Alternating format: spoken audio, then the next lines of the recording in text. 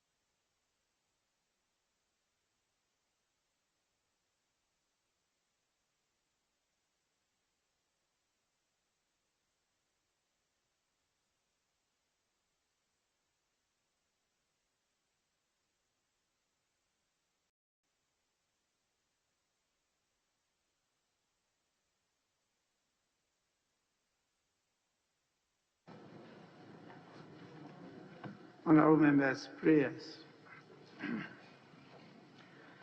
Almighty God, we humbly beseech thee to look with favor upon this Parliament of the Republic of Ghana. Grant that it may perform its high duty as in thy sight. Give divine guidance to the President of the Republic.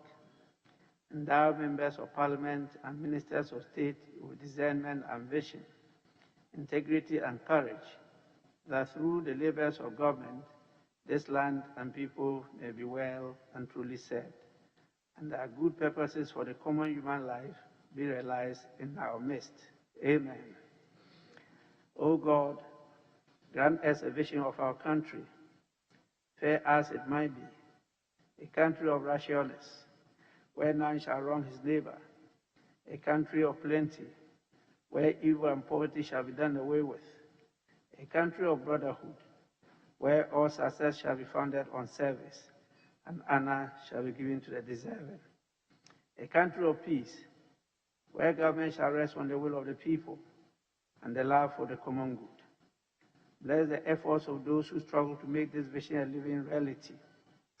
Inspire and strengthen our people, that they may give time, thought, and sacrifice to speed the day of the coming beauty of Ghana and Africa. Amen.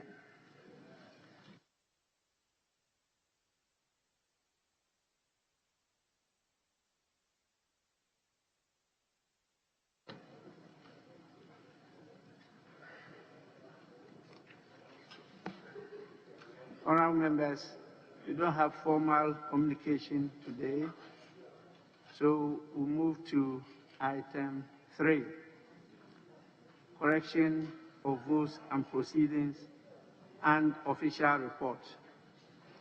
We will start with the correction of votes and proceedings of Wednesday, 10th March 2021.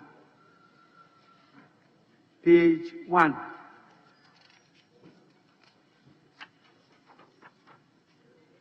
Page 2. Page 3. Page 4.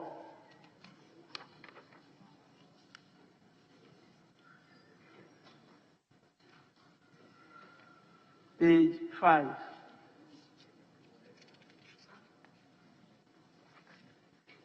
Page 6.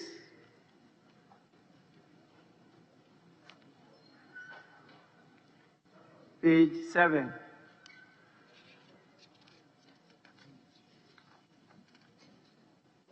Page 8.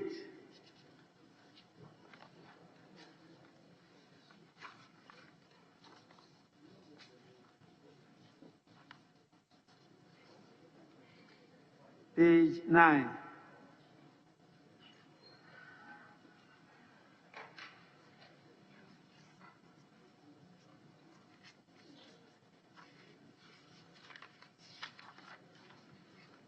Page 10.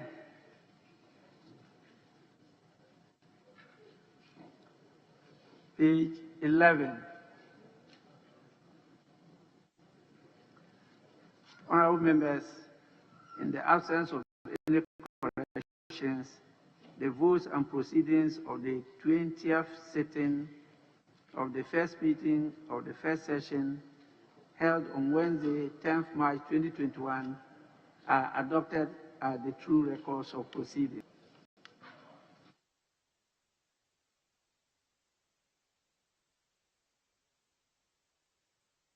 I have two official reports.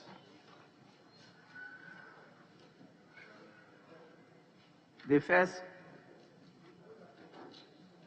is on proceedings of Friday, 29th January 2021. Honorable members, any corrections to the official report of Friday, 29th January 2021?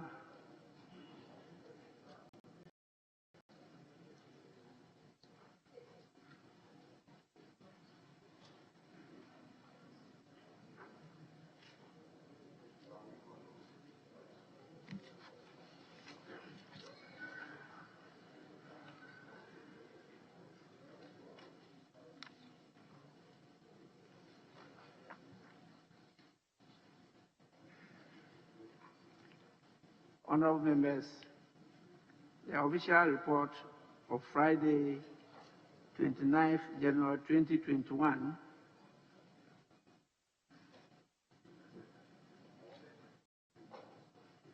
in the absence of any corrections, is hereby adopted as the true record of proceedings. We now move to the official record of Tuesday, 2nd February 2021. Any corrections?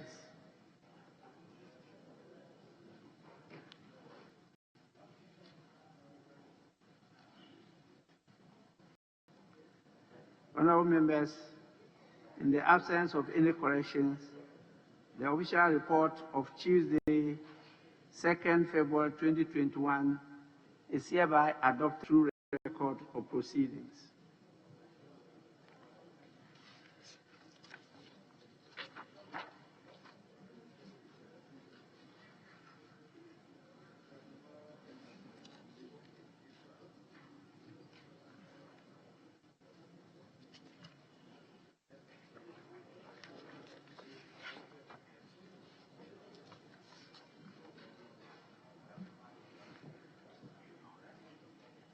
We now move to item 4, statements. I have admitted an urgent statement on an unfortunate incident which took place in the Gomua West constituency. And I have admitted a statement from Honorable Richard Jan Mensah, MP for Gomua West constituency, to say a few words on that incident, which was a tragic event of the drowning of 12 teenagers at Apam Beach. Honorable Member, you may now make the statement. Thank you, Mr. Speaker. Mr. Speaker, I want to thank you for the uncommon opportunity to make a statement on this August floor of the Parliament of the good people of Ghana. And on behalf of my people, the Gomua West people, who today stand in bruises of a disaster, we are yet to understand why it occurred. I would have wished that my maiden statement on this floor would be one that is gleeful and inspiring. Unfortunately, it is sad, and it's said that as man proposes, but God disposes. This is what we normally say. I am here to give a rather sad and morbid account of the tempestuous misfortune of some young constituents of mine. Mr. Speaker, Sunday, the 7th of March, 2021, is a day the good people of Gomua West constituency and my good self will never forget. what began as a normal day took a rather bizarre turn and ended up with all of us in tears and heartbreaks.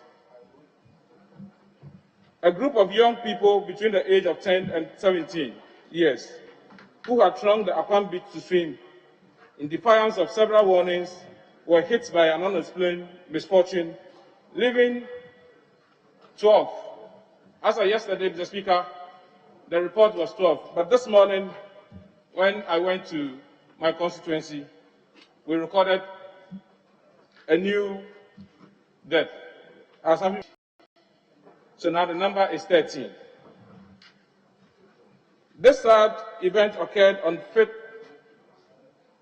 5 p.m. on Sunday, 7th March 2021 at Apam Beach. Mr. Speaker, accounts gathered from witnesses have it that a high tide suddenly swept across the shores at the location where these young ones were swimming, dragging a number of them far offshore into the depth of the sea. There was unrestrained struggle among the victims, with each one giving up his best for survival. Sadly, only 2 of the victims rescued survived, but with conditions that required urgent medical attention. They were immediately rushed to the St. Luke Catholic Hospital at Apam, where they were treated and discharged the next day. Mr. Speaker, it is extremely devastating to report that the lifeless bodies of now 13 of the teenagers who were retrieved from the sea by the intervention of the fishermen and the Fishermen Council at Apam. The 13 include 11 boys and 2 girls, all of whom are teenagers in their early teens. Out of the 13 bodies retrieved, 10 have been identified by the family members. It is our hope that the remaining 3 will be identified as soon as possible. Search for remaining bodies is still ongoing. Mr. Speaker, the last 4 days have been quite tough for me and my people. But in the midst of this tragedy, we have found the common grounds to work together as one people, with a common destiny, despite our political, cultural, and religious differences. We have brought all necessary stakeholders involved to expedite action in bringing people. As indicated earlier, the Fishermen Council have been resourced to continue the search for bodies of victims still missing. Together with the District Chief Executive and the District Police Command, we are working to provide some form of relief to parents of the victims and speed up the process of release of the bodies for burial as soon as practicable. As unfortunate as the situation is, the media, through the active collaboration of some persons, have pushed into the public domain reports that are highly inaccurate. These young people only went to the beach to swim. It is something they do regularly. They were not there to engage in any undesirable social vices, as widely reported in the media. As the MP for the area, I would like to advise our media practitioners to be circumspect in their reportage crucial time. Mr. Speaker, it is important to inform the House that the government, through the Minister for Fisheries and Aquaculture Development, Honorable Mavis Hawakunsin, and the Regional Minister Designate, have visited the location and offered some assistance to the bereaved families and a special cash donation to the Traditional Fishermen Council to perform the necessary customary rites needed. Again, His Excellency the former President, His Excellency John Dramani Mahama, has sent a delegation to assess the situation and to offer some assistance to the affected families. This delegation was led by the running mate of the National Democratic Congress in the 2020 election and former Minister for Education, Honorable Professor Nana Jane Opoku Ajimai. The Central Regional NDC Parliamentary Caucus was also present to solidarize with me and commiserate with the bereaved families and the constituents. The delegation made a cash donation to the bereaved families and the Fishermen and Traditional Council. Mr. Speaker, this accident brings to the fore a canker that must be checked immediately. It would be recalled that the President of the Republic in the 24th COVID-19 address to the nation on 28 February 2021 reinforced the ban on beaches. It appears that there has been a general total disregard of the ban announced by the President under the Imposition of Restriction Act 2020, Act 1012. A lot of people have taken to the habit of frequenting the beaches despite the ban, and I will urge all appropriate laws enforcing agencies to help enforce the ban by at our beaches. I also want to urge the tourism industry to come up with measures to help make our beaches safer, or to at least prevent incidents like the one we recorded on Sunday, 7th March 2021 at Apam. Mr. Speaker, I want to again use this platform to express my heartfelt thanks to the bereaved families and condolences to the bereaved families, and to continue to pray that the good Lord Himself will strengthen and console them as we continue to pull together all available resources to continue providing the needed support in such a difficult time. This is a heavy loss for the constituency, and we can only stand together in grief and in support. Mr. Speaker, to bring this statement to an end, let me register my utmost appreciation to the good people of Gomoa West, who rose up in their numbers to the call, both in hands-on activities and in kind when it mattered most. To the rescue team, the district chief executive, our amazing fisher folks, the youth of Apam, the youth of Mankwade, and Abrekum, we remain internally. To the management and staff of St. Luke Catholic Hospital, the District Police Command, and my party executive, thank you so much for your invaluable service to the good people of Gomoa West. Mr. Speaker, I would also like to appreciate the leadership of the House, especially that of the NDC caucus, for the continuous guidance and support, and also members of Parliament who have shown great concern in this trying moment. With your indulgence, Mr. Speaker, I would want to share the Bible quotation with the good people of Gomoa West, my people. That is Psalm 41, verse 1 to 3. God is our refuge and strength, a very present help in trouble. Therefore would not we fear, though the earth be removed, and though the mountains be carried into the midst of the sea, though the waters thereof roar and troubled, though the mountains shake with swelling thereof. This can be seen in Psalm 46, verse 1 to 3. May God be our strength. Thank you for the opportunity and the audience. Thank you, Mr. Speaker.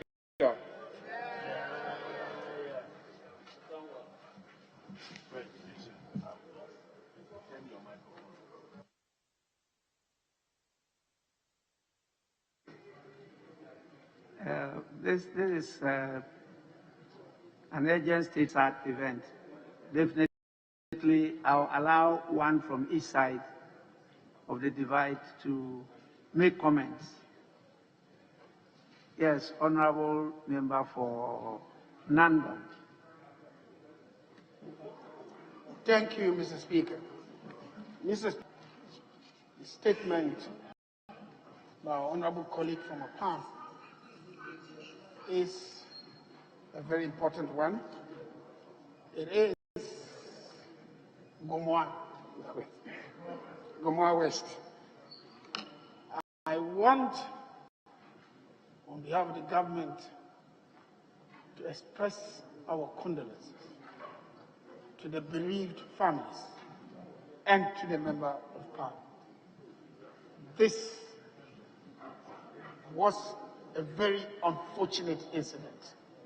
Yes, it is true. His Excellency the President had banned activities on the beach.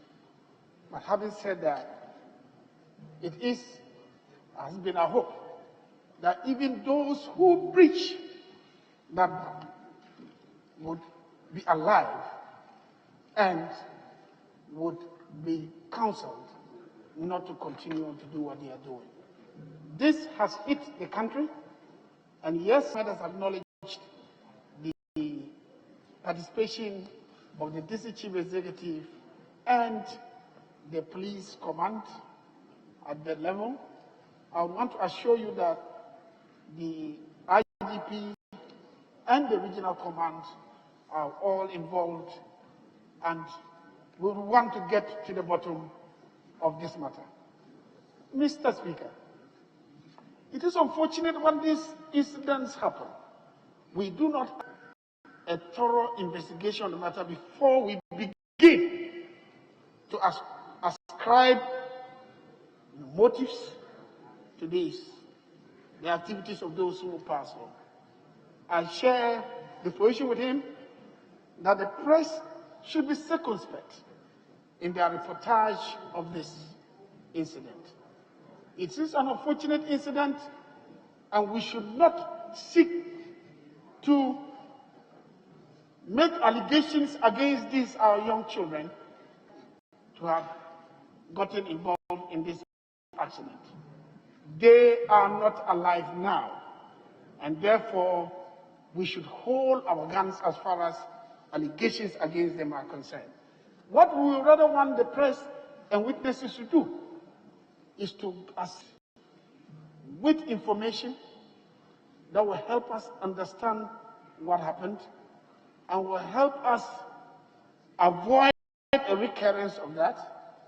But above all, Mr. Speaker, we'll work together with the disaster management, NADMO, and other state agencies to see in what way we can be of assistance.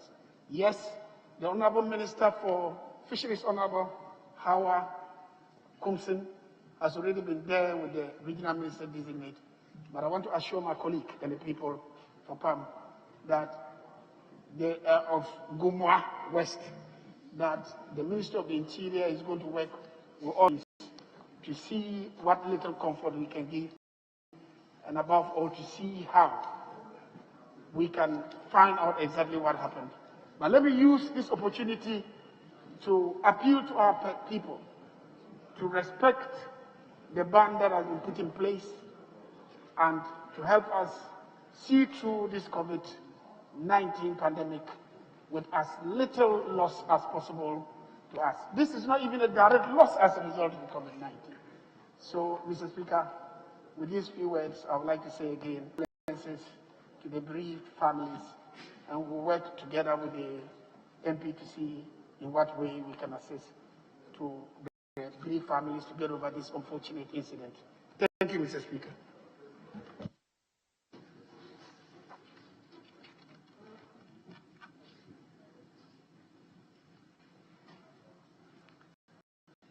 Yes, Honourable Member for Pusiga. Thank you very much, Mr. Speaker. Mr. Speaker, the statement ably made by the Honourable Member is quite disheartening. Very sad. You see it, although I was not there, I can see it that it was actually a Black Sunday for them. Let me send my condolences to the bereaved families and to say more patience and tolerance to the Honourable Member, the DC and all other stakeholders who are involved in running around to see to it that these bodies are retrieved and that the cause of death is realized. More patience and tolerance, and I wish that they continue to be more united.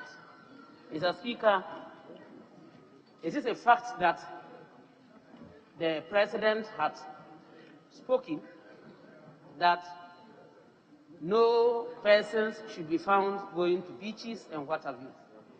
But the fact also remains that in dealing with human institutions, such things can easily happen. And parents, guardians, all other persons, concerned persons, need to always support. Even if there were no ban for persons to go to beaches or to social gatherings, it's very important that we keep an eye when there are social gatherings. You may not even be part of it, because incidents occur and sometimes so many questions come than answers. You do not even know why. Here we are. Instead of us thinking of the tide that came, natural, and talking about how these children could have been saved, already it's out there that they were there doing things that are not acceptable. And so the gods fought against them, and that is why that disaster occurred. When we say these things, sometimes we forget nature. We forget that God does his thing. He wants to do them. And we need to also be conscious of the fact that if you think it's someone's child, that you can say anything or write anything, it could also be your child the next minute. So you don't need to rush in saying unacceptable things which you have no any evidence for. Mr. Speaker, notwithstanding the fact that it is stated by the President that beaches should be deserted or nobody should be at beaches because of the COVID-19, I wish to say that at least we should have rescue teams at all our beaches. We should have swimming equipment so that when there is a disaster, the first person who is there most probably will be the one who is a rescue team member and could have helped. But unfortunately, maybe before they came, the tide had already taken its toll, and the worst we can talk of has happened. This is a pity, because listening to the age that the honorable member has stated, from 10 to 17, meaning most of them, under normal circumstances, are either pupils or students. I want to say that both teachers and parents should also reiterate to children the dangers of undertaking certain activities, because you will not know what happened to you. They should all get involved, talk to the children, and ensure that this doesn't repeat itself, because this is the second time we are hearing of this. Kintampo, I remember the Kintampo waterfalls incident. Very bad, very horrible. Here we are faced with this particular incident again. Where are those who are supposed to be there taking care of these places? Mr. Speaker, I wish to also state that I'm happy to have heard from the maker of the statement, the MP, that party colors have been thrown aboard and they are working together.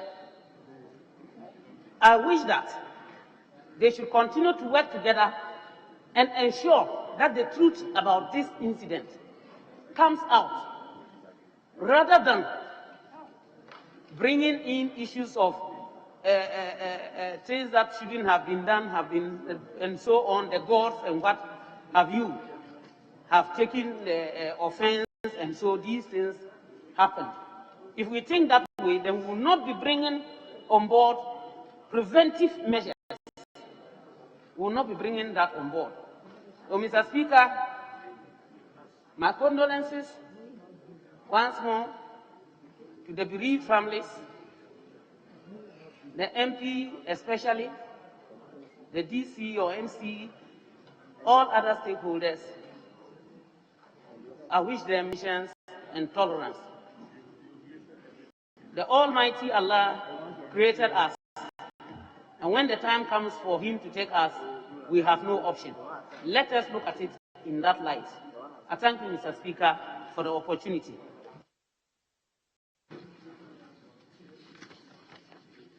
Honourable members, at the commencement of public business, I will, under Order 53, to grant leave for us to vary the order of business.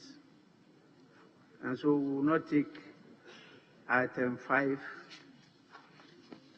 but we'll go straight to item 6. And due to an urgent administrative function, I'll have to yield the seat to the First Deputy Speaker. Chair. So we move to item 6. A motion to thank His Excellency the President. I have a list of names from both sides of the House, and today is programmed that we take 12 each before the leaders come in to wind up the debate. So the first person to have a bite from the minority side is no less a person than the Deputy Minority Leader in the person of Honorable James Aveji.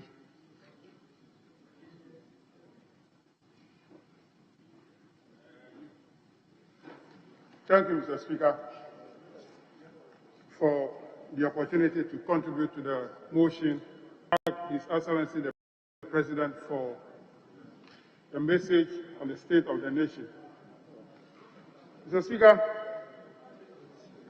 I want to begin with a quote from the message delivered by His Excellency the President. And I refer to page 12, paragraph 3. And I quote, Mr. Speaker, after 4 years in office, I am happy to state that there has been more progress in formalizing the Ghanaian economy than there was in the previous 60 years since independence. Mr. Speaker, the President says that in the last 4 years, he has been able to formalize the economy than the past 60 years. One wants to know what is the progress the President is referring to in this particular paragraph. Mr. Speaker, in the previous 60 years, from President Dr. Kwame Nkrumah to former President Mahama, you can talk about the total debt that was accumulated. And Mr. Speaker, yesterday a reference was made to the debt as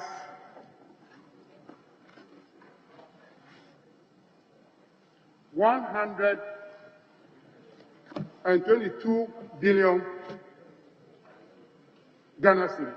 But Mr. Speaker, I hold in my hand the report of the Auditor General on the Consolidated Fund for Government of Ghana. And in that report, if you look at the financial statement, which was prepared by the Comptroller and Accountant General and audited by the Auditor General, and the balance sheet of that account gave you a total of 120 billion Ghana cedis, but not 122. So, Mr. Speaker, to correct the record, the total debt as of December 2016 for Ghana was 120 billion Ghana cedis, but not 122 billion. Mr. Speaker, so if you look at the period of 60 years, and with accumulation of debt of 120 billion, averagely, we accumulate debt of 2 billion Ghana cedis annually. So every year, accumulation of debt will be 2 billion. Mr. Speaker, the progress in formalizing the economy that the President talked about, is it about excessive borrowing, where within a period of 4 years, the total debt for Ghana has increased from 120 to 286 billion. Mr. Speaker, an addition of 166 billion Ghana cedis in 4 years. So averagely, the President is adding 46.5 billion Ghana cedis annually. Is that the progress the President referred to in paragraph 3 of page 12? By increasing the debt for Ghana. Mr. Speaker, is the President referring to the double track in our educational system as the progress he is referring to? That in 4 years he has been able to progress the economy of Ghana? Is it a double track system? Mr. Speaker, is the progress the President referred to about the issue of securitization or mortgaging of future revenue? Mr. Speaker, the President has accumulated additional debt of 166 billion Ghana cedis in 4 years. And these debts are not going to be repaid today or tomorrow. So the youth of this country must be concerned, because they are the future leaders and they are going to work to pay for those debts. Yet the President again is mortgaging the future revenue. So you took debts, you took loan, you have also mortgaged the future revenue. So how are you going to pay the debt? You have taken more loans for the future generation to come and pay, yet you will not leave the revenue that will come in the future for these people to come and use to pay the debt. You have also mortgaged that revenue. Mr. Speaker, is that the progress the President is referring to? If that is the progress the President is referring to, then we are in trouble. We are in trouble as a country. Our debt is increasing at a very fast rate, yet the future revenue that we need to pay that debt is also being collected today and chopped. Mr. Speaker, if you can't expenditure is not spending. Mr. Speaker, so the progress the President is referring to is something that we should all be concerned. The total debt to GDP ratio is over 74%. It's over 74%. So, Mr. Speaker, Honorable Leader, the progress. kindly hold on. Yes, Honorable Deputy Leader. Mr. Speaker, my colleague is a leader of this House, and he cannot, in a submission, state that monies are being collected and chopped. What is the meaning of collected and what? I mean, you can't say this. Chop what? What is chop? Mr. Speaker, we back expenditure and spending here. What is chop? Chop what? Explain. Mr. Speaker, you should be made to withdraw. Mr. Speaker, we have various types of expenditure. We have recurrent expenditure, we have capital expenditure. Money for capital expenditure, it grows back the economy, because that capital expenditure will generate additional revenue to support the economy. But if you use that money to pay for recurrent expenditure like salaries, you are chopping the money. That is what I mean by chop. Because we are borrowing to service debt. We are borrowing to service debt. If you draw a graph of the loans that we are taking in this country, the graph is not going down, it's rather going up. And if your revenue is going down, there is a gap. What it means is that you borrow to pay for the debt that are maturing. That economy is in danger. That is why at the end of the month, your salary will not be paid. Sometimes 5th of the next month before you are paid. We are heading somewhere. So if I say chop, that is the meaning of chop. Mr. Speaker, the State of the Nation address that the President delivered, to me, it is a substandard State of the Nation address. The State of the Nation address must be able to identify the challenges we have as a country. How are you going to resolve those challenges? That is the point. In this, we do not have the challenges that we have as a country. There is no indication here showing that we cannot get to pay for our own expenditure. Nothing here. So it lacks the qualities of a State of the Nation address. Mr. Speaker, what percentage of our expenditure are we generating from the domestic source? It is not in the State of the Nation address. How much are we borrowing to pay for our expenditure? It's not in the State of the Nation address. So the State of the Nation address lacks the qualities of a State of the Nation address. Mr. Speaker, on page 21 of the address, the President, in paragraph 1, and I quote, says, "It is my intention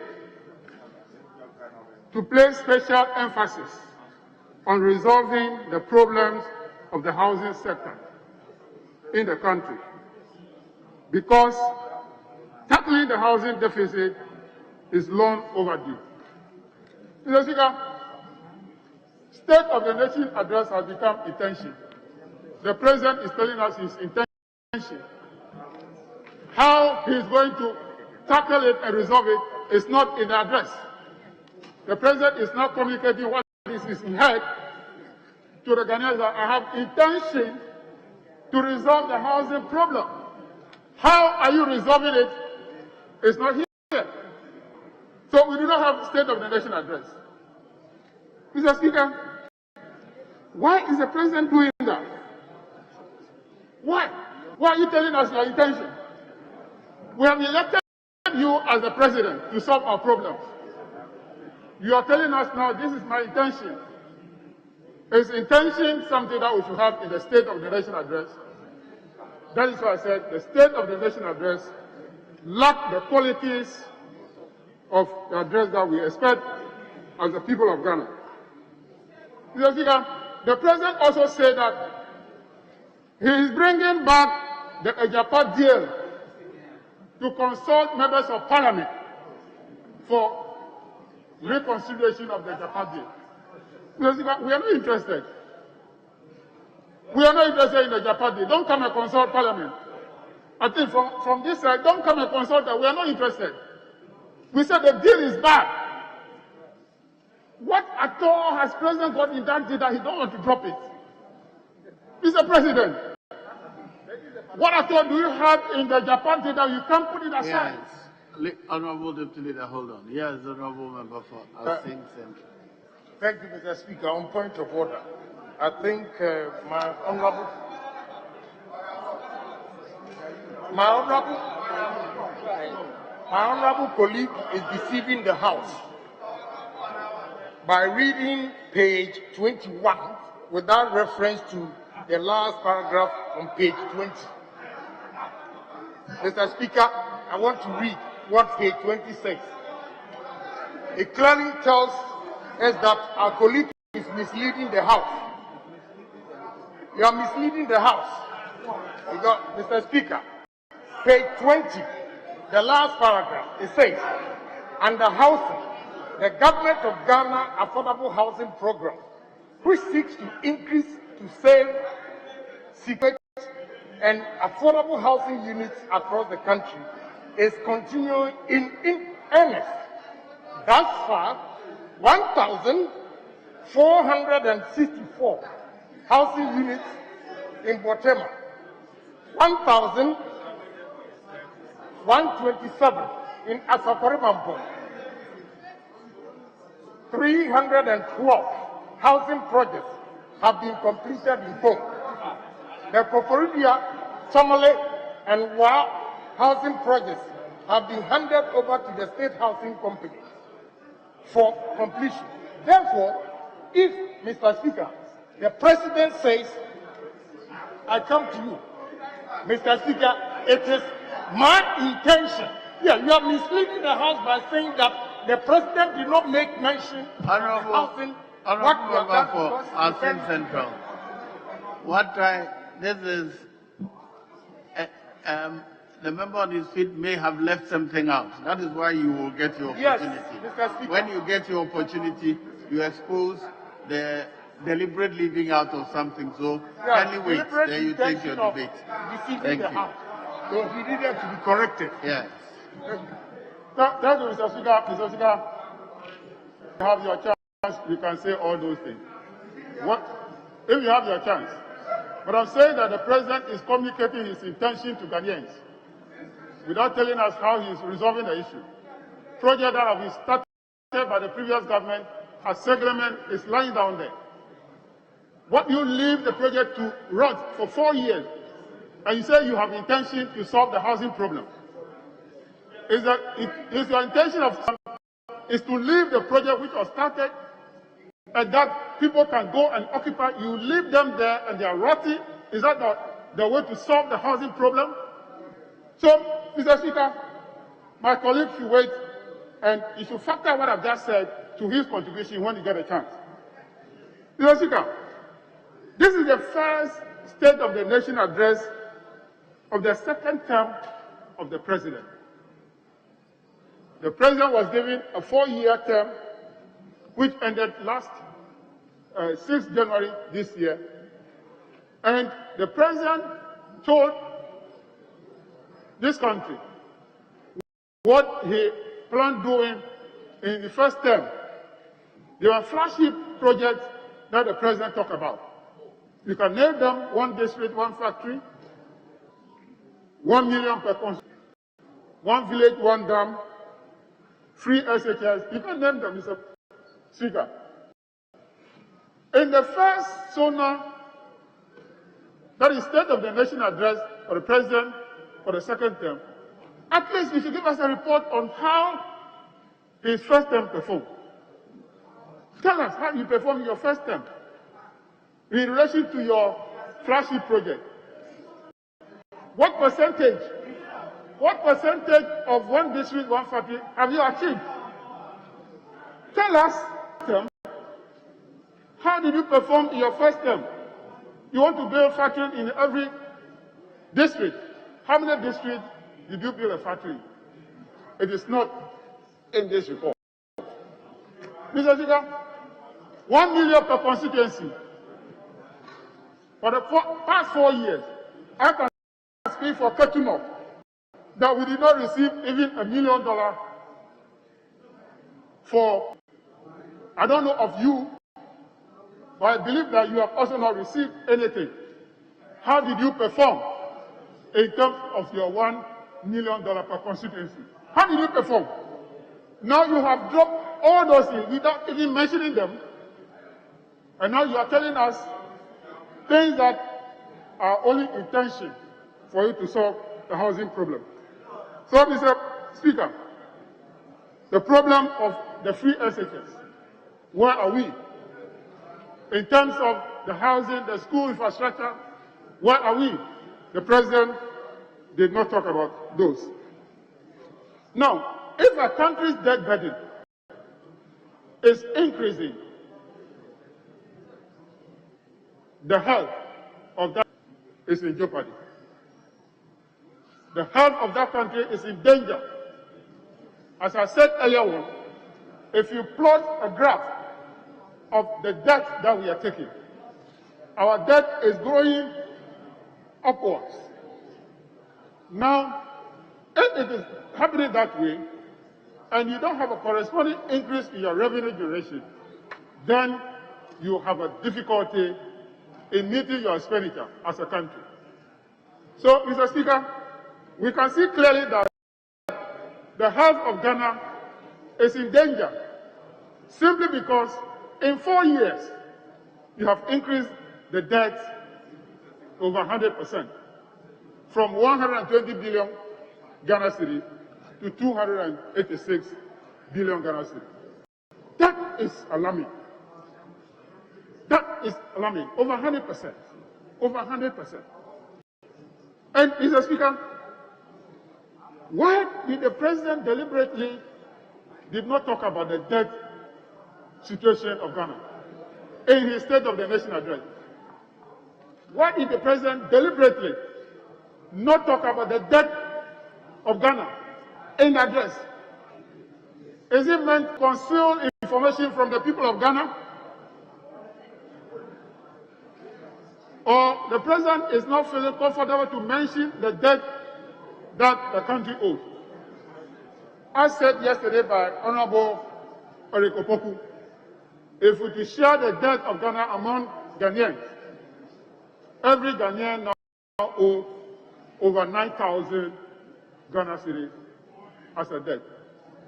So, Mr. Speaker, this is what we are talking about.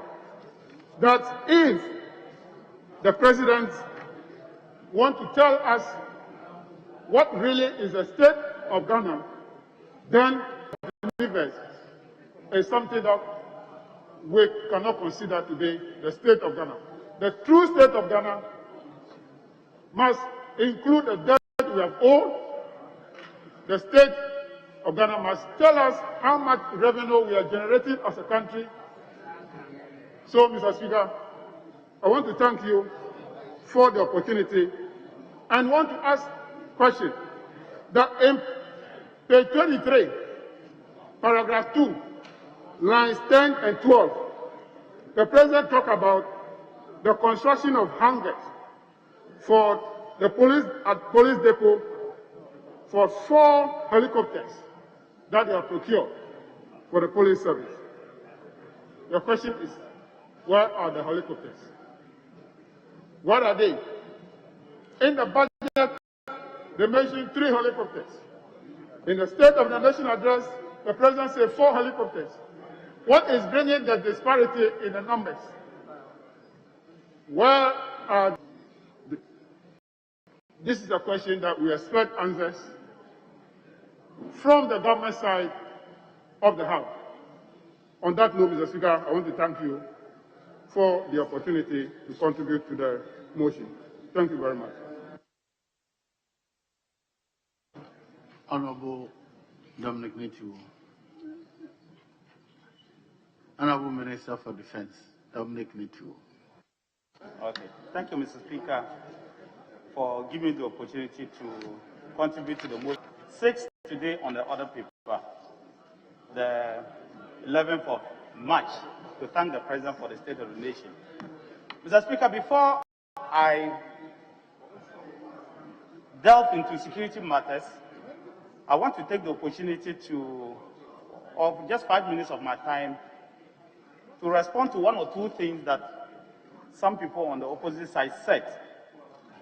Yesterday, Mr. Speaker, one of the speakers was conspicuously insisting that the President did not tell the truth about imports and exports of food, particularly tomatoes and maize. and insisted that the president said we did not import a single grain of maize, and that tomatoes, and that the president didn't tell the truth. For the records, Mr. Speaker, the president said, and I quote,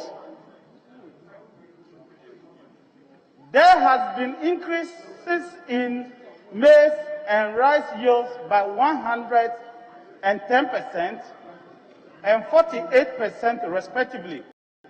We have for the first time, emphasis, in a long while, become a net exporter." Underline the word net exporter. And let me read, net exporter of food as opposed to the days of importation of tomatoes and plantation. Where did the president say we did not import tomatoes? And let me read the meaning of net exporter. Yes. A net exporter, Mr. Speaker, is a country which, in aggregate, a net exporter is a country, Mr. Speaker, in which, in aggregate, sells more goods to foreign countries as trade than it brings from abroad. Yes. I think that you should take your time and read what the president said. The president chose his words carefully. The president said net exporter. It simply means, Mr. Speaker, that we exported more than we imported. That's all. That's all the president said. So move That's on. what we call net exporter. Move on. Mr. Speaker, the other man keeps asking, just like yesterday, where are the headquarters? And the speaker was Mr. Speaker, the president was very clear in his choice of words again. Mr. Speaker, the president said on page 23 of 26, he says, and I quote, "Modern communication equipment and fragmentation jackets have been procured and delivered to the service to protect officers and ensure effective policing."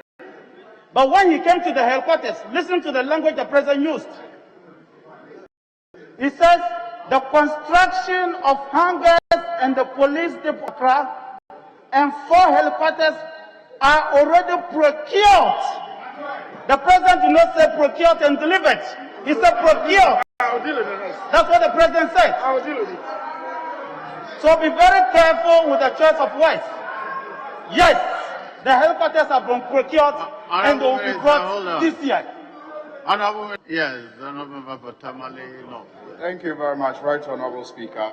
Mr. Speaker, this debate is live online and a number of students are also following. So it's important that when inaccuracies, especially in relation to definition of terms, are being peddled, it is important that we correct it. Mr. Speaker, net exporter is simply defined as... Honorable Member, are you pointing out something? Yes, I'm pointing out an error. I'm pointing out an error. Mr. Speaker, net exporter is defined as a country that exports more than it imports. A country that exports more than... Honorable Member, you are just repeating what he said. Mr. Speaker, get your chance, you argue your alternative. Can we continue? So, Mr. Speaker, it will be correct for the honourable member to inform us in this country which country... I said that this is an alternative view. When you get your chance, argue it.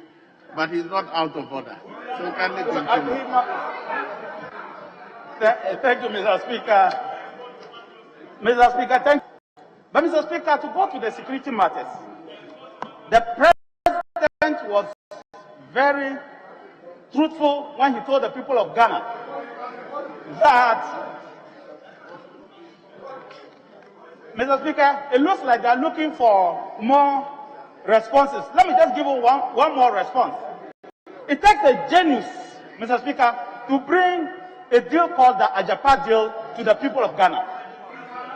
Yes, it takes a genius, Mr. Speaker, and let me explain. They on the other side were the first people to put in security-wise future income at the Ghana airport. 95% of all future incomes were scrutinized for Terminal 3. The same principle the president is using. Today, Mr. Speaker, if you go between Owe and Jessica, you are going to see the Sano Hydro Road being constructed. Mr. Speaker, if you go to Tamale, for the first time, it's because of the likes of Ajapa deal, the thinking of scrutinizing future income. We have a very huge, gigantic, beautiful, and modern flyover passing through the streets of Tamale.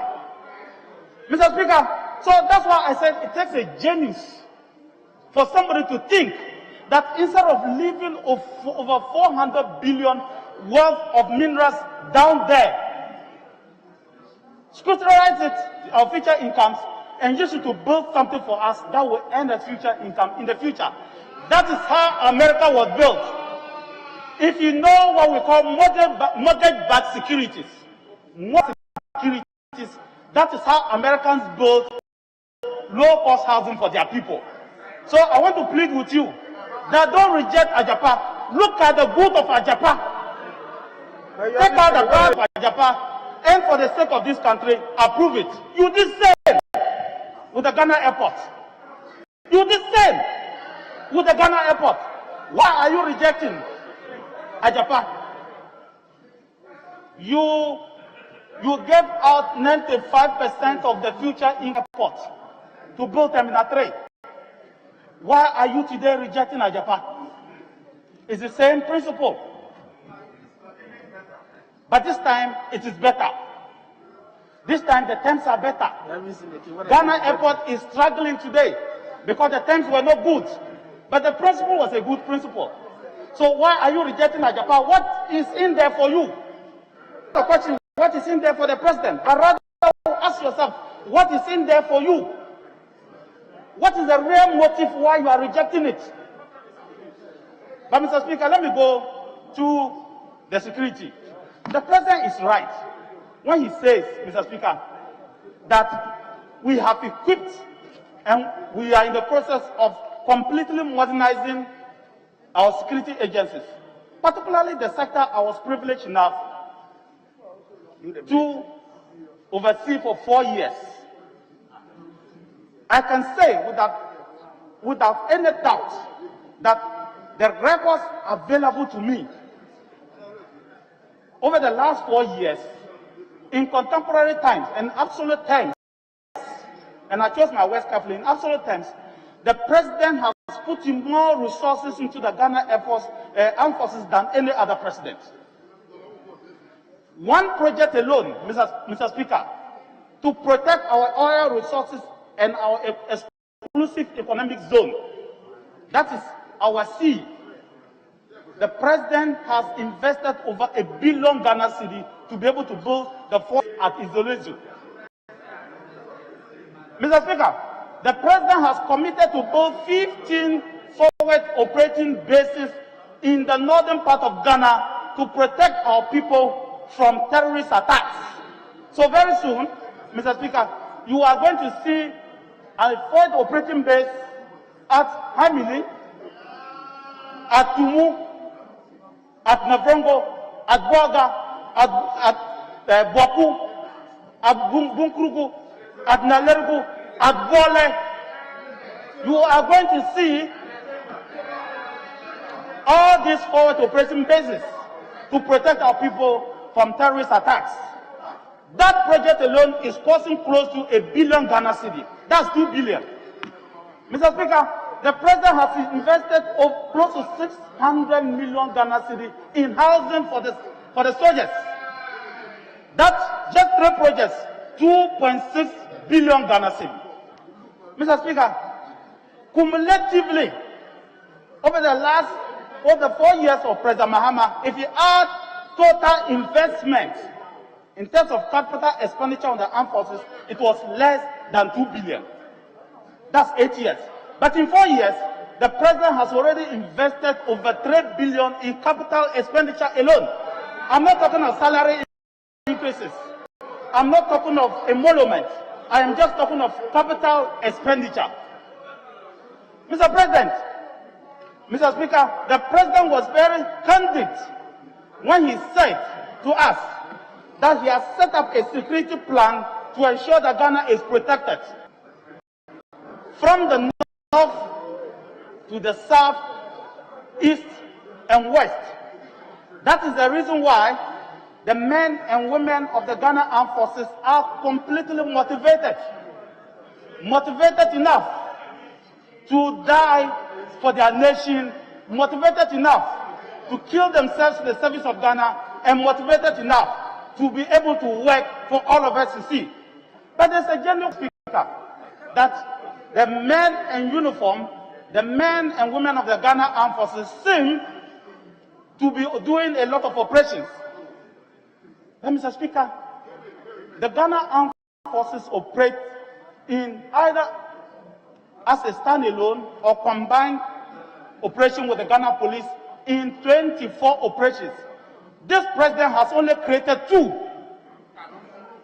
This president has only created Operation Vanguard, which the armed forces no more even operating, and Operation Conquered Fist. All the other operations were not created by President Akufo-Addo. President Mr. Speaker, Operation Ahunjo, Operation Gongong, Operation Sit and Look, Operation Hot 1, Operation Hot 2, and all the other operations were created before President Nana Addo Dankwa Akufo-Addo. So the impression is being created, Mr. Speaker, as if it is President Akufo-Addo who has come and unleashed the military on us. It is simply not true.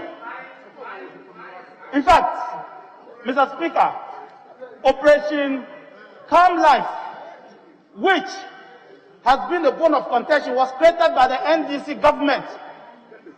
That is a joint police and military operation. It was created under the NDC government.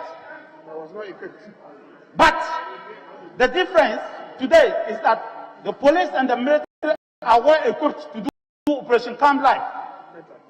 They have vehicles today, as the president. They have ammunition today to do their work.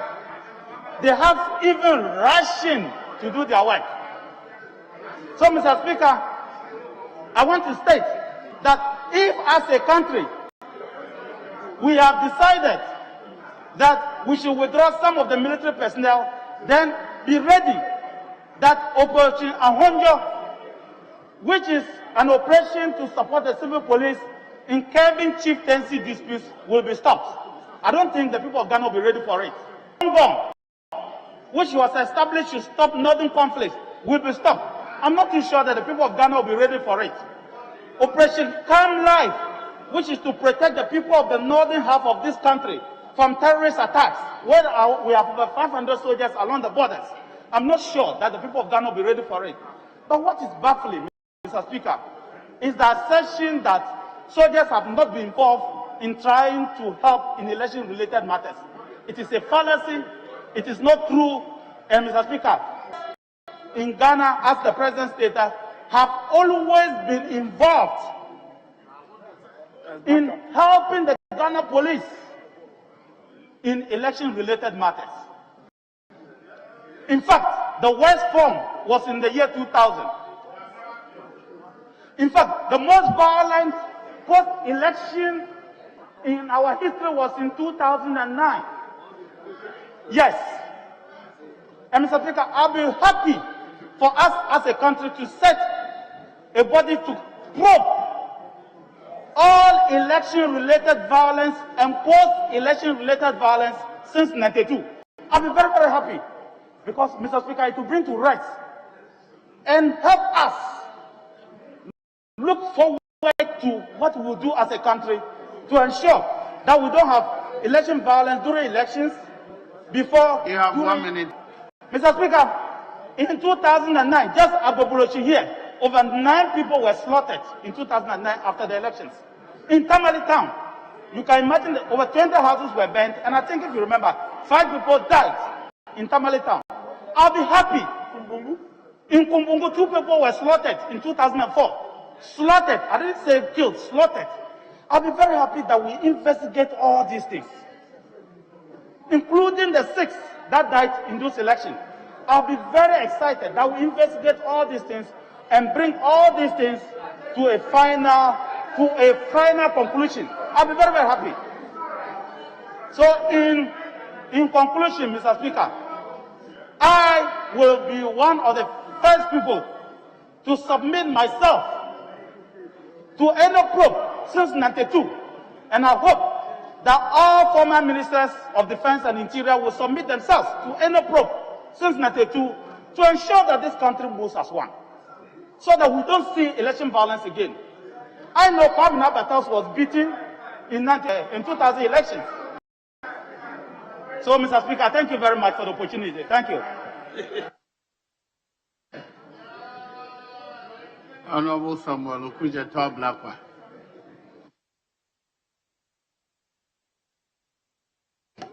I thank you very much, Mr. Speaker, for the opportunity to contribute on the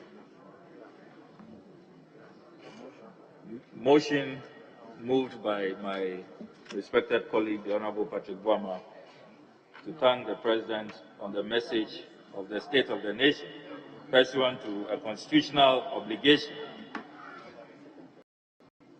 Mr. Speaker, speaking right after the Honorable Minister for Defense, I must state ab initio that I am deeply saddened and totally disappointed at how he treats the very grave matter of the killings of our compatriots during the December 7, 2020 elections. It is important to stress, Mr. Speaker, that there can be no justification when lives are lost. And sector ministers who were in charge during that time should not attempt equalization and should not be reckless in their remarks.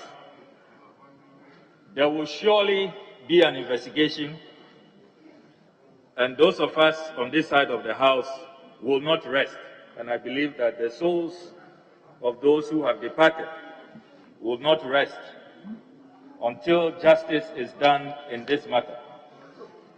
Mr. Speaker, I'll return to these killings in a jiffy, but I want to begin by stressing that His Excellency the President displayed to me an unforgivable lack of empathy when he addressed this nation on Tuesday, the 9th of March.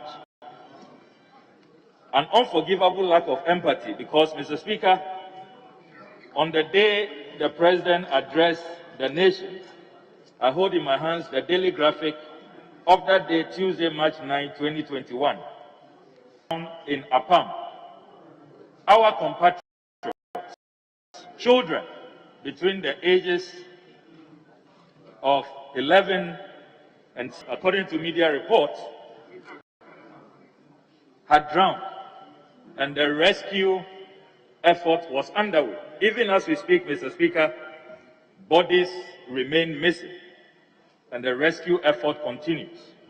Not a word from the Commander-in-Chief of the Ghana Armed Forces, who could have mobilized the Navy, and who should have expressed sympathy, at least, at the very least. The message of the State of the Nation will reflect what matters to you as President and what you value. Human lives are important, and this is a message of how we value our citizens and the people who elect us into office. Mr. Speaker, I am also disappointed about the lack of empathy as regards the numerous road accidents that occurred just a few days before the President addressed this House.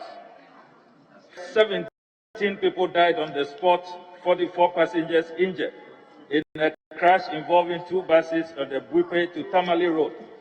Not a mention from the president.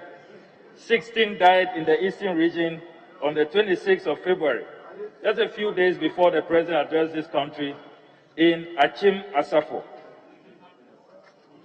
6 died in Mpaha, just a few days before the president addressed this nation. At least 43 people lost their lives a few days to the president addressing this nation. And the lack of empathy, the lack of sympathy. There was no heart in this address. And Mr. Speaker, this must never happen again. We must value human lives. These tragedies must not be seen as normal. And it is important that when the to address this nation, when there is such a colossal tragedy, he must find space in his address to talk about it and to assure this nation that action is being taken. In the same vein, the lack of empathy continued with how the president did not speak to the killings during the December 7 elections. He made reference to the elections, but he did not say a word about Tajuddin Al-Hassan, 39-year-old who died in Techima South, Abdallah Ayarik, Emmanuel Dompre, who was killed in Ododio, Samira Zakaria, Ibrahim Abbas, Rita Otu, and Husseini Musa, who were all killed in what clearly is the bloodiest election in the history of our country since 1992. The records will show that never election and to have as many as 7 people killed during the election. It's never ever happened. And it is a huge shame that the Commander-in-Chief has not instituted investigations. Nobody has been interdicted. There is no credible judicial process to deal with the perpetrators of this heinous crime. It is indeed a scar on our collective conscience. And we rise seeing the clear executive disinterest and the executive non-action. This House must pursue processes. And I'm glad that I have signed together with some colleagues for a bipartisan inquiry into the killings of our compatriots during the December 7 elections. And there will be no effort to obfuscate and to engage in needless equalization.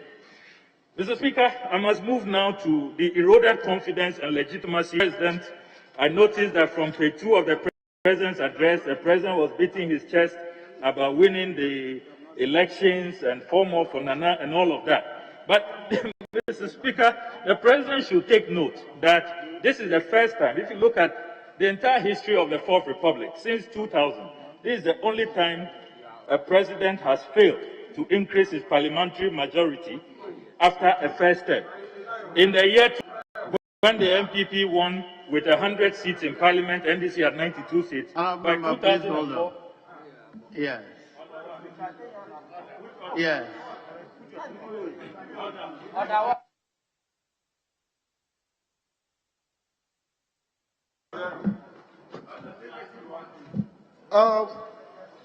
My colleagues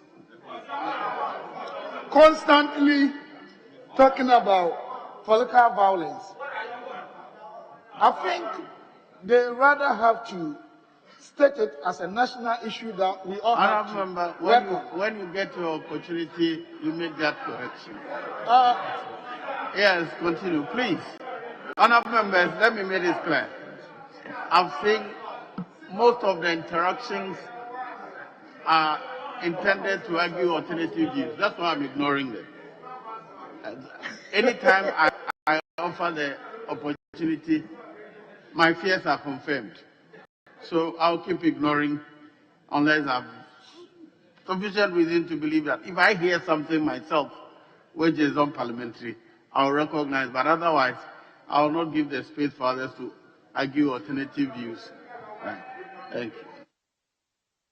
Thank you very much, Mr. Speaker. So, Mr. Speaker, the records will show that this is the first time a president has failed to increase his parliamentary majority going into the year 2000. He's lost almost 500,000 votes, and he must be concerned that the public confidence and legitimacy is being eroded, and he should not be beating his chest. He must rededicate to the expectations that Ghanaians had when he first appeared on the stage as president following the 2016 elections. Mr. Speaker, the next matter I must speak to is the very, very, very troubling development, which is the fact that for the first time in the President's State of the Nation address, the message of the State of the Nation, the President did not utter a word on corruption.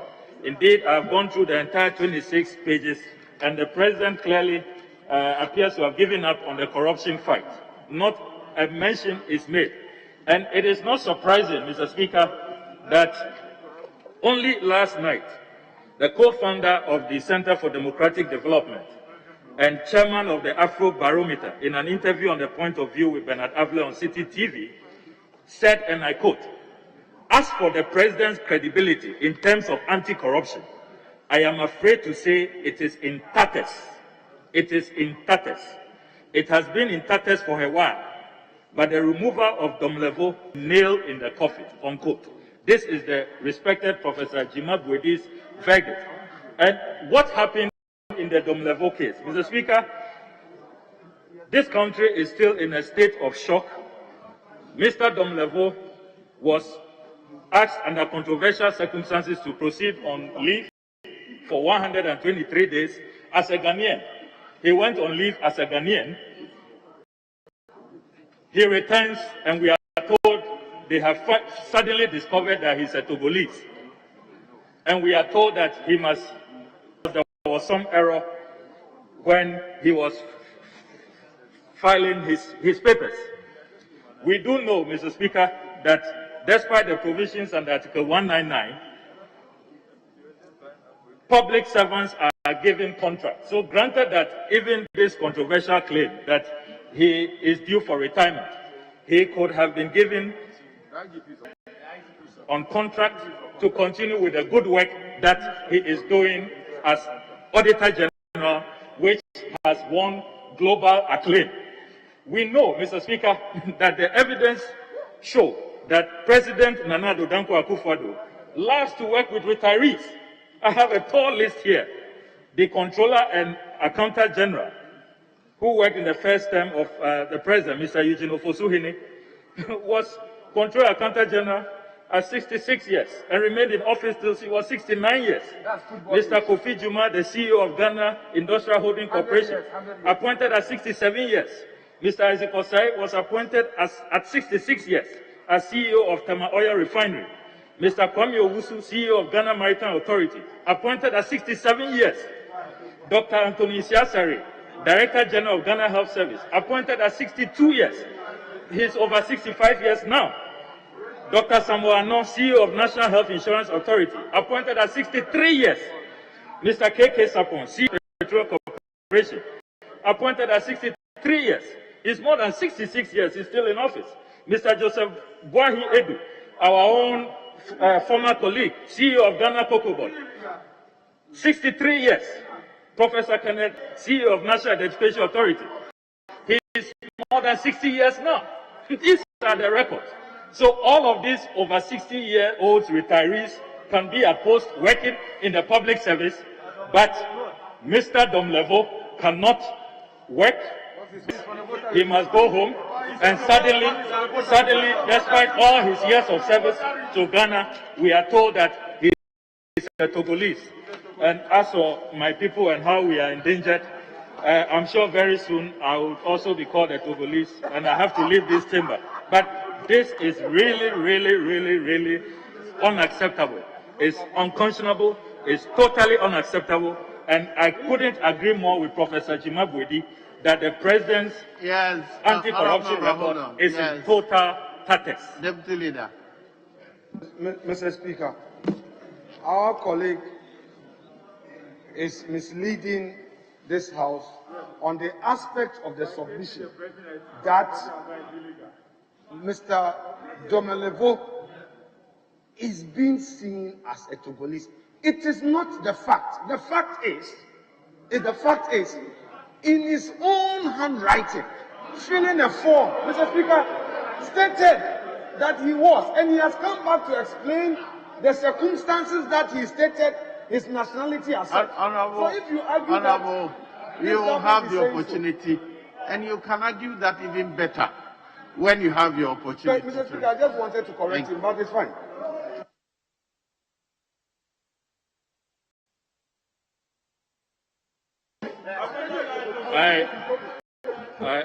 I hope that my good brother Afenyo Makin, with Afenyo in his name, will not soon be called a Togolese, who may have to vacate this honorable chamber.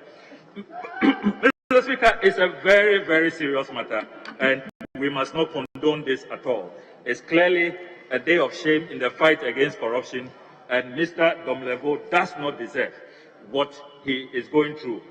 Somebody who is protecting the public purse should rather be encouraged to stay on. Even if he has retired, he could be given a contract of extension.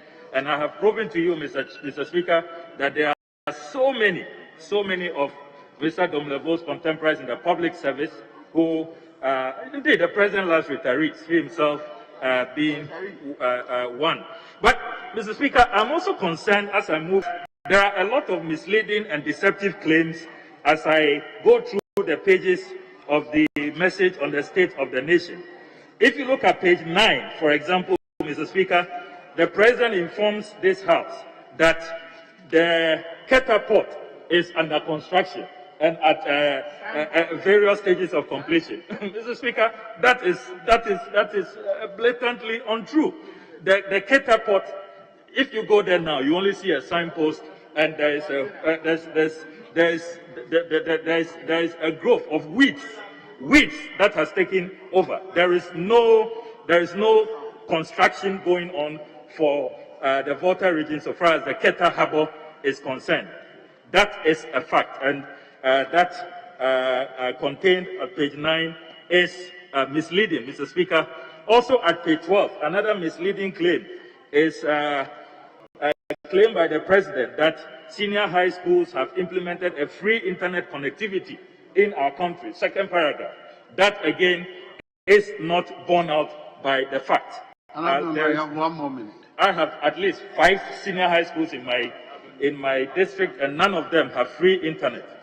Again, if you look at the claim at page 23, that civilian employees of the Ghana Armed Forces have received an upward review of their salaries. A lot of them have been calling us that claim is not accurate and they need upward salary adjustment. So I've counted not less than 7 inaccurate claims in this message of the state of the nation, and either those who are drafting the speech or the president himself, it will appear, is really not in touch with the reality and what is transpiring in our country. As I conclude, Mr. Speaker, I wish to urge that in this era of COVID-19 vaccination, the Akufo-Addo government needs an urgent and immediate vaccination against corruption. The corruption that has engulfed the Akufo-Addo government. Apart from COVID-19 vaccine, the other vaccine that we need so urgently, and now, Mr. Speaker, is a corruption vaccine. We need a corruption vaccine, and we need Mr. Domlevo back in office to continue to protect the public purse. I thank you very much.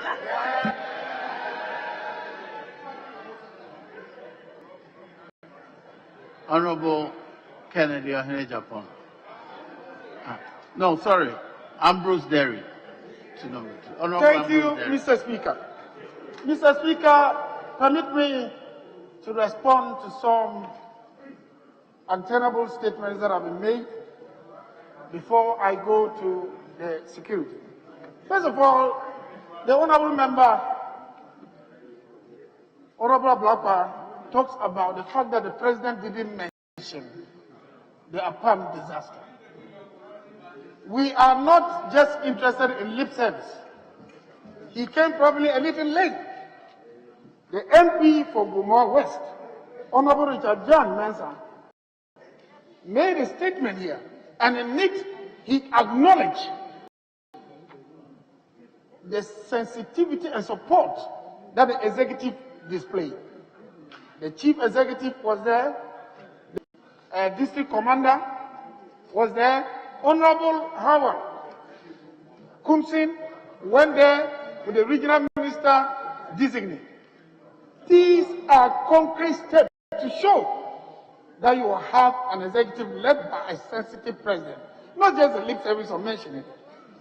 The next one has to do with the killings or the death of people during the election. Now, Honorable Abaka is saying that there is nothing being done about the investigation. This matter, just as other killings in Ghana, is being investigated by the police. Beyond that, the chief of staff chaired a meeting, and I was privileged to be there with the Minister for National Security. And the NDC the delegation was led by Honorable Totobikwachi. We went through all this and reiterated our commitment to make sure this is investigated. Mr. Speaker, equality before the law is important in the operation of the rule of law. When our children are unfortunately killed in Takoradi, the police investigate. Other people are killed, police investigate. Then when you have an election killing, you want a special investigative machinery to do so. When we have given the assurance, and I want to reiterate the assurance, that we are going to make sure that whoever is guilty is brought to book. He has said that the president has lost parliamentary majority. This is an outcome of a democratic process.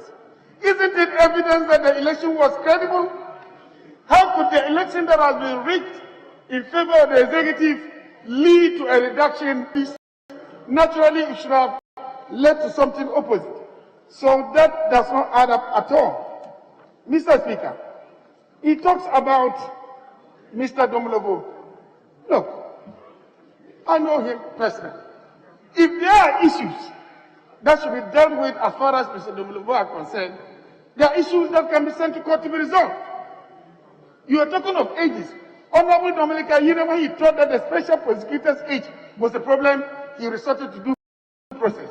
But let me tell you, the commitment of the president to fight corruption is systemic. When the president of America came, Obama, and told us that systems are better than individual champions, we held it. This president is empowering anti-corruption institutions, including the Auditor General's office, duly admitted by the Auditor General who is gone out. He's done so with Siraj, he's done so even with Parliament, and he will continue to do so. He's created the office of Special Prosecutor.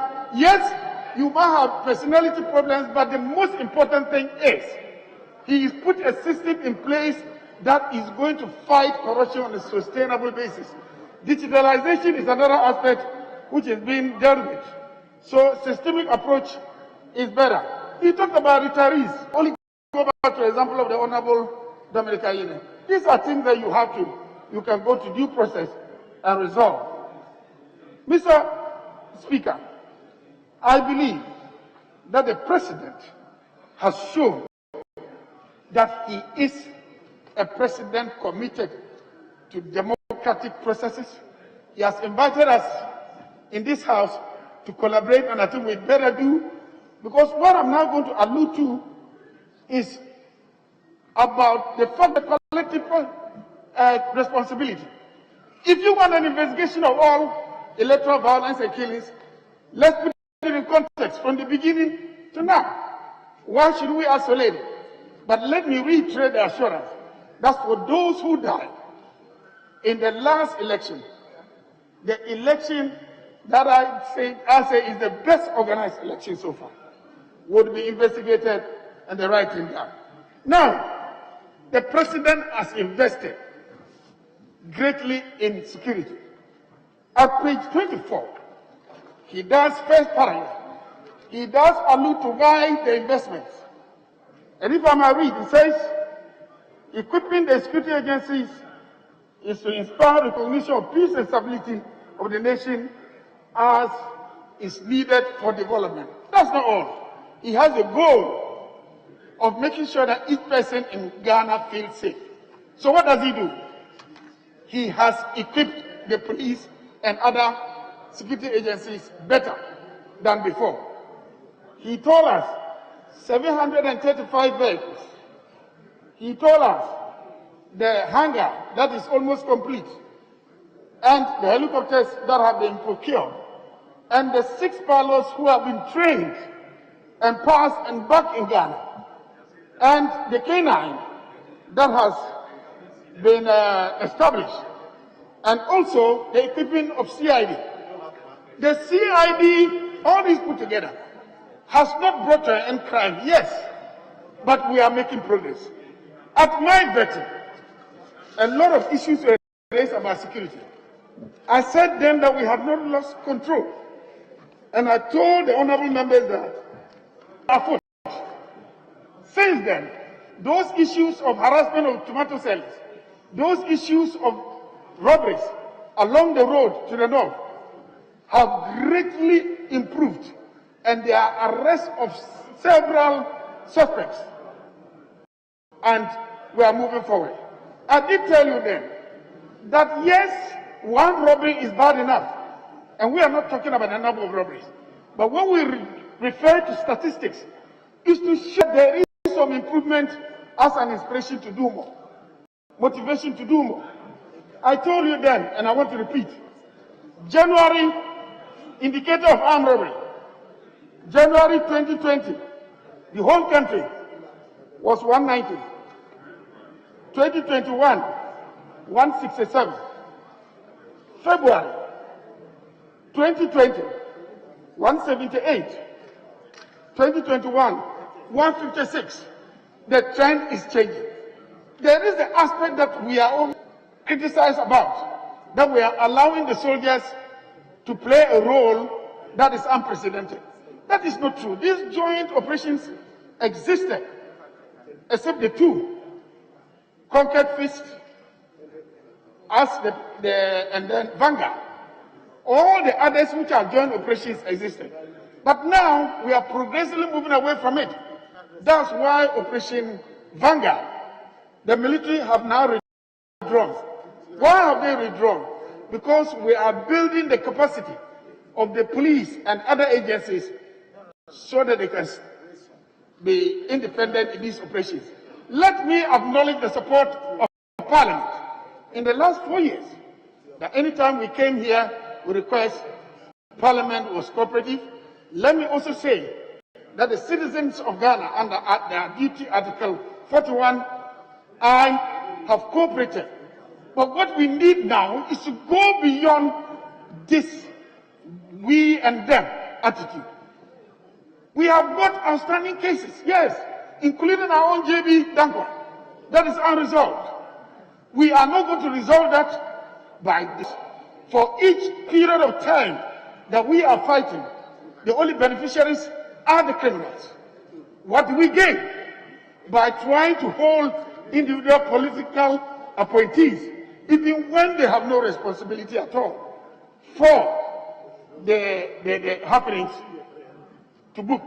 All we are going to do is divert the attention of this. I'm inviting this House that we should bond together and make sure that we help the President to make Ghana the safe place that is meant to be.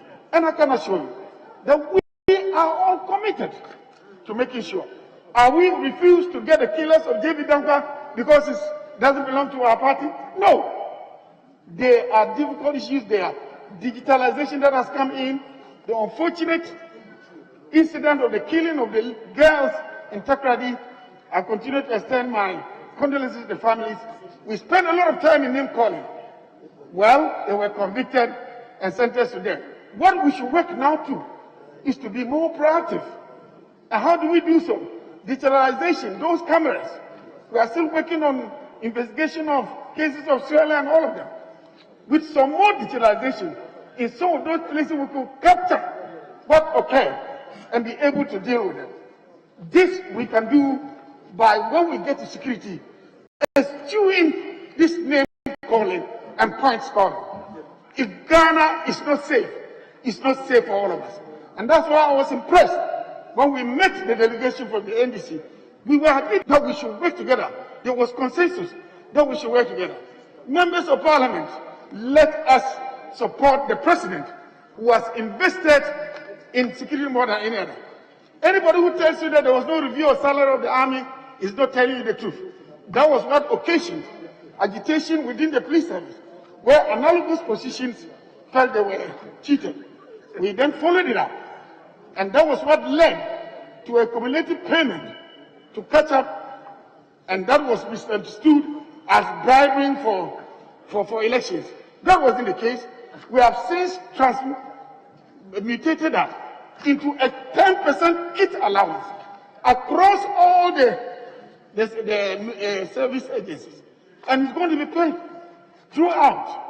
It wasn't done with a purpose of getting people to work for us. Nana Akufo-Addo believes in democracy. He believes in tolerance. He believes in fundamental human rights. And we working for him can assure you that we are going to do all it takes. But at least when we do want interventions, it should be equal. Are we going to set up a parliamentary investigation group for every murder case, for every killing? Why are we trying to separate that? The principles of rule of law that I know does not support that. It's equality before the law. We are improving the CID with the forensic laboratories and with all the technology that we can. And I think we should join hands and support Nana Akufo-Addo to make sure that we have a more efficient system to deal with Ghanaians equally. We cannot have a separate system for parliamentarians and politicians. And the ordinary Ghanaian is different. No. The target, the goal of President Nana Akufo-Addo is to make sure that each person in Ghana is safe. MP or no MP, minister or no minister, the commonest person should do so. My dear colleagues, let us applaud Nana Akufo-Addo. He has brought a change. Security used to be back burner, now it's front burner. So let's support. I hope to use the budget, and let's do more. Even our own parliament, we are establishing a division here. We need more police. We need accommodation for them. We need arms for them. Nana Akufo-Addo is the first man who is doing what he should do, not only for us, but the rest of Ghana. Support us. Support Nana Akufo-Addo to leave a mark. Yes, he eloquently delivered a speech of great intervention that he has made. Please, it is his time. Let us support him. And when we go to election again, we'll go. He has done it. Recently, there was a survey internationally about reaction to COVID-19. 2 countries were singled out as exemplary: South Korea and Ghana. Nana Akufo-Addo is not just a commander-in-chief on paper. He is a leader that is bringing a difference. When he says that he's formalizing the economy, and you start talking about debt, that's not the argument. I have 1 more minute. He's formalizing the economy. So let us support Nana Akufo-Addo. And please, give me this assurance. The last time we enjoyed the support of the Parliamentary Committee on Defense and Interior, we came with issues there. We took on board their views. Let us deal with that. This competition outside is not going to help us. It's only going to help criminals to know where we are going and what we are doing. We should be chasing them as the police are doing now with the help of Nana Akufo-Addo. Mr. Speaker, I think that's a start that Ghana should be proud of. Finally, the maritime matter is leading an effort. The Gulf of Guinea is the most dangerous place now. Very soon, without this effort in the Gulf of Guinea, we cannot even get our goods in and out. Yes, let us work. We are prepared to listen to criticisms, and we are prepared to submit ourselves here to answer questions. But above all, let's say thank you, Mr. Speaker, for a brilliant, eloquently delivered speech of great achievements that are unprecedented in Ghana. Yeah. Honorable James Agaga. Thank you, Mr. Speaker. My contribution to the debate largely would be in the form of a response to the Honorable arguments James Agaga, made. kindly resume your seat. I'll call you back. Honorable Majority Leader, you requested that we return to item number 5, presentation of papers. So, item number 5, presentation of papers by the Chairman of the Committee on Selection. Speaker, I do the presentation of this paper on behalf of the Speaker, who is the chairperson of the Committee on Selection. Third, reports of the Committee of Selection on the composition of other standing and select committees. The paper is duly presented. Is for distribution to members. Now, Honorable Agaga, you may continue. Thank you, Mr. Speaker, for giving me the opportunity to contribute to the debate on the message on the state of the nation delivered by His Excellency the President. Mr. Speaker, my contribution, like I said before, is going to largely be in the form of a response to the arguments made by the Minister for Defense and the Minister for the Interior. But, Mr. Speaker, before I do that, I'd like to make reference to page 1 of the address delivered by His Excellency the President. The very first paragraph, Mr. Speaker, in the very first paragraph, the President said as follows, and with your permission I read, I am particularly delighted as this message is the first of my second term, the validity of which was unanimously upheld last week in a well-reasoned and excellent ruling by a 7-member panel of the Supreme Court presided over by the Chief March 2021. Mr. Speaker, with the greatest of respect, the Supreme Court is now functus officio, having delivered its judgment in the election petition. But, Mr. Speaker, this is the President's opinion of the judgment. He says it was a well-reasoned judgment and that it was an excellent judgment. Mr. Speaker, with the greatest of respect, the ruling by the Supreme Court can never be said to be a well-reasoned and excellent judgment. Yes. Insofar as judgment of the Supreme Court or the Supreme Court is failed to hold the chairperson of the EC, Jean Mensa, to account by compelling her or by allowing the petitioner's lawyers to have her called as a witness and examined. Mr. Speaker, Honorable Member, Mr. Speaker, kindly hold on. There are things that are going on record as lawyers. Some of the things you put down as record may be used someday, if you are not careful, even in teaching. What was before the court was an election petition, regulated by its own rules. Let's avoid the politics of it, leave it outside. An election petition, while you're making it's important that when we're talking legal matters, lawyers must make sure that what we put on record is truly legal. That for me is important, because we should not deface the law, particularly in this chamber where we make the laws. So please be guided. Your opinion on the ruling, nobody can take that away from you, but your critique must be legal, as long as you're taking a legal judgment. Please. It was not in this chamber. Mr. Speaker, thank you very much. The context of the critique I made is clearly one which says or which seeks to impugn the judgment. The court is functus officio.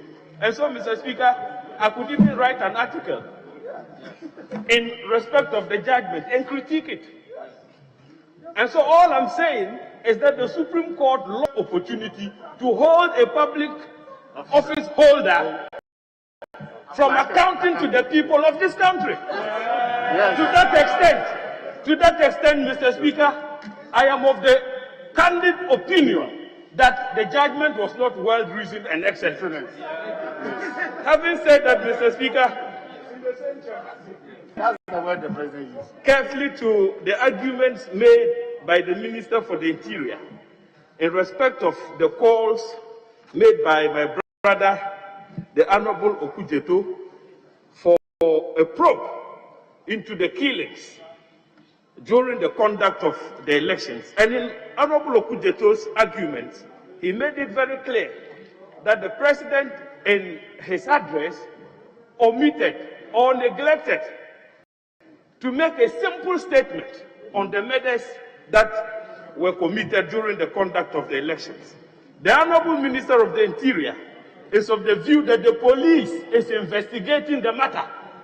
But, Mr. Speaker, the point is that the police cannot, in a democratic space such as ours, investigate themselves when the issue at stake is that they, acting in concert with some military personnel, shot and killed 8 Ghanaians during the conduct of the elections. That is the point. And so, for us to have a credible investigation, respectfully, Mr. Speaker, there ought to be an independent probe. The Honorable Minister for the Education, when he was being vetted, to agree with us that there is urgent need for us to establish an independent police complaints commission, so that complaints of this nature can be dealt with by such a commission. But let me give you an example, Mr. Speaker. When 7 able young men were shot dead in cold blood in Kumasi, mistakenly by the police, on suspicion that they were armed robbers, Mr. Speaker, the initial investigations exorbitantly. But when the regional minister subsequently caused an independent probe into the matter, the revelations were very startling, Mr. Speaker. And so we are simply calling for an independent probe. The executive arm of government has failed us.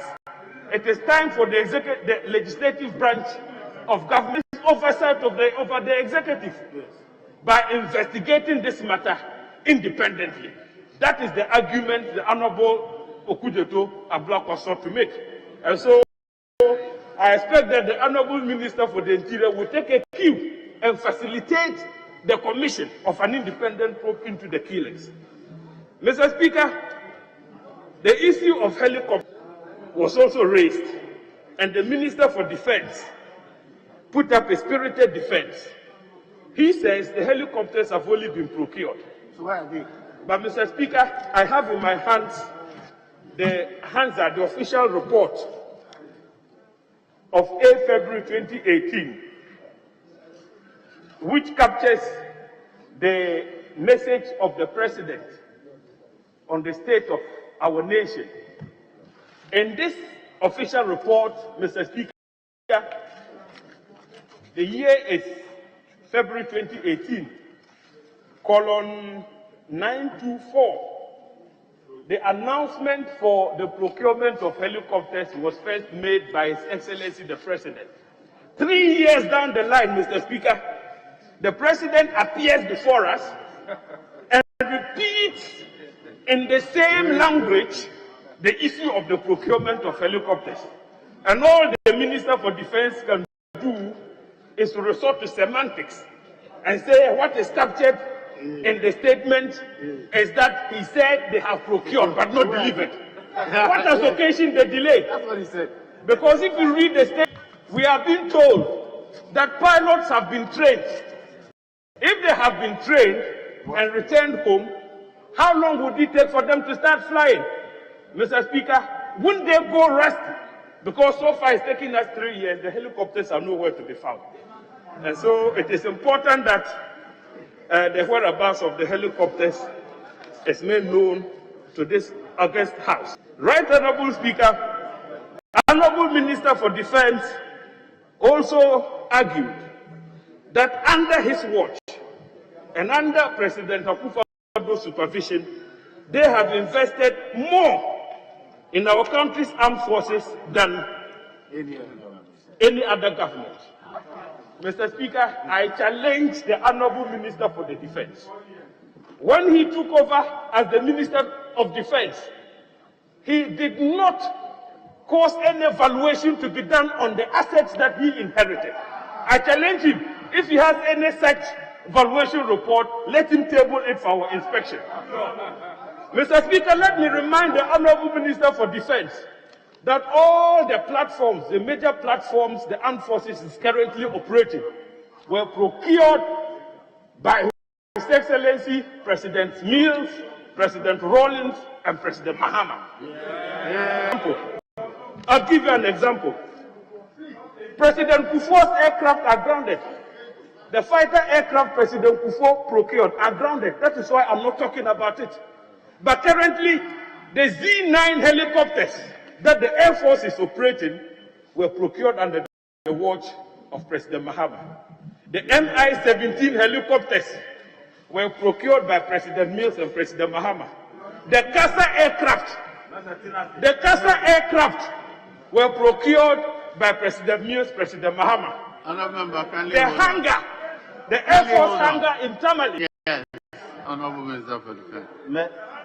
Mr. Speaker, the MI helicopters we are operating are 6.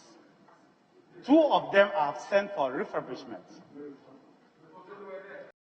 Those helicopters were procured by President Kufuor and President Mills.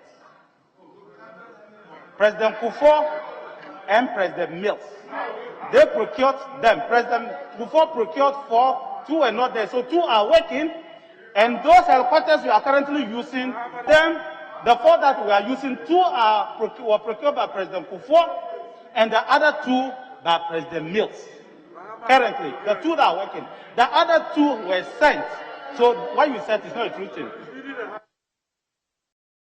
Honorable Member, can I, Minister and Ranking Member, is it safe to discuss our military hardware, the 2 of you? Is it okay to discuss our military hardware in the open?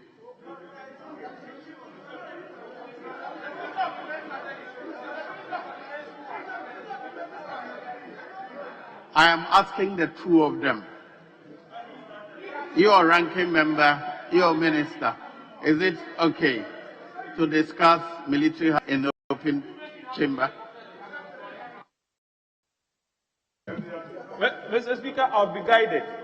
I was only alluding to the purchase, the retooling of our armed forces.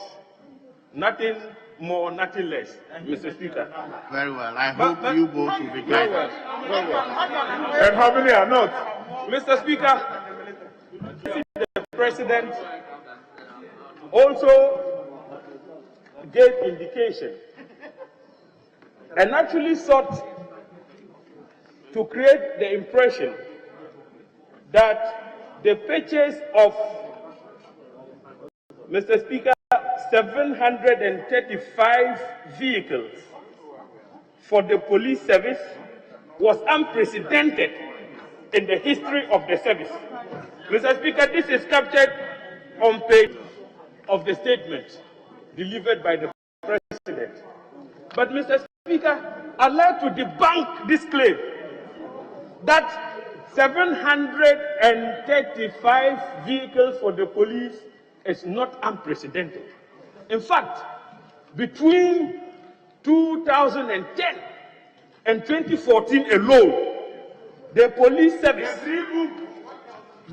service alone received a total of 1,424 vehicles. The Green Book. Mr. Speaker, this information is captured in the Green Book. The Honorable Minister for the Interior can get a copy and apprise himself. Mr. Speaker, additionally, Additionally, Mr. Speaker. Mr. Yes, Speaker, Honorable Minister for Interior. he's misleading Honorable us. Minister for Interior. Mr. Speaker, we are talking from police records, no green book of a DPO. Mr. Speaker, we have told you what we meant, and the police themselves know that it is unprecedented. What they are saying is not true. They were just Honorable, the court, other than we know a green book is not an official document, but do you have any information that counteracts what he has said? Yes, I do. I must have the.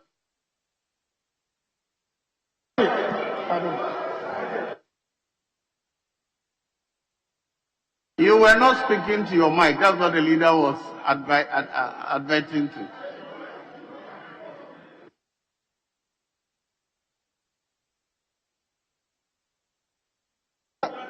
I'm sorry, I'm not tired. I'm stronger than Avoka. Mr. Speaker, I am saying that what the Honorable Member of Parliament is saying is baseless. These are from police. This is from Green Book. Green Book is not his record. It's a proper. Very well, Honorable Member, that is your view. Mr. Speaker, of course, there's no record to back it. I'd like to indicate that I was Deputy Minister for the Interior at the time this book was being written. In fact, the records were extracted from the Ministry of the Interior at the time. When you bring us the records, we will use it. But for the time being, you have quoted from the Green Book. Continue. Mr. Speaker, additionally, the President says in his address before this Honorable House that they have bought 2 hydraulic platforms and 6 extrication gadgets for the fire service. 2 hydraulic platforms. But Mr. Speaker, in 2012 and 2014, 206 fire engines were bought for the fire service by President Mahama and deployed. As we speak, 5 years down the line, not even a single fire engine has been bought and added onto the fleet. That was inherited by President Akufo-Addo. And so, Mr. Speaker, when we talk about the establishment of an air wing for the police service as if it is a novelty, I'd like to remind the Minister for the Interior that it was under the watch of the NDC that the Marine Police Unit was established and fully equipped with speedboats for the protection of our territorial waters. And of oil. So they must be reminded that these things are not new. We, in as much as we agree that we must all work hard in retooling our security agencies, when they take certain steps, they should not make it look as if these are things happening for the first time in the history of our security agencies. Mr. Speaker, I'd like to touch on one important aspect of the President's speech. He gave indication before this Honorable House that he is not afraid of public scrutiny. And so when he was Attorney General under President Kufuor, he caused or spearheaded the repeal of the criminal libel law. But Honorable Speaker, today, what is the state of media freedoms in our country? First of all, our ranking has been reduced. Journalists have been murdered in this country in cold blood. Some had to flee our country for the fear of their lives. I'm talking about Missouri. Edward Adeti had to flee Bolgatanga after some corruption investigation which led to the dismissal of a minister of state. He had to flee the regional capital of the Upper East region. Mr. Speaker, today as we speak, over 50 radio stations remain closed because of the perception that anti-government. Honourable Member, for the record, it was not for that reason. Let the record be true.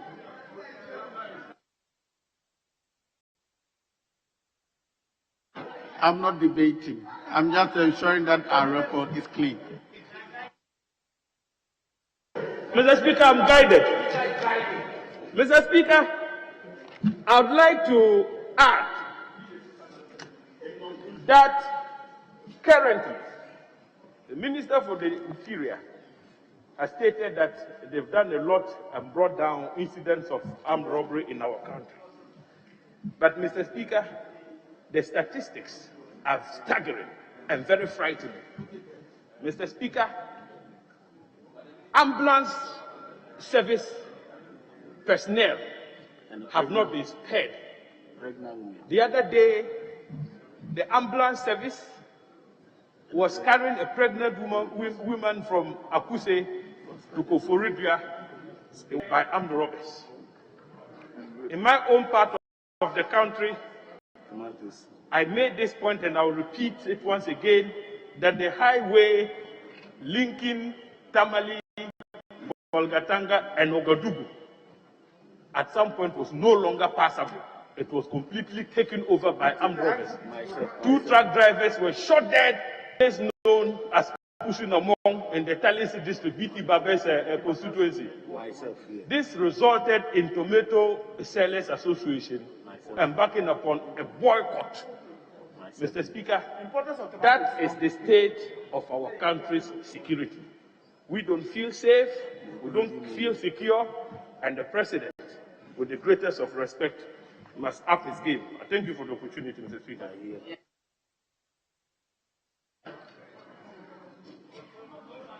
Honourable Abu-Jinapo.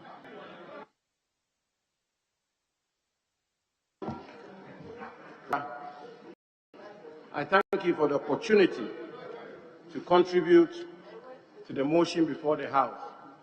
Mr. Speaker, 2 days ago, President Nana Addo Dankwa Akufo-Addo was in this House and gave an inspiring statement, a statement which demonstrated clearly that, Mr. Speaker, the state of our country is in good health. And indeed, Mr. Speaker, the Ghanaian people are safe. They are speaking freely. The opposition even on the floor of Parliament had the opportunity to speak freely, speak back at the President. This country is free.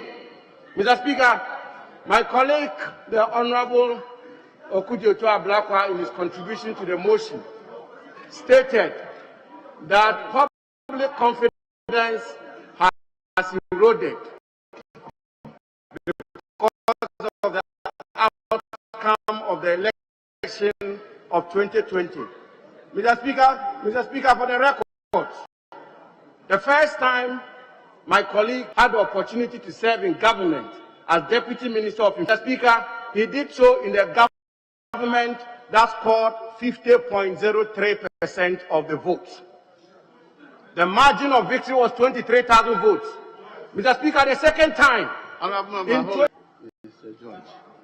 Please stand up. Right Honourable Speaker, I want to draw the attention of the Honourable Samuel Abu-Jinapo to Article 1161 of the 1992 Constitution, and I read, subject to the provisions of this article, but without prejudice to the general effect of Article 115 of this Constitution, civil or criminal proceedings shall not be instituted against a member of Parliament in any court or place out of Parliament for any matter or thing brought by him in or before Parliament. And if you read that, when he says that the opposition is able to speak today freely in Parliament, he says in Parliament because of freedom of speech. He affirms what you're saying. Thank you very much. Mr. Speaker, thank you. Subject of public confidence. In 2013, when my friend had the second opportunity to serve in a government, he served in a government that scored 50.7% of the vote. Mr. Speaker, 51% plus of the popular vote is full confidence in the government. Indeed, Mr. Speaker, his party since 2000 has never garnered more than 51% of the popular vote. the real confidence in Akufo-Addo's government was established in the 2020 elections. Mr. Speaker, we are all for condemning electoral violence in our country and encouraging investigations. But I think it's important we put on record that that exercise be conducted with devoid of selectiveness, devoid of populism, and I should add, Mr. Speaker, devoid of hypocrisy. We are all very conversant with elections in this country. And since 1992 to date, the record of electoral violence in this country is there for all of us to appreciate. I don't support, I don't condone electoral violence, but the selective condemnation of electoral violence must be eschewed. Electoral violence has been with us since 1992. If you want to deal with them, we should deal with them from 1992 to date. Add that to determine the safety of our country must be based on crime, must be based on records of crime in our country. Mr. Speaker, it shouldn't be based on the say-so of one person. Indeed, the records I have seen and the records I have examined suggest that we have made significant progress in safeguarding the security of our country and bringing that crime under President Nana Addo Dankwa Akufo-Addo.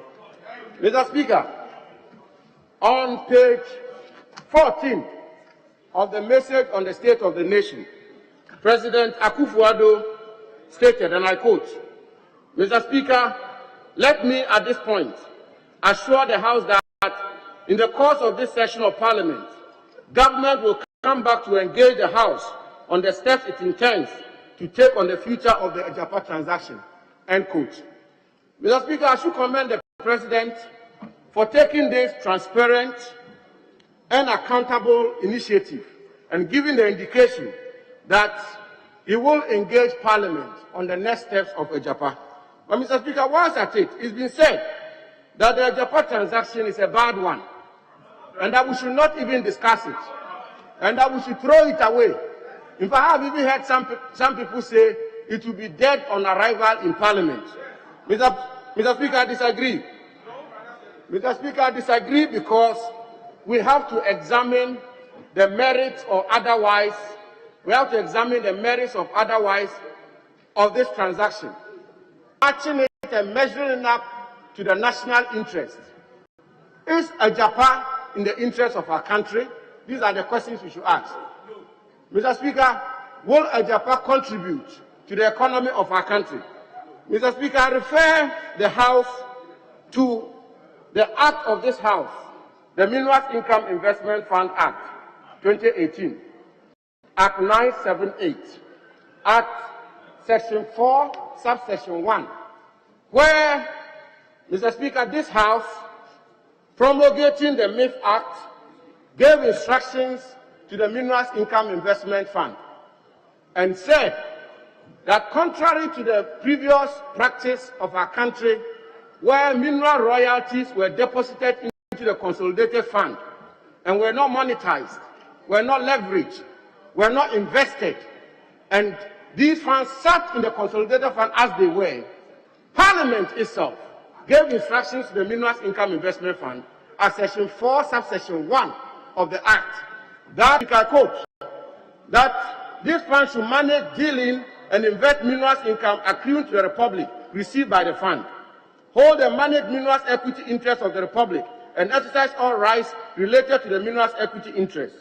Mr. Speaker, manage other assets entrusted to the fund or acquired by the fund, enter into transactions and contracts on an arm's length basis, and engage in any other activity determined by the board. Mr. Speaker, I will submit that the crash or the gravamen of the Ajapa transaction is very much in accord with Section 4, Subsection 1 of Act 978. That is exactly what Ajapa seeks to do.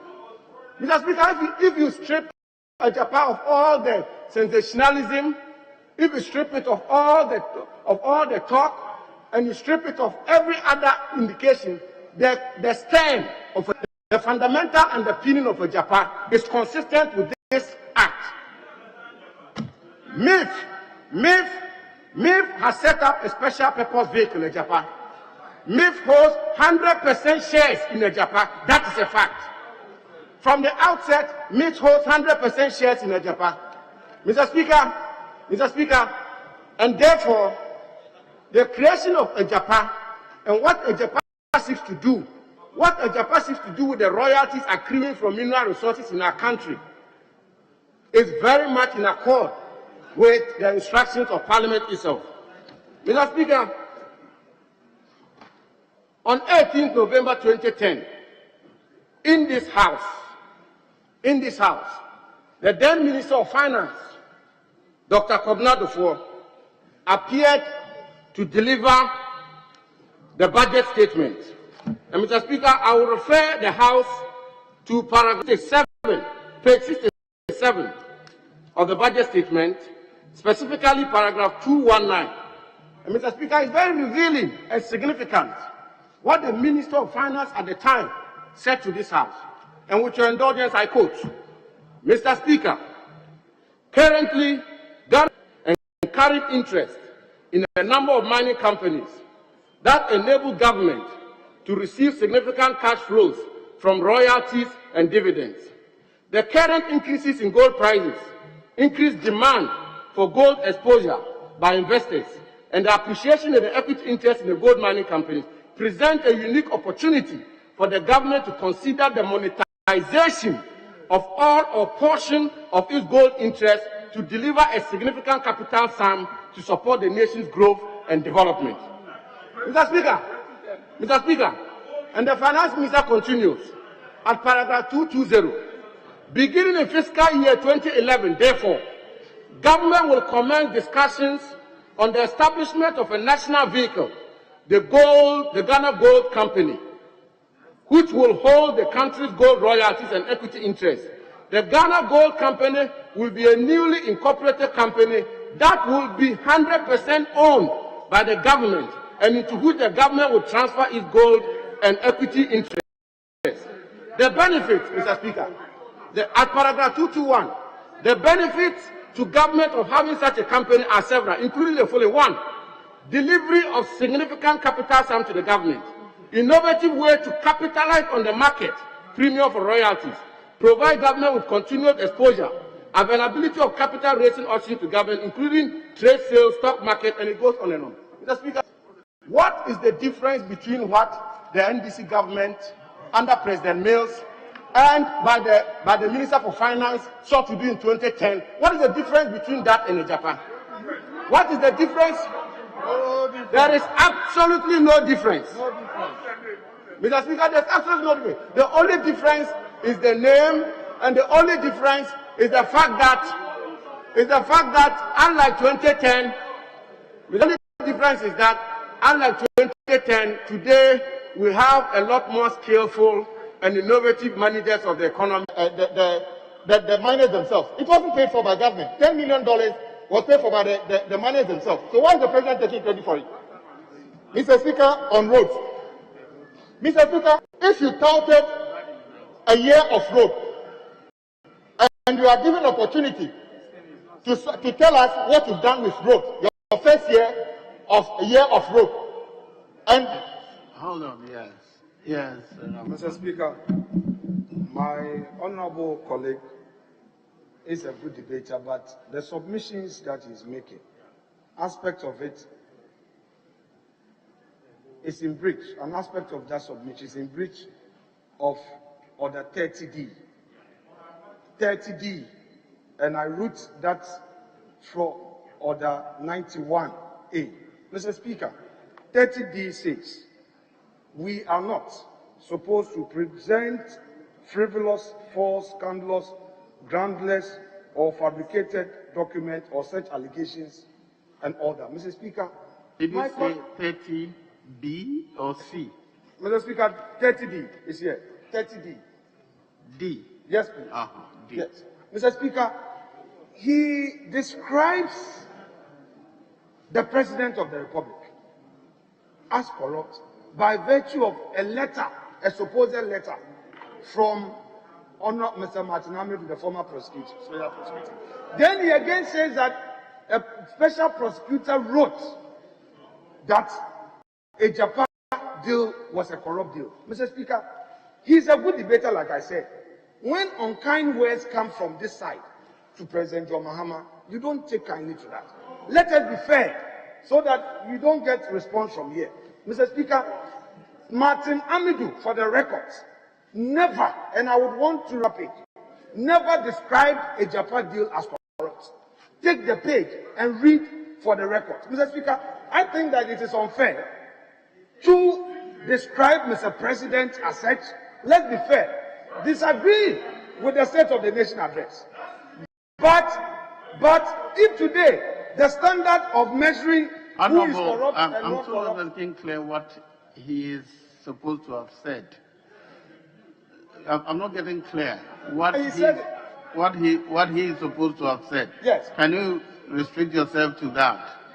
Mr. Speaker, in his submission, ab initio, he made reference to Martin Amidu description of Mr. President and anchored the submission as such on that letter to say that Mr. President is who Mr. Martin Amidu are describing as such. And second, he said, yes. Very well, I'll get your point. But So I don't hold it against him. Martin Amidu wrote. Yes. What we disagree with Martin Amidu, when we get the opportunity, we will respond to that. Yes, please. Thank you, Mr. Speaker, for the opportunity. Mr. Speaker, the President, no, I never said the President. I said if you want to, anyway, let's go on. Mr. Speaker, if a government touts a year as a year of road, and you've been given the opportunity to tell us what you have done, and you only use 6 lines to describe the entire year of road, that is a total failure. Mr. Speaker, I was hoping the President would enumerate the major things they've done under a year of road. And that is limited to 6 lines in his own report, in his own address. 6 lines. I hope the President should have done better. Mr. Speaker, the minister, you'll be speaking. Don't you have the whole day to speak. Mr. Speaker, as we speak, if you ask NPP, After him, I'll give you the floor. So my colleagues will tell you they are doing asphaltic overlay in Kumasi, and Ashanti region, and in the Greater Accra region. Mr. Speaker, for the lack of appropriate word, Mr. Speaker, in another government, we were doing asphaltic overlay in all the 10 regions at the same time. So if you are doing asphaltic overlay in only 2 regions, that is not achievement. It's mediocre. As a matter of fact, asphaltic overlay cannot be an achievement because we even went as far as going to some districts. So 2 regions compared to 10 regions, you haven't done anything yet, Mr. Speaker. It's not an achievement. Come to the Sino Hydro, Mr. Speaker. I thought the President should be careful when he talks about Sino Hydro. Yes. Under normal circumstances, Mr. Speaker, the 10 projects the minister brought here to be approved should have been completed on 31st December 2020. Not a single one of those projects have been completed. We want them here. So, if period of time you gave a job to a contractor, gave him 12 months in an agreement, he's not been able to complete any of the projects. You are here touting Sino Hydro. In fact, if this were to be a private person, you gave him money, contract to build your house. After 2 years, he hasn't done anything. You would have sacked him as a non-performing contractor. We warn you here that don't bank the hopes of improvement on roads in this country on Sino Hydro. Listen to us. Today, you are mentioning Sino Hydro. If you build a road, we will use it. But so far, Sino Hydro has failed all of us. Mr. Speaker, the President mentioned bridges and other things. Mr. Speaker, I keep saying, the only bridge in this country that can be attributed to NPP is the Tamale interchange and the Tapradi. The rest are all ongoing projects that we are continuing. So what is the big deal about this? Mr. Speaker, the main problem of road in this country is not lack of contractors, not the zeal of the minister, not the capacity of contractors, resources for the ministry to carry them out. In the last budget, 2 billion cedis was the capital investment in the ministry. So when our colleague comes here to answer questions, it's simply the case that the answers he's giving us, we know he won't do it because he hasn't got the money. And we are banking our hope on borrowing to build roads all the time. Mr. Speaker, it will not work. When NDC wanted to make a major intervention, what did we do? We changed the accruals to the road fund from $250 million Ghana cedi to 1.7 or 1.2 billion Ghana cedis at the time, and today it accrues over 1.7 billion Ghana. Indeed, the finance minister takes away half of that. So it takes away money that's supposed to be used for road for consumption. And this side of the house is urging the minister, bring something that is sustainable, that can accrue at least 4 billion, 6 billion Ghana cedi internally, that we can build our roads. You cannot build all the roads in this country based on borrowing. It's never happened. It will never happen. Today, our road fund is more viable than some of the roads, the loans you take. Mr. Speaker, when we come to education, Mr. Speaker, I just have a little warning to the President or advice. He says that we are going to have a national open career. This side of the house agrees with him. But as a ranking member, former ranking member, I am aware with Ethiopian Airlines, which is probably the biggest and quite doing well. Now it's with Egypt Air. Mr. Speaker, in my view, Ghana is more stable than Egypt, politically and everything. If your national career anchors in career and they continue doing their things. When dealing with the very rich nature of the content of the address, which ended up by assuring this house and the people of this country that our country is indeed in good health. His Excellency, the President, did so well by touching almost every relevant aspect of our nation.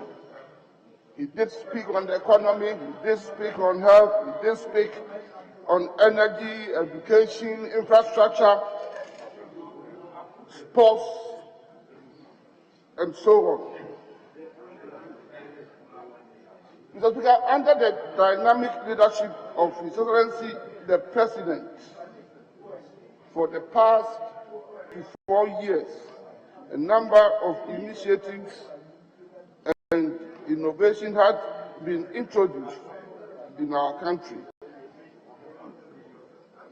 Some of these had been so well mentioned by earlier speakers, and I need not go through them.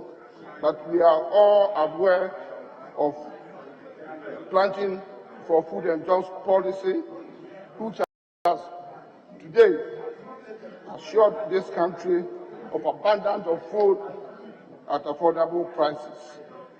One district, one factory is still going on, and a number of districts are from it.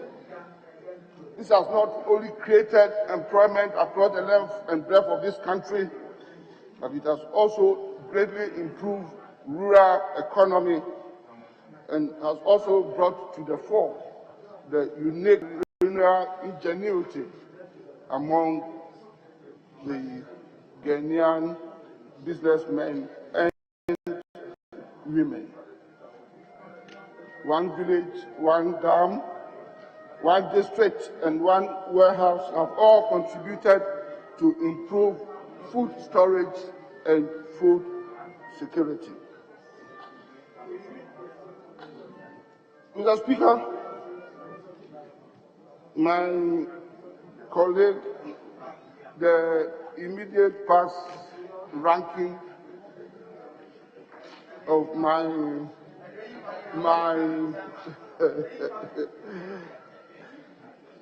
committee, that is Roads and Transport Committee, who just completed his submission, regrettably and unfortunately was attempting to mislead this August House about road infrastructure and all the efforts that have been made for the 3 to 4 years by the government of the New Patriotic Party under the leadership of Nana Addo Dankwa Akufo-Addo. I want to put on record, and I stand to debate anybody, to challenge anybody at any forum that within the time frame of 3 to 4 years, no government since independence can match the performance of Nana Addo Dankwa Akufo-Addo's government in the road sector. I challenge everybody. No government. Mr. Speaker, the statistics are there to prove this. Mr. Speaker, the for Adakro was trying to create the impression that His Excellency the President did not elaborate on the road sector in his message. Mr. Speaker, with your kind permission, I want to refer to page 21, 26, the last paragraph, and with your permission, I read. Mr. Speaker, in my inaugural address, I declared 2021 as the second year of roads.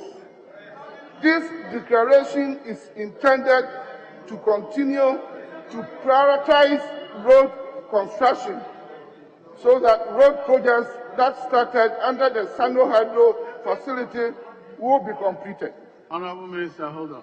Yes, Honorable Member for the Club. Mr. Senior, my colleague is a very respected senior colleague in this House.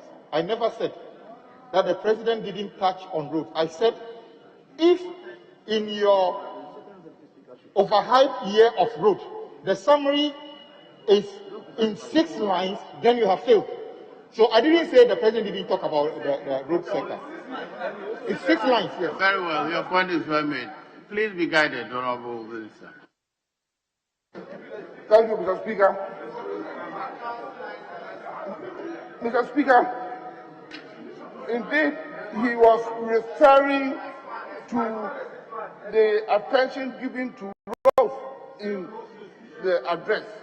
And Mr. Speaker, that's why I want to remind him, and if I would be allowed to complete, that this declaration is intended to continue to prioritize road construction so that road projects that started under the Sano Hydro facility will be completed.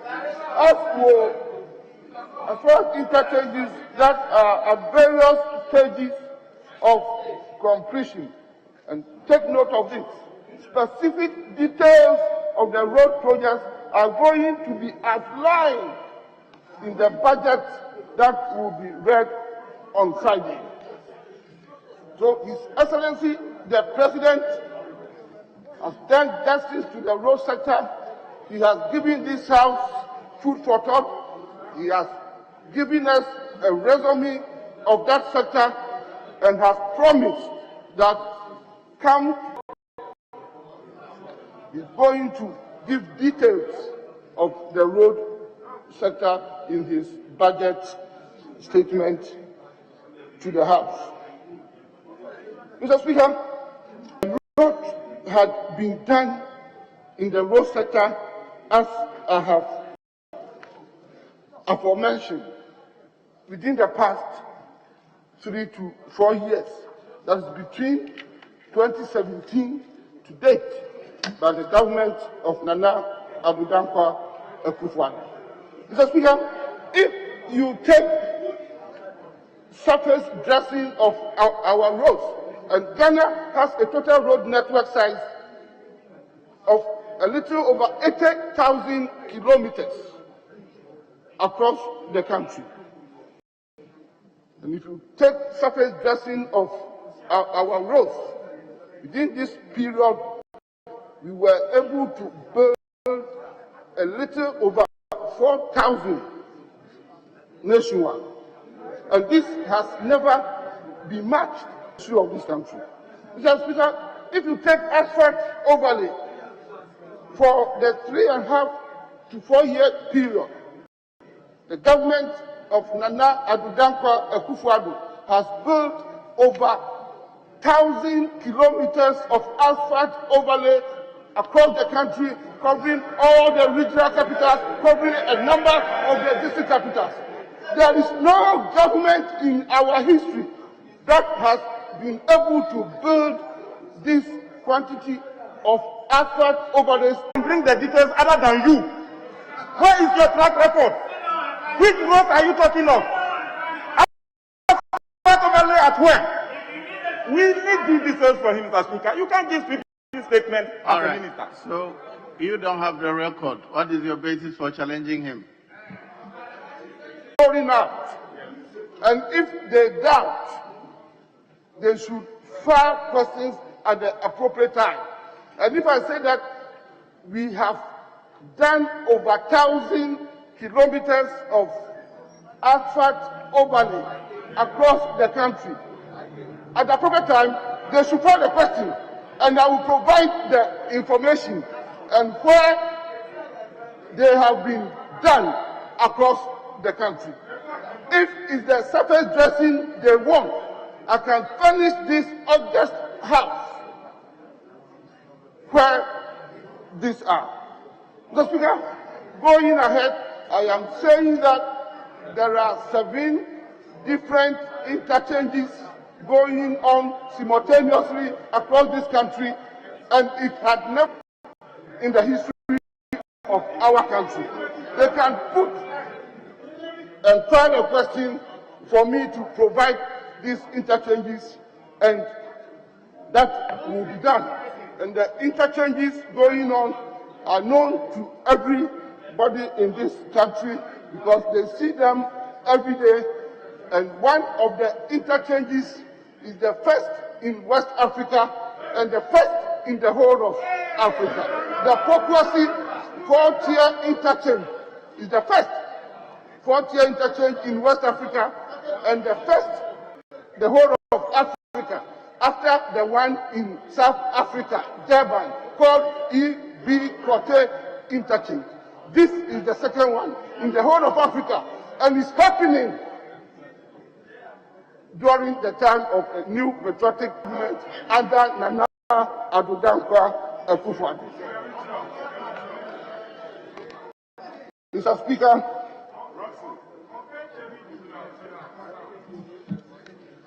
Speaker, the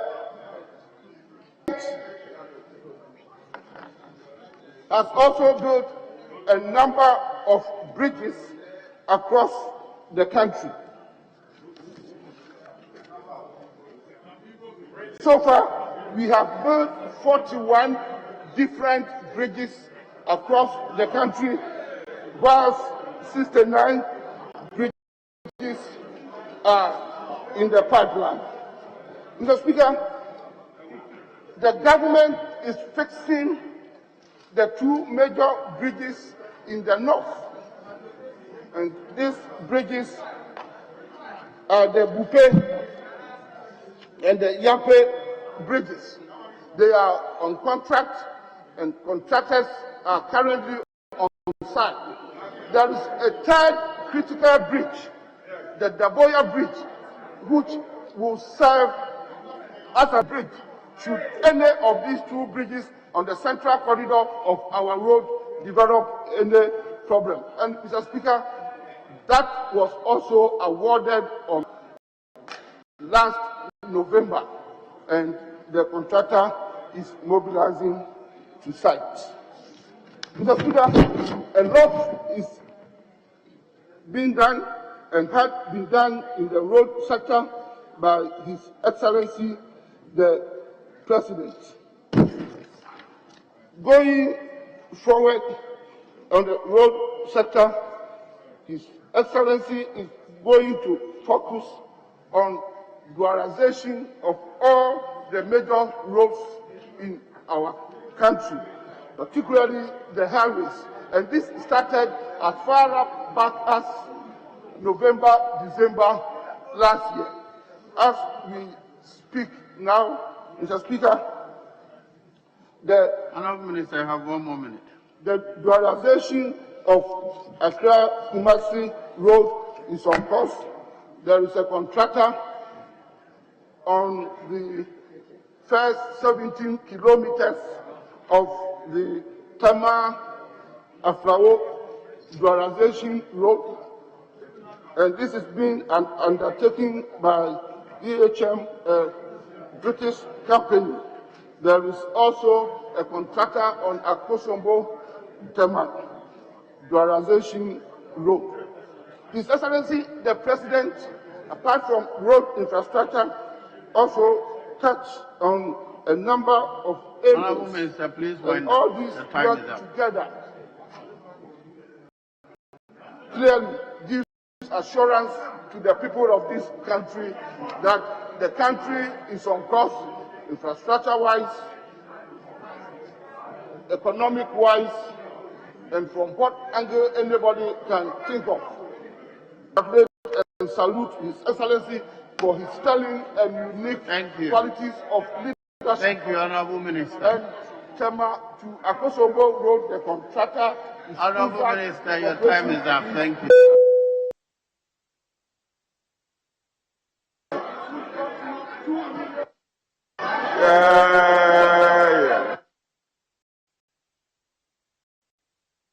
Honourable colleagues, I'll seek leave of the House, or leave of the House has been sought to return to motion number 7. We will return to the debate. So, the chairman of the committee is now presiding, so the vice chairman will move the motion. Well, the ranking and deputy ranking.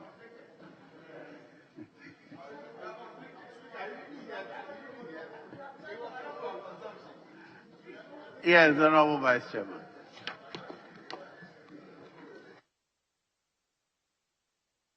It's not his report.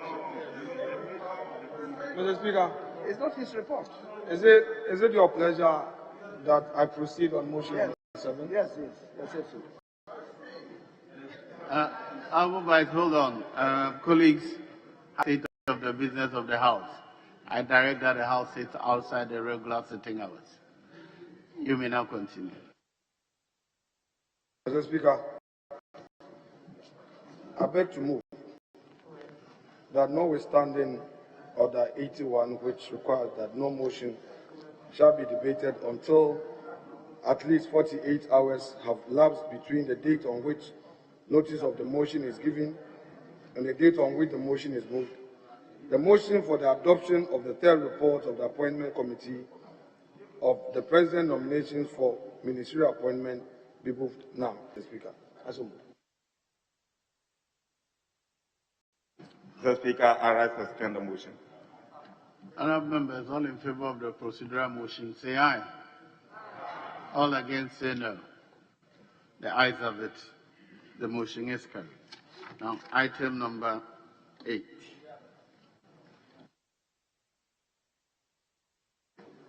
Mr. Speaker, I move that, Mr. Speaker, this House adopt the third report of the Appointment Committee on the President nomination for ministerial appointment. Mr. Speaker, in so doing, I pray that with your leave, the Hansard Department captures the entire report as I emphasize some few points in the concluding part of the report. Mr. Speaker, the good news is that all the nominees being recommended for approval by consensus. And Mr. Speaker, at the hearing, all the nominees demonstrated their ability to undertake the task ahead. They qualified by virtue of our constitutional imperative, which tells us that, Mr. Speaker, Mr. President himself has done a good background work on them prior to nominating them. Mr. Speaker, I have no doubt on my mind that the ability of these nominees to help the president in realizing his vision for a second term, and with the support of this House, Ghanaians will benefit and see the fruits of their labor. So, Speaker, without more, I accordingly move that this House adopts the report and, guided by the recommendation thereof, approve all these nominees to enable Mr. President to swear them in. Because, Mr. Speaker, being the President's representative for a region is not the same as being the minister in charge. They need to have the full mandate to proceed. Mr. Speaker, I thank you for your kind audience, and I take my seat. Yes, Honorable Ranking Member. Speaker, I beg to the motion for the approval of the Appointments Committee to approve by consensus the names are captured as noted by the Deputy Leader in page 82 of the report. And Mr. Speaker, just to make a few comments on the nominee, the Appointments Committee have endeavored to undertake its work in scrutinizing nominees and subjecting them to what I call minimum constitutional thresholds as defined in Article 94 of the Constitution, minimum criminal thresholds as required further in 94 if there is any proven criminal record and a matter of moral turpitude. Mr. Speaker, these are categories of ministers who fall under Article 2 of the 1992 Constitution, decentralized ministers. In respect of the Greater Accra Regional Minister, Henry Kote, it was observed that the teaching of Ghana in Ghana schools or in the Greater Accra region have been on the decline. The Honorable Neil Ante van der Poel observed it. I think that should he become minister, he would have to take appropriate and early decisions in restoring that the people of Ghana Adangme are not denied the opportunity. Indeed, it's part of their culture, and Mr. Speaker, that should be done. One of them promised to improve the relationship between MMDCs and members of Parliament. But, Mr. Speaker, RCCs, as they call them, many of them do not have money to operate. They depend upon the common fund. I said Achampong, who used to be chairman of the Defense and Interior Committee, showed a lot of enthusiasm on matters of defense and interior, regrettably lost his seat and is now being sent to the Eastern region. We only can wish him well and hope that he helps deal with the problem of small-scale mining, illegal galamsey in the region, and resolve the conflict between farmers and Fulani men in that particular region. Mr. Speaker, when the nominee for the Ahafo region, George Bachi, appeared, and Mr. Speaker, I'd like to spend time just on him on a particular matter. We questioned him on a matter which has affected the standing and reputation of Parliament and Parliament, his involvement in visa racketeering, which is part of what provided the Youth Commission an opportunity to downgrade members of Parliament and to subject us to all manner of scrutiny if we apply visas to go to the United Kingdom. He gave us his responses. As unsatisfactory as they were, I think that his conduct at the time in getting the daughter to the United Kingdom damaged the reputation and standing of members of Parliament and Parliament as an institution. I believe that the relationship is now being repaired. Mr. Speaker, in respect of Honorable Simon Osei Mensah, Minister Designate for Ashanti Region, very experienced member of Parliament, but he has to be measured in how he talks, because there is a perception that he doesn't like people of Northern descent or people of Hausa descent, even though he denied a particular recording that was related to him and reported about him making derogatory remarks about people of the North. Mr. Speaker, he assured us that work will continue on the Kumasi KJTM market project, which was started by Excellency John Dramani Mahama and the NDC government as a continuum. When this government is always saying that we have done this, we have done this, they should know that somebody laid the foundation for the Kumasi KJTM market, and it was the NDC government. Mr. Speaker, let me conclude just with my own regional minister, Northern Region. Mr. Speaker, I know the nominee well, Alhaji Shani Alasan Shaibu. Mr. Speaker, yes, it's true that the president resolved one of the major outstanding chieftaincy disputes in Dagbam, resolving Abudi and Dani, but there are manifestations of it. The Yana, the overlord of Dagbam, is unhappy about the usurpation of his mandate and authority as Yana when it comes to Nanton. I drew his attention to it and feel strongly that the Yana needs the support of the Regional Security Council and the President in order to exercise his time-telling authority as the overlord of Dagbam. You cannot have a chief declare himself as chief when he has not taken Kola lawfully and legitimately from Yana as the overlord of Dagbam. That is the specific case of Nanton, which I believe is not just a security matter which can engender conflict. It can engender the gains that are made in Dagbam generally in resolving it. Mr. Speaker, in my own constituency, as I speak this morning, there is no peace in Yonda Kamili, and many of the people in Yonda Kamili, have been arrested because of a chieftaincy conflict. I drew the attention of the regional minister to seek its resolution and consult with the Tindanas, particularly the Kuchena and then the Gumana and the Kema, to get a peaceful resolution of it. Tamale is still congested. This, they call it Nahi Nahi and Moto King. Those motos are still plying the streets in a manner which is not disciplined, resulting in loss of accident. But Mr. Speaker, irrigation development for northern Ghana and northern region is an imperative.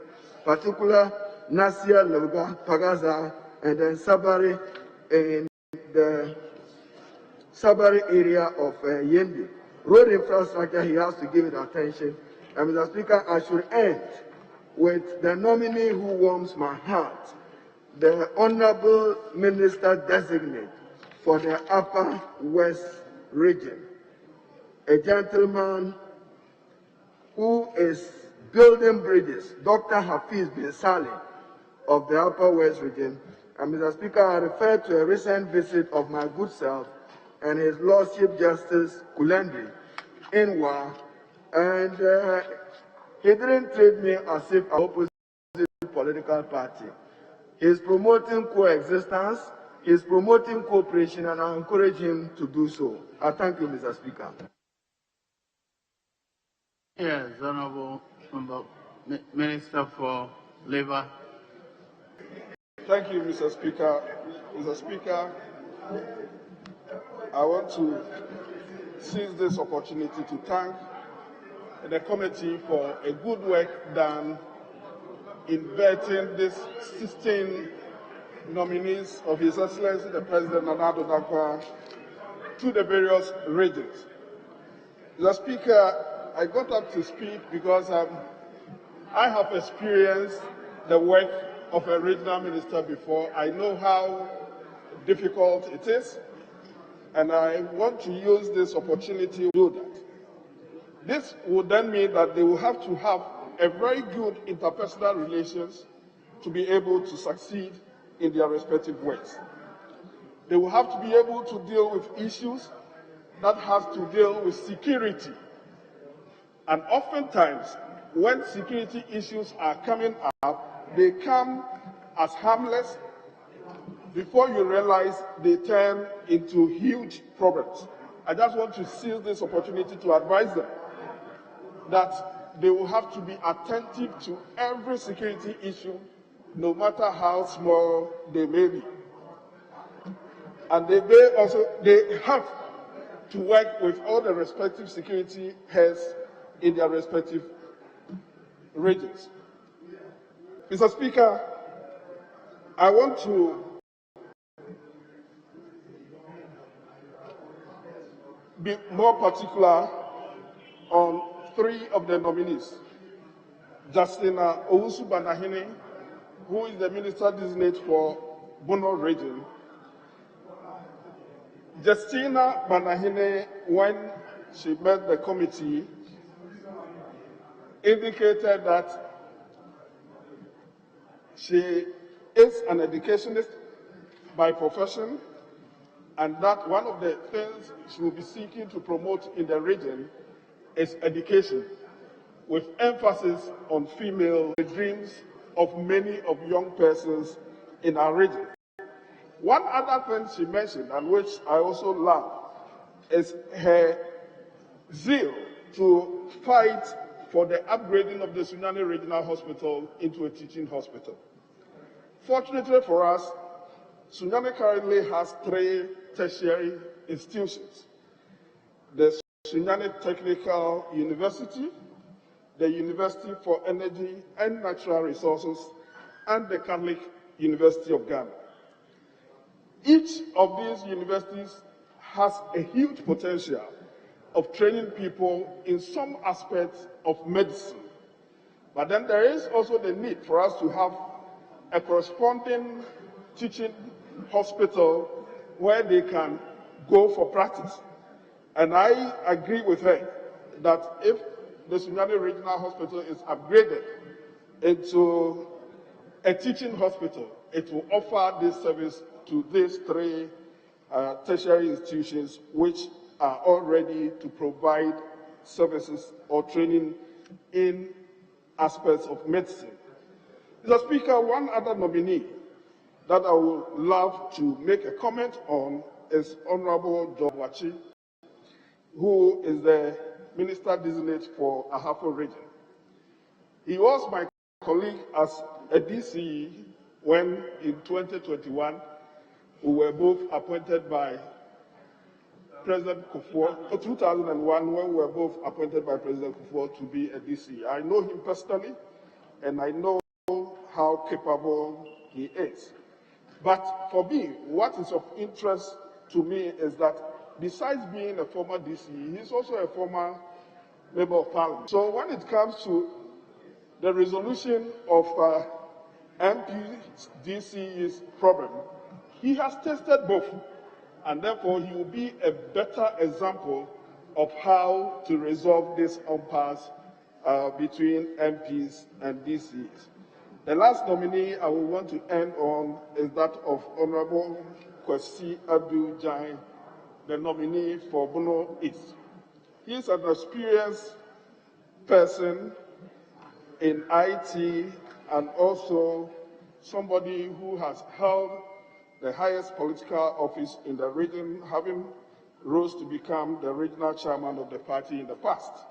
I want to believe that he will bring his experience to bring all the people together to help in the development of the young region that has been created. Mr. Speaker, on this note, once again, I want to congratulate the Minister-designates and at the same time also congratulate the members of the committee who vetted them and urge this House to approve of the nominees. Thank you. Yes, Honorable. Thank you. Thank you, Honorable Speaker, for the opportunity given to me to support the motion. In supporting the motion, I want to make some few comments. Mr. Speaker, I've gone through the report and I must commend the nominees for their nomination and being vetted by the appointment committee. However, Mr. Speaker, I have some few comments. Mr. Speaker, when the House approves this, it will bring to 44, remaining 45, leaving only the finance minister to make it 46. Mr. Speaker, this will mean that the House has approved 16 regional ministers and 30 ministers. Mr. Speaker, Ghana has been divided into 16 regions, and that is why we are going to approve these 16 regional ministers. Mr. Speaker, if you go through the Constitution of the Republic of Ghana, to be precise, Article 76, Mr. Speaker, with your permission, I'll read. The cabinet, which shall consist of the President, the Vice President, and no less than 10 and no more than 19 ministers of state. Mr. Speaker, the spirit behind this provision of the Constitution, in my opinion, is that as at the time the framers of the Constitution were writing this Constitution, Ghana was composed of 10 regions. And therefore, it was the opinion of the framers of the Constitution that at least every region will be represented by one cabinet minister or one minister of state, for the president to be given the free hands to appoint the other 9, making it 19. Mr. Speaker, I'm saying this because... Honourable Member, hold on. Yes, Honourable Member for Okankwe Central. Thank you very much, Mr. Speaker. May I refer you to Order 93.4 of the Standing Order.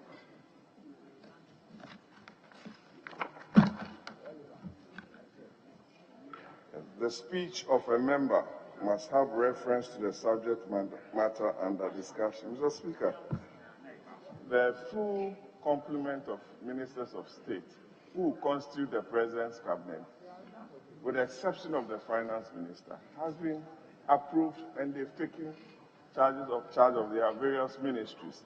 We are looking at the report, the third report of your committee on the President's nomination for regional ministerial appointments. No regional minister is going to be a member of the cabinet, as he wants us to understand and refer to in Article 76. So I don't see how relevant that point is to the subject matter under discussion. That's my worry. Very well. Honourable Leader, kindly be guided. We are now at the regional Mr. Speaker, the point I was raising, if my colleague had waited for me, he would have appreciated my point very well. Mr. Speaker, the point I'm making is that Ghana is divided into 16 regions. However, of these 45 or 46 ministers, the Bunu East region has no minister of state. The Oti region has no minister of state. Upper East region has no minister of state. Mr. Speaker, how can you share 45 things or 30 things among 16 and one will get 0? Share positions, not positions. Mr. Speaker, this is clearly not acceptable, and that is the point I'm raising. And I think, Mr. Speaker, it is for Parliament to make this input, to guide His Excellency so that in the next appointment... Parliament made that input already by your leader. It's already on record. That's why he says, for now, restrict yourself to the regional minister. Mr. Speaker, and clearly, if you are to go into the direct aid policy, Mr. Speaker, it will confirm it.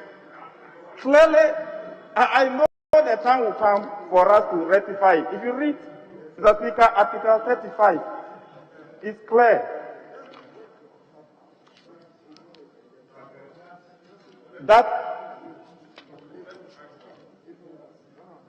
the Speaker 35.5, the state shall actively promote the integration of the people of Ghana and prohibit discrimination and prejudice on the grounds of place of origin, circumstances of birth, ethnic origin, gender, religion, creed, or other beliefs. Mr. Speaker, if you go to D, is it? Let me go. You go to D. To achieve reasonable regional and gender balances in the recruitment and appointment to public offices. I'm making this so that we will be guided as a nation to make sure that those 4 regions that in the appointment of people into ministers of state, during the next appointment, those areas will be considered. Mr. Speaker, to come to matters on the regional ministers again, Mr. Speaker, the Ahafo region is one of the youngest regions that were just created in 2018. Mr. Speaker, in the last election, not much problems were created there. There was absolute peace. And this was supervised by one of our colleagues, Honorable Ivan Bobier, who used to be the minister for the Bono Ahafo region until the then demarcations that shifted him to the Ahafo region. There was absolute peace during the elections. The Honorable Yabwachi now was not part of the equation. Honorable Ivan Bobier, together with Honorable Erikopoku and Honorable Alaji Collins Dauda, together with Nananum, were able to dialogue together, organize free, fair, and transparent elections, and there was peace in Ahafo region. This time, these 3 key players are still there. Honorable Ivan Bobier is no longer going to be the minister for Ahafo region. The baton is going to be given to Honorable Yabwachi. I want to appeal to him. He must work together with Honorable Ivan Bobier, Honorable Alaji Collins, and Honorable Erikopoku to make sure that there's absolute peace in our region. Mr. Speaker, in my own region, Mr. Speaker, I knew what happened there, and I want to use that one to advise them. As regional ministers, they are going to be chairpersons or chairmen of the regional security councils or committees. Mr. Speaker, whatever decision they are taking, that they don't tarnish the image of the security corps at the center. Whatever decision, the bag doesn't end with them. They should know that the bag stops with the Minister for Interior, Minister for Defense, and the Minister for National Security. So in taking certain critical decisions, they must consult for us to hold Ghana together. With these few comments, Mr. Speaker, I thank you for the opportunity. Very well, Honourable Mendes. At the conclusion of the debate, the question is, all in favor of the House adopting the report, say aye. Aye. All against, say no. The ayes have it. The House has adopted the 3rd report on His Excellency the President's nomination for regional ministerial appointments. The second Deputy Speaker to take the seat. Yes, now, yes, Honourable Leader. The Speaker, if you may take one or two from either side. The state on the message of the State of the Nation address. Then we can then break, then come back to conclude. And I guess, Speaker, in the meantime, the report on the Committee of Selection would have been distributed to members. So upon return, we shall also conclude the consideration of that report and approve same. Leader, I didn't hear the last part. I heard the Committee on Selections report distributed to members, and then what? That in the interim, the report from the Committee of Selection on the composition of the other standing and selection would have been distributed upon our return, so we consider them and approve of same. That's the one that I related to. Were you suggesting that we suspend it now? No, I'm saying we will take some additional contributors to the message on the State of the Nation. We may take one from either side, or perhaps two, from either side, and then we break for whatever. Very well. Who was the last contributor? Honorable Mokwa was the last contributor. It goes to the minority side. Sarah, okay. The minority side, I'll go to Honorable Dr. Rashid Pepo.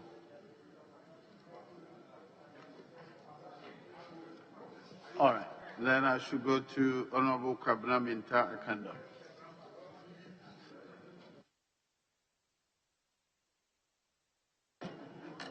I'm most grateful, Mr. Speaker, for the opportunity to contribute the motion to thank His Excellency the President for the delivery of the State of the Nation address. Mr. Speaker, I know that the appearance of Mr. President on the floor of the House was in fulfillment of his constitutional obligation. But, Mr. Speaker, as leaders of this country, we owe it as a duty to be honest and candid to the good people of this country. Mr. Speaker, the State of the Nation address, as delivered by any country, any president or every president, must reflect the realities in the country. The Speaker, it must reflect what we see, it must reflect what we hear, it must reflect what we feel in this country.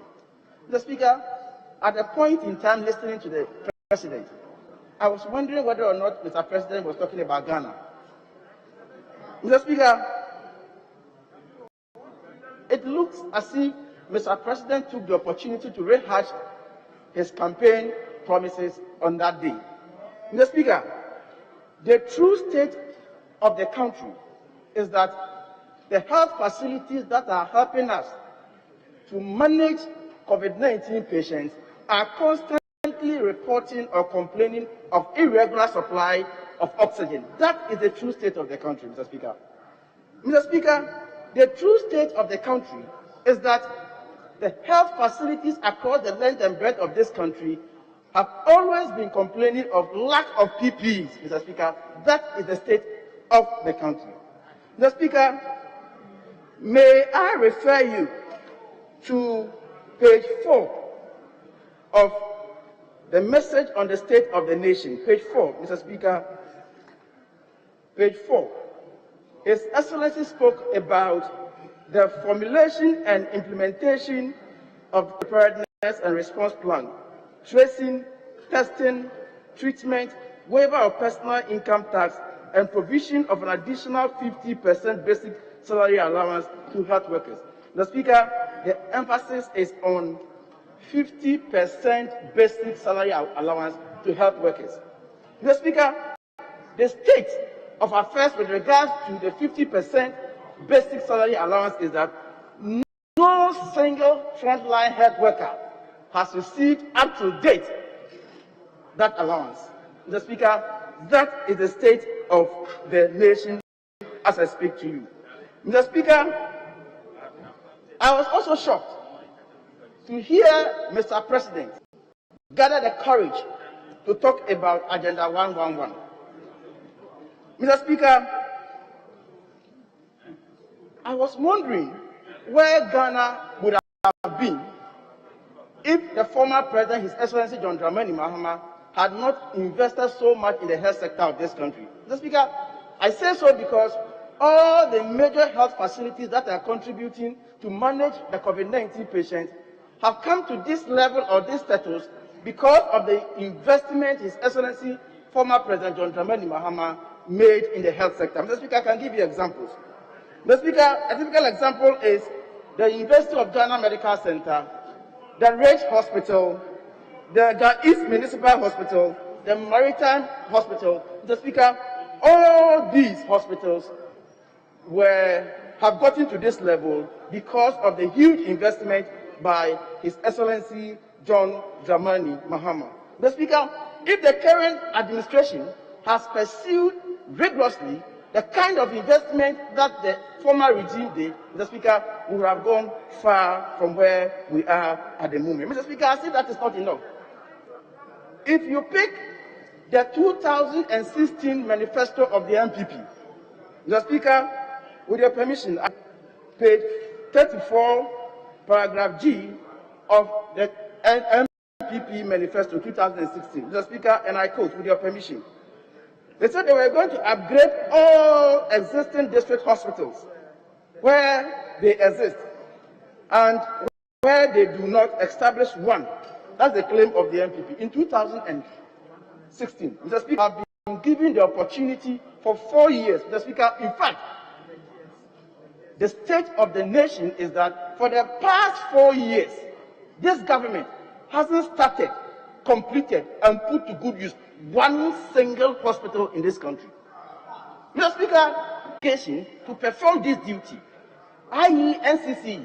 Mr. Speaker, we have heard in this country that the NCC boss has come out to complain that they don't have logistics to even do education. Mr. Speaker, we are drawing the attention of Mr. President that what is important and what's appropriate is to adequately resource the NCC machines, that it's their responsibility to perform such a responsibility. And again, Mr. Speaker, as you all agree with me, the education and sensitization against COVID-19 has not been up to expectation. Mr. Speaker, before even this vaccination, I was expecting that we would have intensified our education and sensitization, especially in our rural areas. Mr. Speaker, your guess is as good as mine. Mr. Speaker, again, on COVID funds, COVID-19 funds. Mr. Speaker, this House has approved a lot for this government in the name of fighting against COVID-19. Mr. Speaker, I can remember the World Bank, IMF, $1 billion.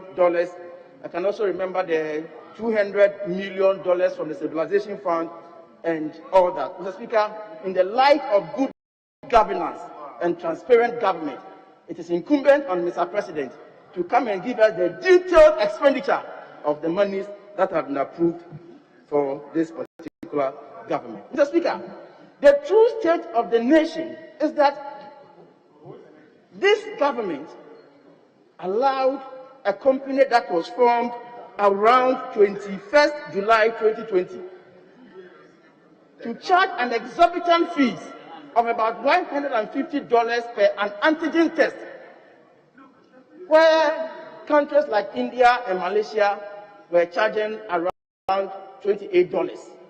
Mr. Speaker, as if the president didn't hear anything, he didn't see anything, he never touched on that point. Cabinet ministers, former cabinet ministers, and cabinet ministers of the present-day government appeared before the appointment committee and they all denied knowledge of that particular contract.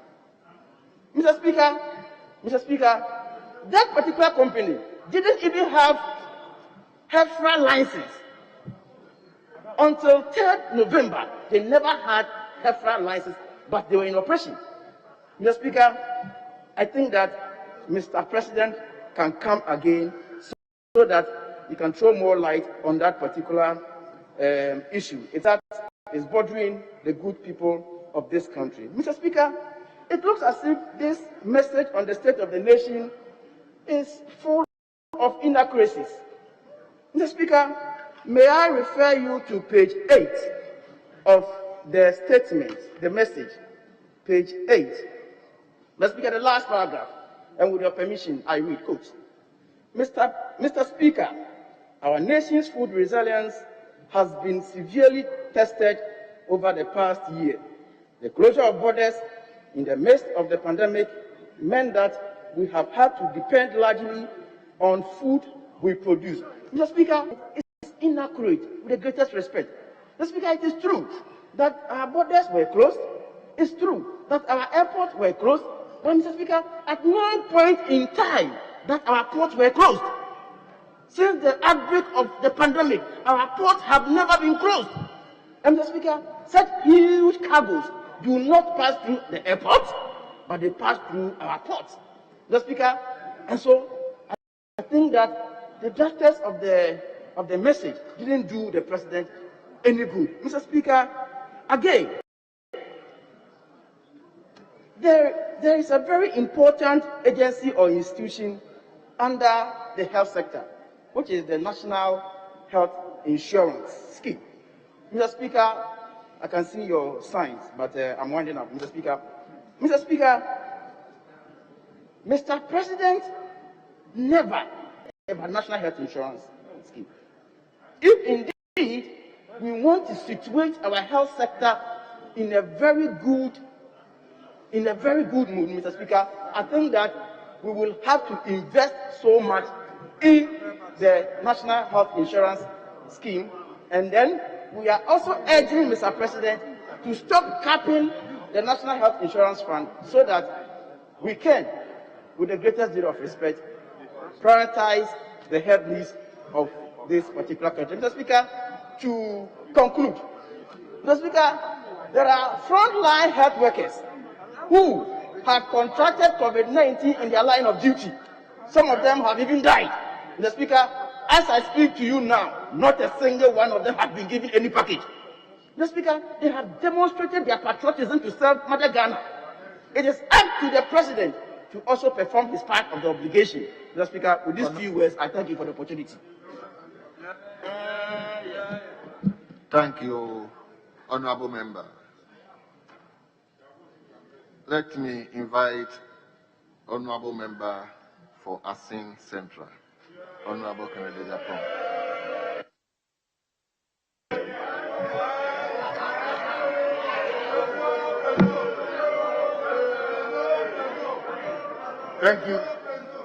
Thank you, Mr. Speaker, for giving me opportunity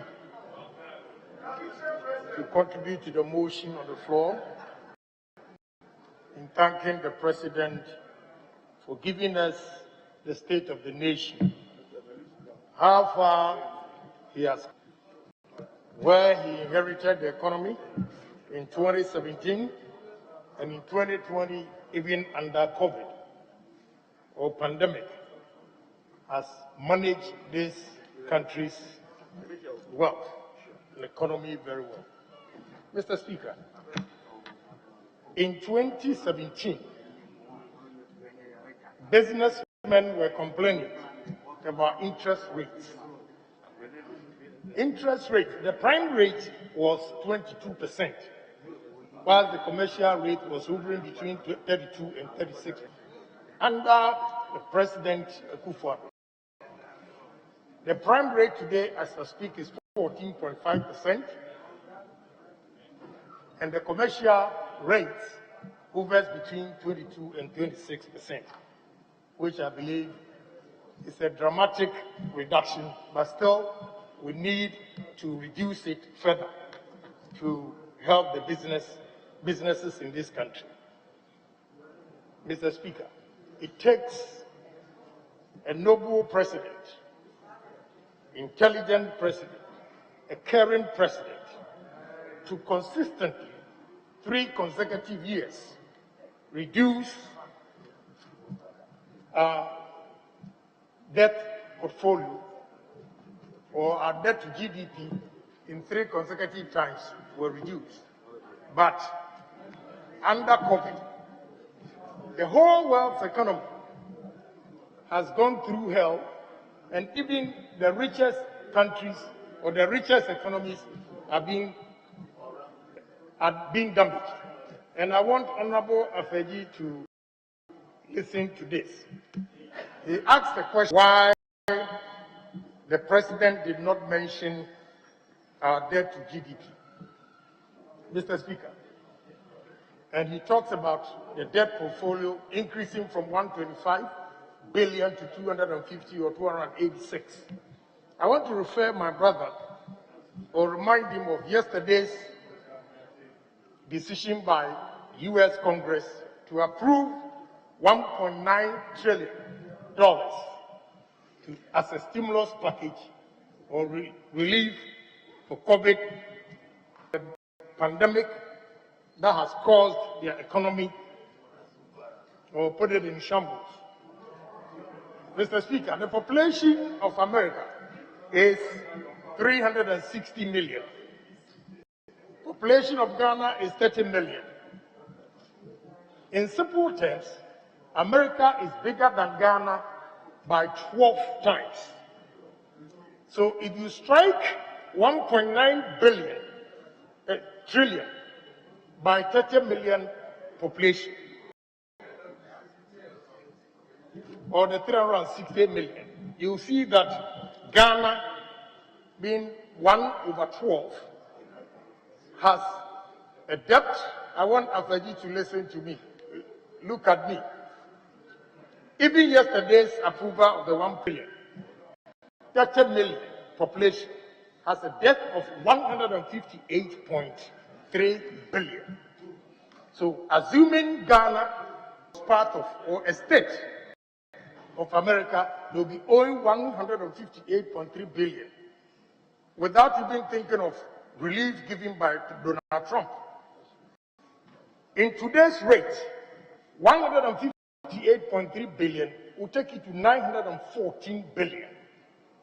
Therefore, you should applaud President Akufo-Addo for managing this economy for you to enjoy free water, free electricity.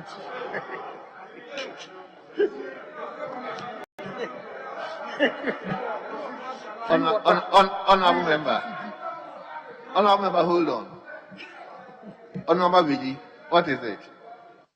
Very much. I think that my honorable colleague, I stand under the combined effect of Order 91A and 30F, that he is giving us information that can be described as voodoo economics. You cannot compare quantum and make sense out of it. You need to relate it into percentages. If total debt has been increased by over 100% in 4 years, that is something you must be concerned about. You don't compare that absolute figure with the US figure. You are deceiving us, and the people are watching and listening to us. Honorable member for Asin Central. Mr. Speaker, I'm surprised about my colleague, but I'll continue. I'm surprised about my colleague's argument. Mr. Speaker, I want my colleagues on the other side to applaud the President for managing this economy prudently for us to enjoy. Because, Mr. Speaker, under COVID, many countries have lost lives. And today, or last night, even Brazil, which is one of the largest economies in Central America, had a death rate of 2,000. Yesterday, 2,000. Let us ask ourselves, what is the death rate of Ghanaians? It did not come by magic. It is because the president cares about his people. That is why he put policies in place to reduce infection rates and also reduce the death rate. It is important. My colleague was talking about death. When people are dying, when people don't have food to eat, we talk about death. Human beings, we have to save human beings for human beings to work and make incomes for us. And therefore, you can't place your death lives. So, Honorable Afezi, whether it's in percentage terms or nominal terms, lives first. Mr. Speaker, this president has done a yeoman's job when it comes to employment and industries. I'll take industries first before I link it to employment. Mr. Speaker, we have lived in this country under Honorable Afeji's government, where graduates formed an association called Unemployed Graduate Association because they did not have jobs.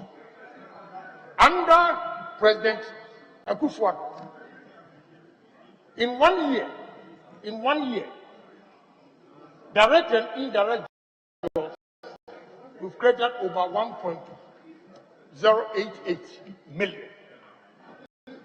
That is why you have international companies coming in to establish or build, especially the automobile industries, flopping into this country.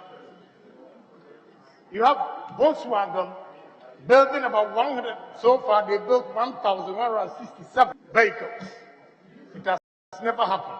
Let us ask ourselves, how many jobs have been created through this? When you take the Sino truck, they built over 376. You have Kantanka, 400 trucks or cars. All these cars are being built by Ghanaians. Years back in 2015, 2016, we were importing everything into this country. Now we are reducing importation through these assembly plants that are coming in, employing our youth. This is how it's creating employment for us. Mr. Speaker, under Honorable Afaji's government, implementation, because of how he started this morning, Honorable Afaji, in 4 years, President Akufo-Addo, in 4 years, Mr. Speaker, President Akufo-Addo, all right. In 4 years, Mr. Speaker, President Akufo has been able to revive our old industries or factories that had collapsed and built new ones. As I speak, 76 out of 230 factories are in operation. Can you imagine if we have had every 4 years since our independence, 232 factories in 4 years, divided by 64 years, and see the number of factories we would have had. That is why you should join me in thanking President Akufo-Addo that he's the greatest after Kwame Nkrumah. Sit down, sit down, sit down. Let me give you economics. Mr. Leader. Mr. Speaker, the honorable member is misleading the House. It's misleading in the sense that by saying that if we should have 332 factories in 4 years, means that there were no factories in Ghana when this government took over. There were a lot of factories in Ghana. There were a lot of factories producing for us. So you cannot say anything that will show as if that it is only this government that has come under the one factory, one district by establishing factories in Ghana. There were factories. There were factories in Ghana. So he should correct himself that under the previous government, there were factories that were built. The only thing is that we didn't come to say that we have built so much. If we should account for it, it would be more than even the factory he's mentioning. So it should not. It wasn't our policy. It wasn't our policy. So you can't say what's stop us. If you want to do proper job, you could even find out how many factories were built under NDC. You could find out how many factories were built under NDC. You can compare it with yours. Honorable Leader. Yours. Honorable Leader, will you wait so that it gets to your turn, or any member of your turn, you can raise those issues. Honorable Member for Asen Central, you may continue, but your time is getting. Honorable Member, my argument is that in 4 years of Akufo-Addo's term, he's been able to create 232 industries or companies. Yes, and 76 are working. So my argument is that if every government in 4 years had created or added 232 factories. When you strike 64 years, you divide it by 4 and multiply it by 232. It's almost 5,168. Do you know the number of Ghanaians that would have worked? Do you know the number of Ghanaians that would have been employed? You are arguing about this issue. Meanwhile, under just 2015, 2016, as I said earlier on, we had about graduates coming out openly to say that they don't have jobs. And under Agric alone, or the health service alone, in 4 years, we created 100,000 jobs. You need to applaud the president. It is not by accident, or you think we conjure. It is by prudent management.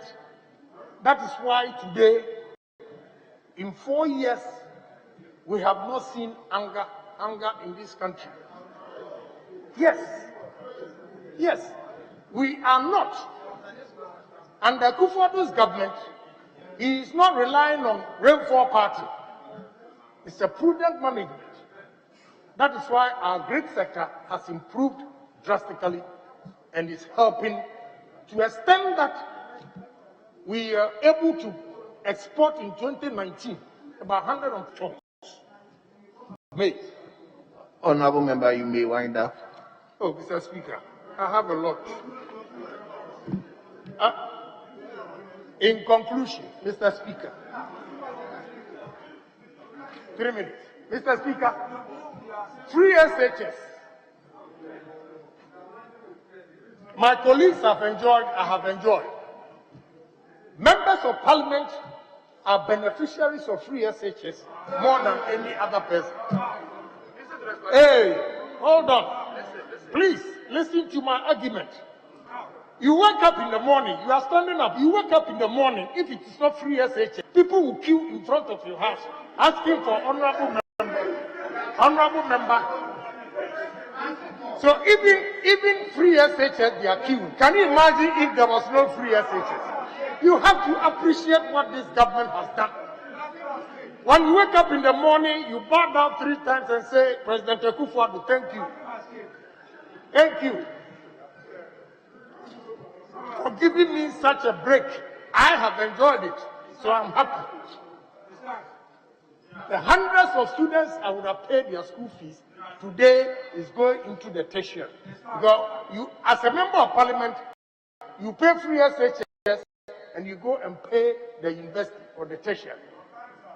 Be grateful and admit free SHS has saved you money, and that is why I'm saying that we, the members of Parliament, benefit more. We benefit more out of these free SHS than the individuals because they shape their irresponsible behaviors to us, for us to take care of them. Today, because of Kufuor, yes, because parents are supposed to take care of their kids and not members of Parliament. Please Honorable member. Please sit down. I'm speaking for you. I'm speaking for you. These are monies you would have paid. Don't let us deceive ourselves. That is not the truth. We are not playing politics here. We are speaking gospel truth. That we have all benefited from the free SHS because it has reduced the burden. Now you have tertiary. I'll go back again with the promise, and I know now that the ministers are in place, after the budget, students from poor home like myself, when I was in heavy land, when I was in school, why are you so impatient? When I was in school, today, or under Kufuor's government, the second term, students are going to enjoy loans without guarantors. Without guarantors. The importance of the guarantors, as I speak today, is that those who guarantee for the students, they take their salaries lock it down. Honorable Kennedy, please. Let me You're a conclude. senior man. You're a senior member. Yes, so give me 2 more minutes. So, Mr. Speaker, in conclusion, if you're enjoying it, then I'll continue. No problem. So, Mr. Speaker, in conclusion, I'll say that because you are heckling me, the president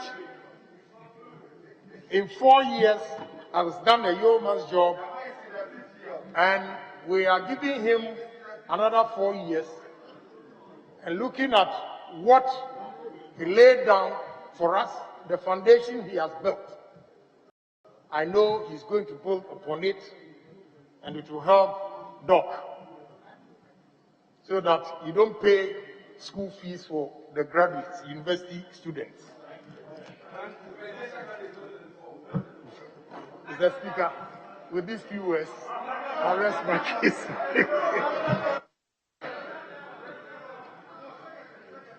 Thank you, honorable member. Honorable member for Wa, is it Central? Wa Central, Dr. Rashid Purple. Thank you, Mr. Speaker, for the opportunity to contribute to the State of the Nation address presented to this House by His Excellency, the President of the Republic. Mr. Speaker, let me start by paying tribute to the 7 people who died on the 7th of December and whose recognition and tribute we would have come forth in the course of the delivery of the State of the Nation's address.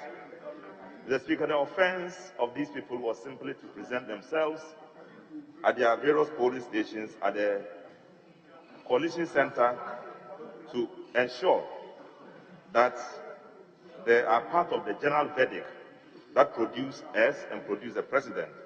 Mr. Speaker, in the State of the Nation's address, the president ignored it. And I'm joining my friends to say that we need to investigate it and we need to ensure that this thing never happens again.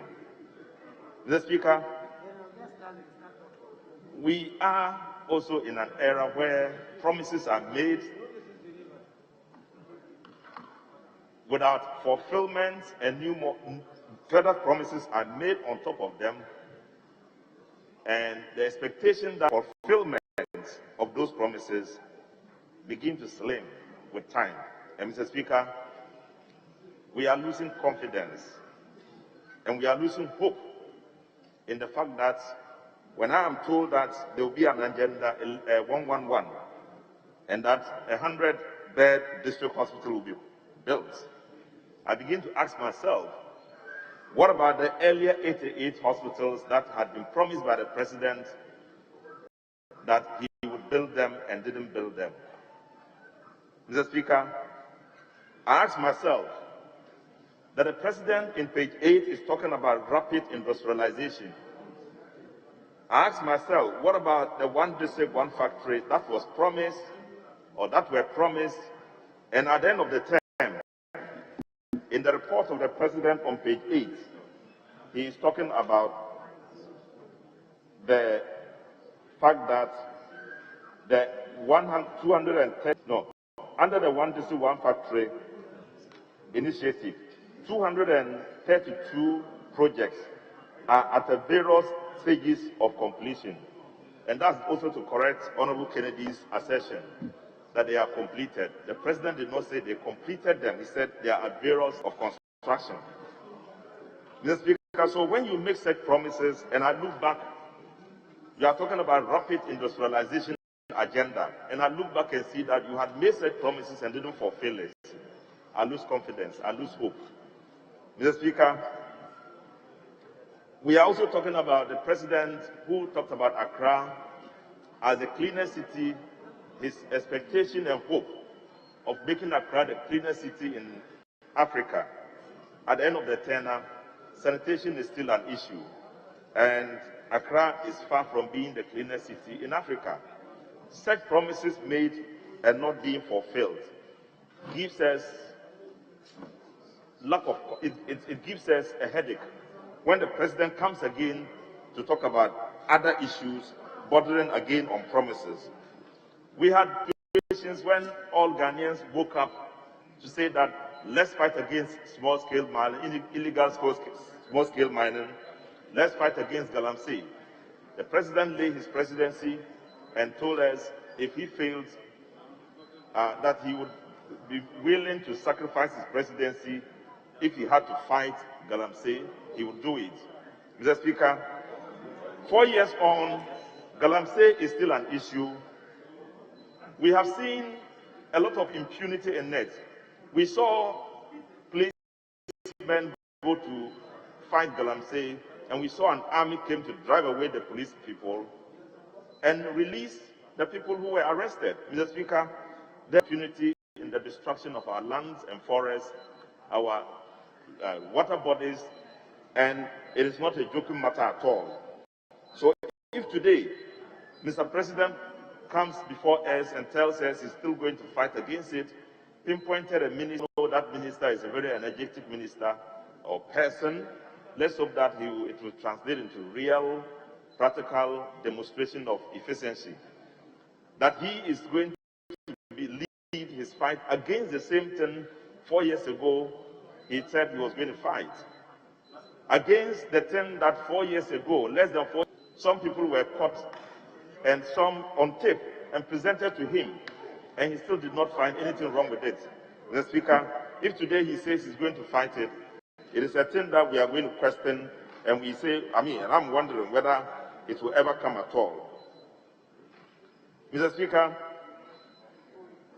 everything covered, not everything was covered, and I know it is logical that not everything will be covered, but there are some key things that we needed to be answered. We needed the president to mention.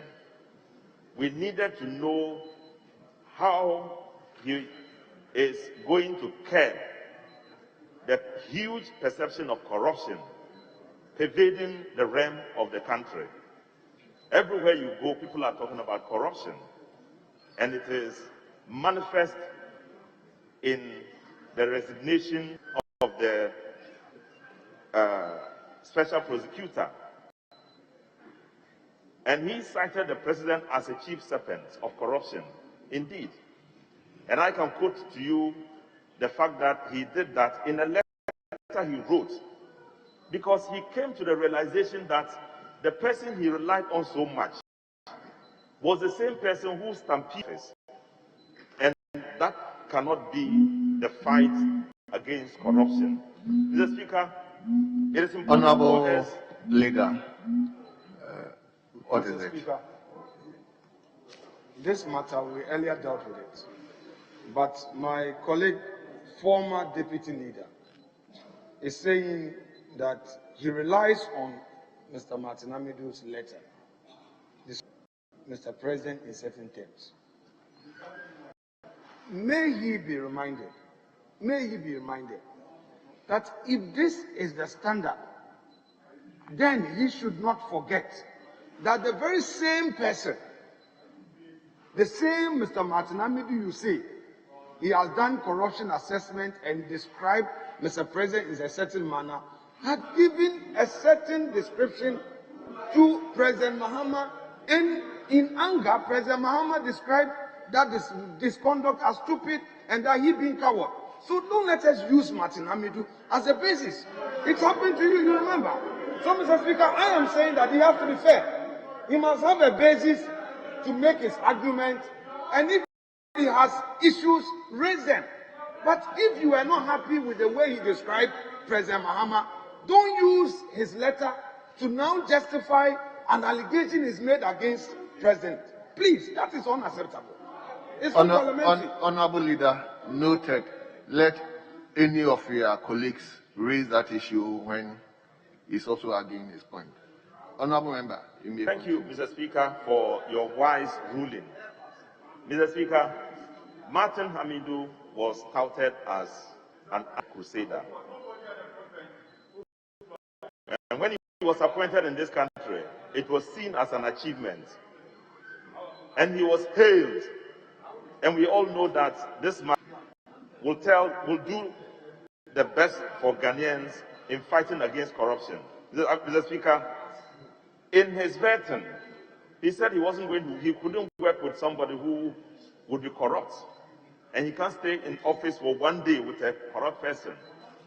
And if this same person in his public life has come to say this, it is worth consideration. And I think that instead of running away from it, I will advise government to confront the issue, find out what has happened for him to have made that statement, and correct itself. Mr. Speaker, corruption is a very dangerous canker. It destroys a nation. It destroys the moral fabric of a nation. It sucks the nation of its ability to develop. And so, if in the course of the 4 years of the president, it became a major issue, he definitely should come out to talk about it. And we expected him to do so. Mr. Speaker, we expected the president to recognize the danger being faced here of this country. The danger summarized in the fact that a journalist who had criticized him so much, who had brought out issues of corruption, was forced to leave this country for another country just because he was given death threats and nothing could be done to help him. Mr. Speaker, it is important. We believe that the fact that we have been reduced from 56 corruption perception index to 81 is a matter of serious concern, and that we need to talk about it. Mr. Speaker, I believe that the matter of the state of the nation, we should admit to some failures. If any situation where a president comes to present the state of the nation and admits anything and admits nothing wrong with the nation, there definitely is something wrong with that. And I expected that the president would have admitted to the dangers he faces in the economy. An economy he picked at a point when our debt to GDP was at 58%, and then at the end of 4 years, the debt to GDP rose to 77%. It's not anything you can ignore in the course of the presentation of the state of the nation. Mr. Speaker, the year of rules, wonderful opportunity for us to have rules. I heard the minister extolling his virtue and talking about the fact that the MPP 4 years administration has done more rules than any other government in history in this country. Mr. Speaker, nothing can be further than the truth to that. It is, and I'm happy our ranking member got up to challenge it, that it is not true. He could have talked about what he has done, but not to say it is the best ever in this country. Mr. Speaker, we are saddled with one of the worst challenges of failure in roads construction in this country. Failure in the payment of road constructors in this country. The fact that road contractors are even shown a bank where they would go, or a financial institution where they can go and mortgage their certificates. To be able to take money in this era is a problem. The fact that for 2-3 years people have had certificates waiting to be paid for roads to be constructed is a major issue. And I will President that in these 4 years that he has in front of him, he should ensure that real work and real reports is presented to the people of Ghana, not speculated ones, not reports that we would go later to find that it is not the case. He talked about, for example, a situation where we are net exporters of food, and it is proven here that it is not true. So much inaccuracies in the presentation of the State of the Nation. And, Mr. Speaker, we are in the 21st century, where technology is gone far, where facts can be checked. And so it's important that in these matters, we don't go telling untruths. Mr. Speaker, lastly, we are told that there is one district, one factory, and that they are in operation. I was the ranking member of government assurance in the last parliament, the 7th parliament. Mr. Speaker, we decided that we would go from factory to factory, district to district, to check what government had done to have these factories built and running. Of the 12 factories we decided to visit, Mr. Speaker, only one factory, a Kunfi, what do you call it? Fruit juice factory. A Kunfi, yes. Only one was supported from scratch to functioning by government. All the others. Honorable Member winding up. Yeah, all the others were adopted by one district, one factory. It is not as if it's bad, but we should be truthful and adopted them and not build them from scratch. We went to 2 factories in Tema. We went to a factory inside Accra here. We went to the rest of the central region. Before you sit down, let the former Deputy Minister for Trade. Thank you very much, Mr. Speaker. Mr. Speaker, I think that my most respected honorable is misleading the whole country. It is never true. There is only one factory that was started from the scratch, and that is Ekufi. There are several of them. In fact, to even give you an indication of factories that were in existence that decided to start new, let me say, avenues or new industries, which had nothing to do with what their products or their product used to be. For example, B5 Plus. B5 Plus is to sale of rebars, which we call iron rods. Today, they have built a new factory from the scratch. They are doing profiles. They are doing what do you call high tensile steel, and so on and so forth. It has got nothing to do with their previous business of importing and selling iron rods. So if you stand here in this August House, which is a house of records, and indicate that factories that we claim to have built in one district, one factory, only one of them started from the scratch, you are misleading the House, Mr. Speaker. Honorable Member, you may conclude. Mr. Speaker, the member is listening and listening well. I said we selected factories, districts to visit where factories were built. We selected, and of the ones we visited, only one was built from scratch. That's what I said. In fact, we visited D5. D5 was not built by government. At the time we went there, they were complaining that they needed funding, and they needed not just government money, they needed to be guaranteed to earn money, to take money to build. So you didn't do it. And we want you to admit to this. To the people of Ghana, you must be truthful. This is good. But industrialization, without the needed stimulation that needs to kick it off, is speculation. And the regret is that the president had been singing this before he became president, the Goggisberg economy, that he wanted to transform into more productive economy so we can be on our own. We don't want to be dependent. And still is the same story in this book, in this State of the Nation. He's still singing the same song. The Speaker, for God's sake, he has been president for 4 years. And he should have demonstrated much more strongly that he wants to move away from the Goggisberg economy to a less dependent economy and a more forthright, industrious, and rewarding economy, much more than we are having now. Mr. Speaker, with these few words, I want to thank you for the opportunity. Thank you very much, Honorable Member. Let me now invite Honorable Member for Sekirioso, Dr. Kokrefi. Thank you very much, Mr. Speaker, for the opportunity. And then let me also thank Honorable Yao Patrick Boama for tabling the motion on the State of the Nation address read by His Excellency the President Nana Addo Dankwa Akufo-Addo. Mr. Speaker, before I go to the meat of my submissions, let me take this opportunity to debunk certain things that have gone on this floor.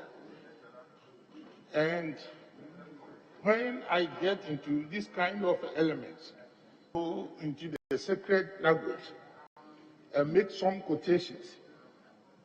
Mr. Speaker, where I stood, I was told that corruption of my personal, which means corruption of the best is the worst of all. And then we have another saying, which says, abati medico patrono que intima pande, which means conceal not the truth from thy physician or lawyer. Mr. Speaker, we are here where some members have received double salary. They have not had the courage to refund those monies. And indeed, those things are, and they have the effrontery to stand in this hallowed house and harp on corruption. I find it very, very offensive. That is why I'm quoting from the sacred language. Mr. Speaker, again, Mr. Martin Amidu was quoted in extension about his submission about corruption, and references were made to the president. I find this very, very offensive. There was no substance in it. But the irony of it is that in the same paper, a reference was made to President Mahama about corruption in the matter of the Airbus saga. They don't have the moral courage to refer to it, why I've quoted those Latin quotations. Mr. Speaker, let it be known that what is good for the gander is also certainly good for the goose. Except that to say that we are not accepting the attributions to President Nana Akufo-Addo in that measure, because the former special prosecutor was just making allusions. The Speaker, I do not want to dwell on that one alone. Yesterday, Honorable Eric Opoku made submission and made pronouncement on cocoa, which I cannot let in all conscience pass. When we take cocoa production, President Kufuor had a deliberate policy to attain 1 million metric tons. And he missed it by only 1 year. About 300,000 metric tons rose steadily until 2010, when we got 1,024,000 metric tons, nearly at par with La Côte d'Ivoire, which produced 1.2 million metric tons. When there was a change of government, what did we see? I have the figures here. The figures I'm quoting are from Kokobo. 212 to 213. We slumped to 35,000 metric tons. I'm rounding them off. And then 14, 896. 14, 15, 740,000.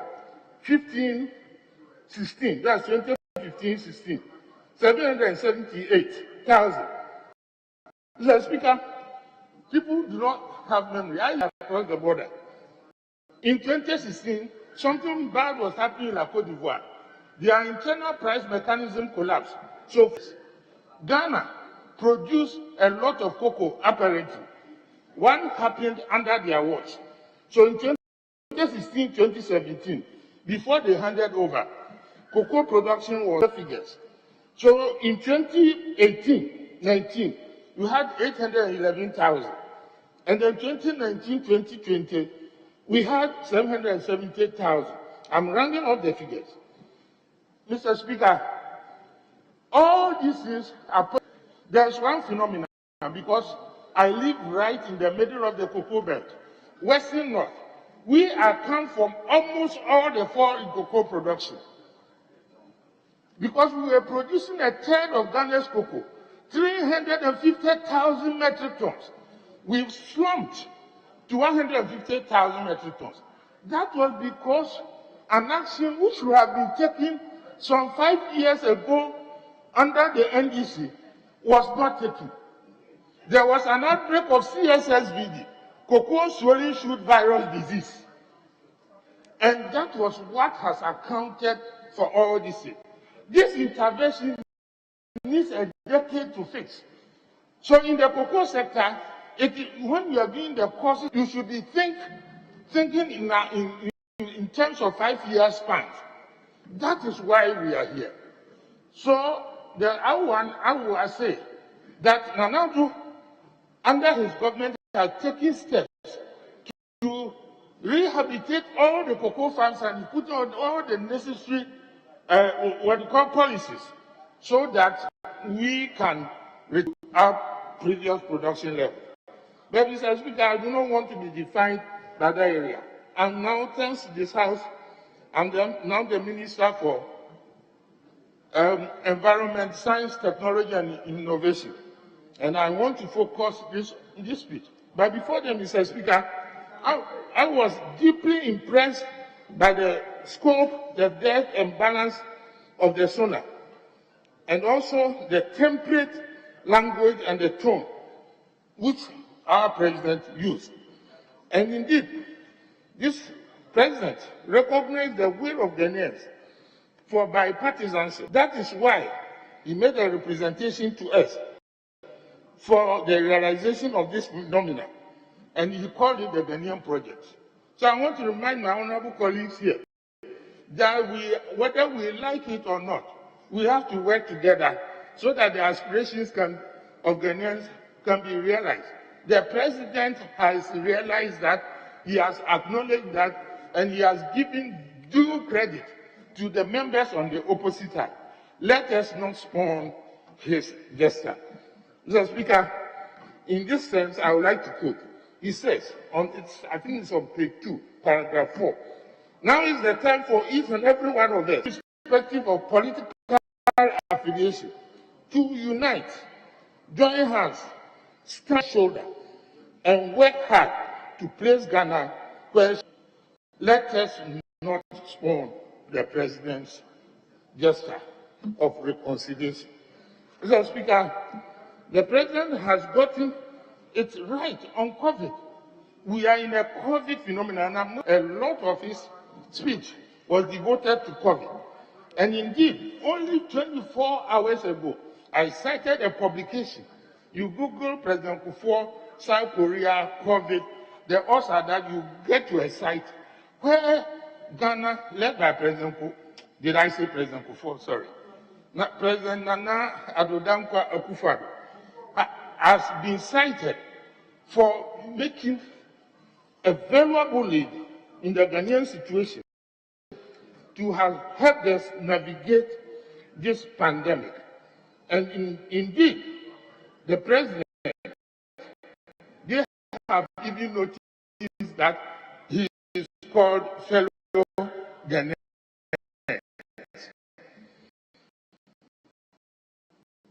Mr.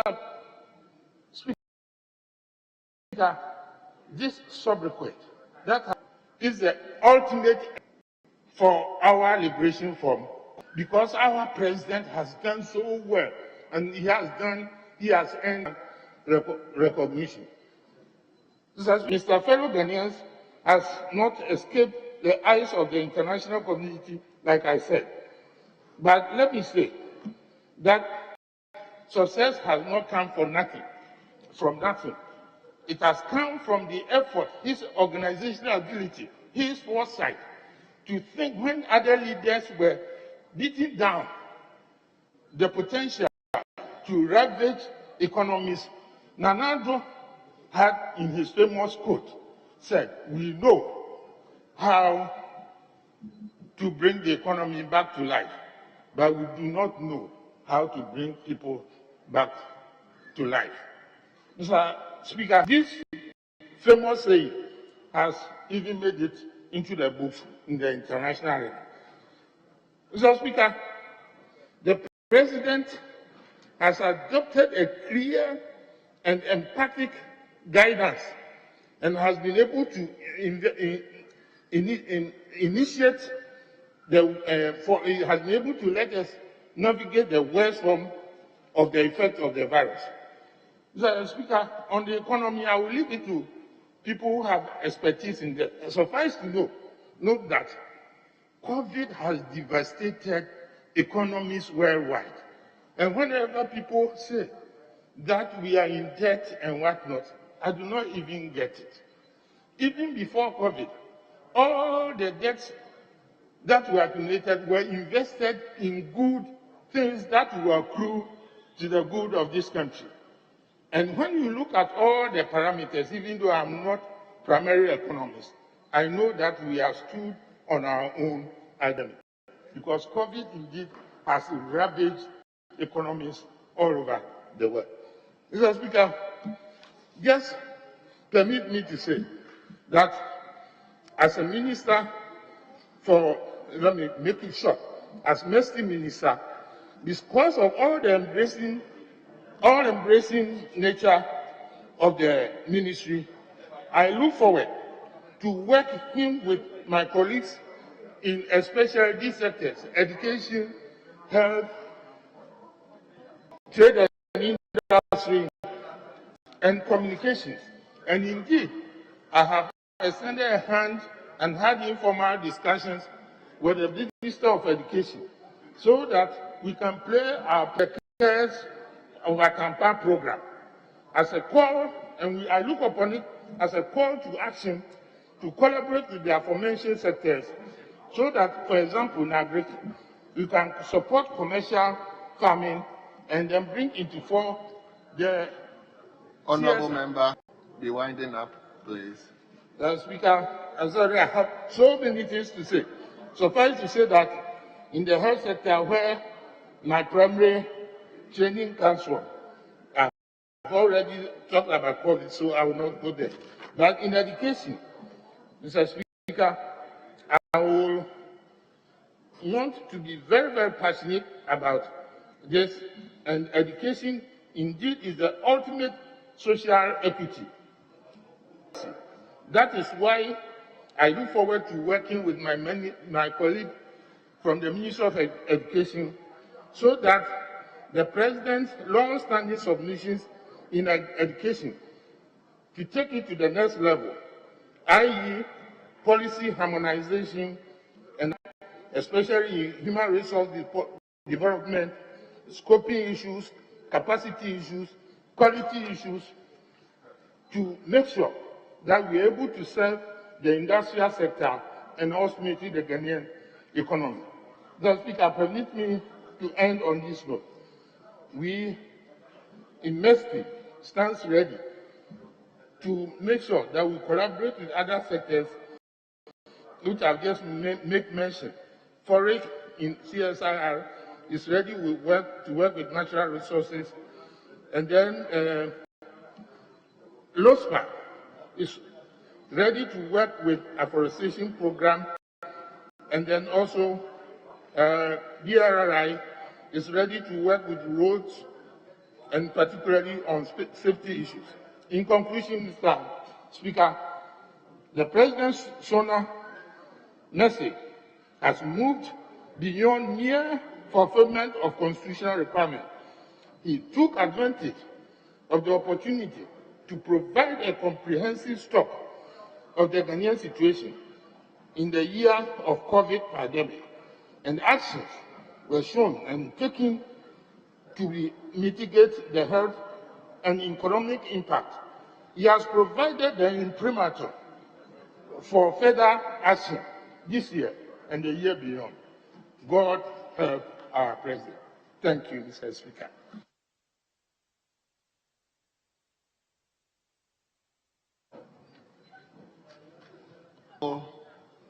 Della Soa.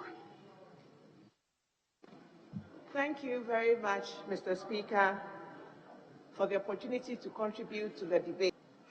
I want to start by reacting to what Honorable Kennedy Ejipon said, that MPs are benefiting from the free SHS. He went on to explain that this is because queues in front of our offices asking for school fees has reduced or is no more. I want to say that that may have been the intention, but that is not the reality. The reality is MPs are now being asked to pay rent for the students who are placed in schools far away from the constituencies. Sometimes we spend as much as 2,000 Ghana cedis a semester for rent for students. So that is not true at all. The fight still is on.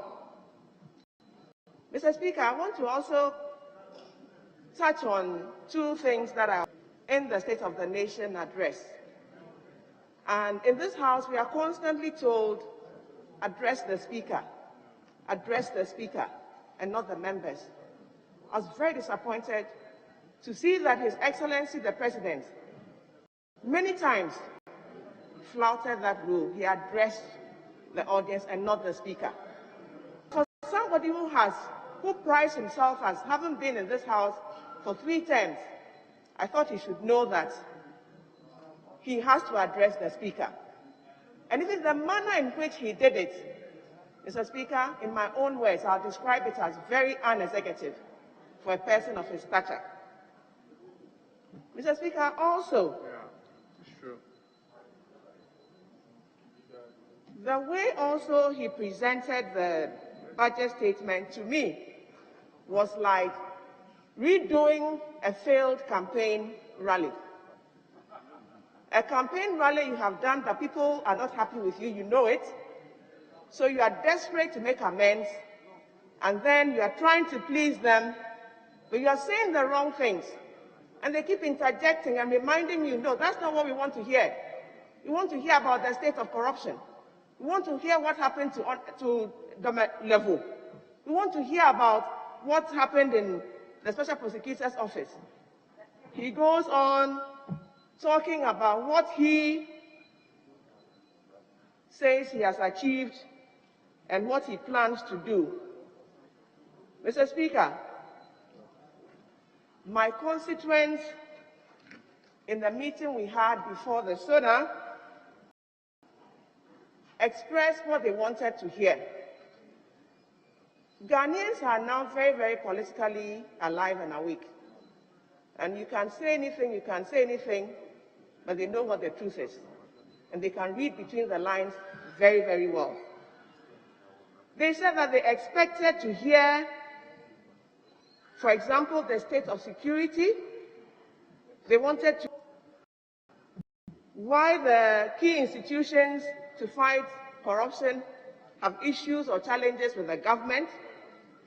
They wanted to know what happened to the special prosecutor, why he resigned.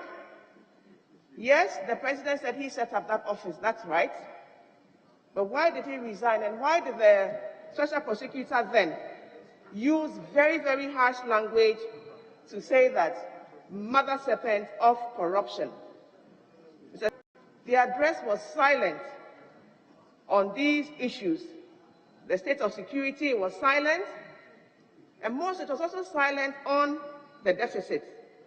Mr. Speaker, no mention was made to the debt to GDP ratio, which has gone up significantly. Under President Mahama, it stood at 54.83% in 2016. But today, the debt to GDP ratio stands at a whopping 76.87% as at the end of 2020. And that ratio spells disaster, as it may adversely affect the growth of the economy. Mr. President was also silent on the exchange rates issues, where the exchange rate cedi was when he took power, and where it was by the end of his first term? What impact did it have on businesses and on the general public? He was silent on that. Mr. Speaker, permit me to quote again Mr. Eric Opoku, who did a brilliant debt burden analysis yesterday. And whereas then Mahama, the debt burden analysis was 4,300 per person, after the first term of President Akufo-Addo, it stands at 9,500. By the end of the next 4 years, I'm sure it will stand at 20,000 Ghana cedis. Mr. Speaker, the President found space to hint that the controversial Ejapa deal will be back. And I can see my colleagues on the other side busily defending it. This was a deal. Many civil society organizations stood against it. MPs stood against it. It was a bad deal for Ghana. The special prosecutor then said it was fraught with corruption and personal interest. But this is a deal that His Excellency wants to bring back. Mr. Francis Oklu, who is my constituent, asked a question. He said, and I quote, "What is it about Ejapa that President Akufo-Addo cannot let go?" Perhaps this is why he keeps talking now about collaboration, so that we'll collaborate with him to pass things that we think are not in the interest of the country. 4 years ago, when he was in this house to give his first State of the Nation address, he cheekily said, "You can have your say and I'll have my way." 4 years after, you are now asking for collaboration. Mr. Speaker, there are several issues he was silent on, and I'll start from the energy sector. I've made conscious SONA for 2017, comparing it to the silence now. Mr. Speaker, he said in the current State of the Nation address that he wanted to achieve 100% electricity coverage. Mr. Speaker, that's a tall order. That means over 14% has to be added to the current coverage. But, Mr. Speaker, what is interesting is that in 4 years, he was only able to add 1.9% to the coverage. In 4 years, which means that this next 4 years, if he wants to achieve 100% coverage, he needs more than 3.5% addition per year. Mr. Speaker, let's be truthful to Ghanaians and tell them as it is. He stated that the electricity coverage now stands at over 85%. Mr. Speaker, that's thanks to His Excellency John Dramani Mahama. Who took it there? Mr. Speaker, the President promised to end electricity in 2017 to 2,175 communities. Mr. Speaker, he was able to do an embarrassing 279. That was half a percentage point. In 2018, he decreased the number. He now said he will reach 1,796 communities. That too sadly couldn't be achieved. He was only able to do 451 communities. And now you are promising 100% coverage. Hey, Ghanaian people are listening. Ghanaian people are very intelligent. That's right. They are reading between the lines and seeing the reality. They may not talk, but that doesn't mean they are not seeing what is happening. Mr. Speaker, I also want to touch on the current power outages, which is a great source to many of us. Mr. Speaker, in the 2017 SONA, The President said in page 9 that ECG had signed purchase agreements and 23 were under discussion. He said they were conducting a review and they would terminate some of the contracts, prioritize them, renegotiate, defer, or cancel. 4 years after, where are we at? Only one was attempted, ended up in court, and the judgment debt on that is $164 million. And this judgment debt can do a lot for Kwando constituency. In fact, all our roads can be turned, even to our farms, asphalted with $164 million. Mr. Speaker, he also said at the start of his first term, and I quote, "We have begun to develop a national electricity master plan, which will explore the benefits of listing VRA and GRIDCO on the stock market." Mr. Speaker, after 4 years, where is that master plan? ECG owes GRIDCO so much money that GRIDCO is not able to maintain the transmission lines. And that's the reason for the line stripping in power outages now and again. Mr. Speaker, we are on the verge of another power crisis in this country if care is not taken. Again, Mr. Speaker, in the 2017 SONA, the President said, and I quote with your permission, "Government will encourage increased private sector investment in utility, solar and wind energy projects, as well as accelerate the development of mini-grid solutions in off-grid island communities." Member, be winding up, please. Right, Honorable Speaker, I haven't even... Right, Honorable Speaker, he said he was going to give mini-grids. By the end of the 4 years, he only cut sword for one grid in Pediakope in Ada. For phase 2 of the project, President Obama completed the phase 1 of the Pediakope mini grid. Mr. Speaker,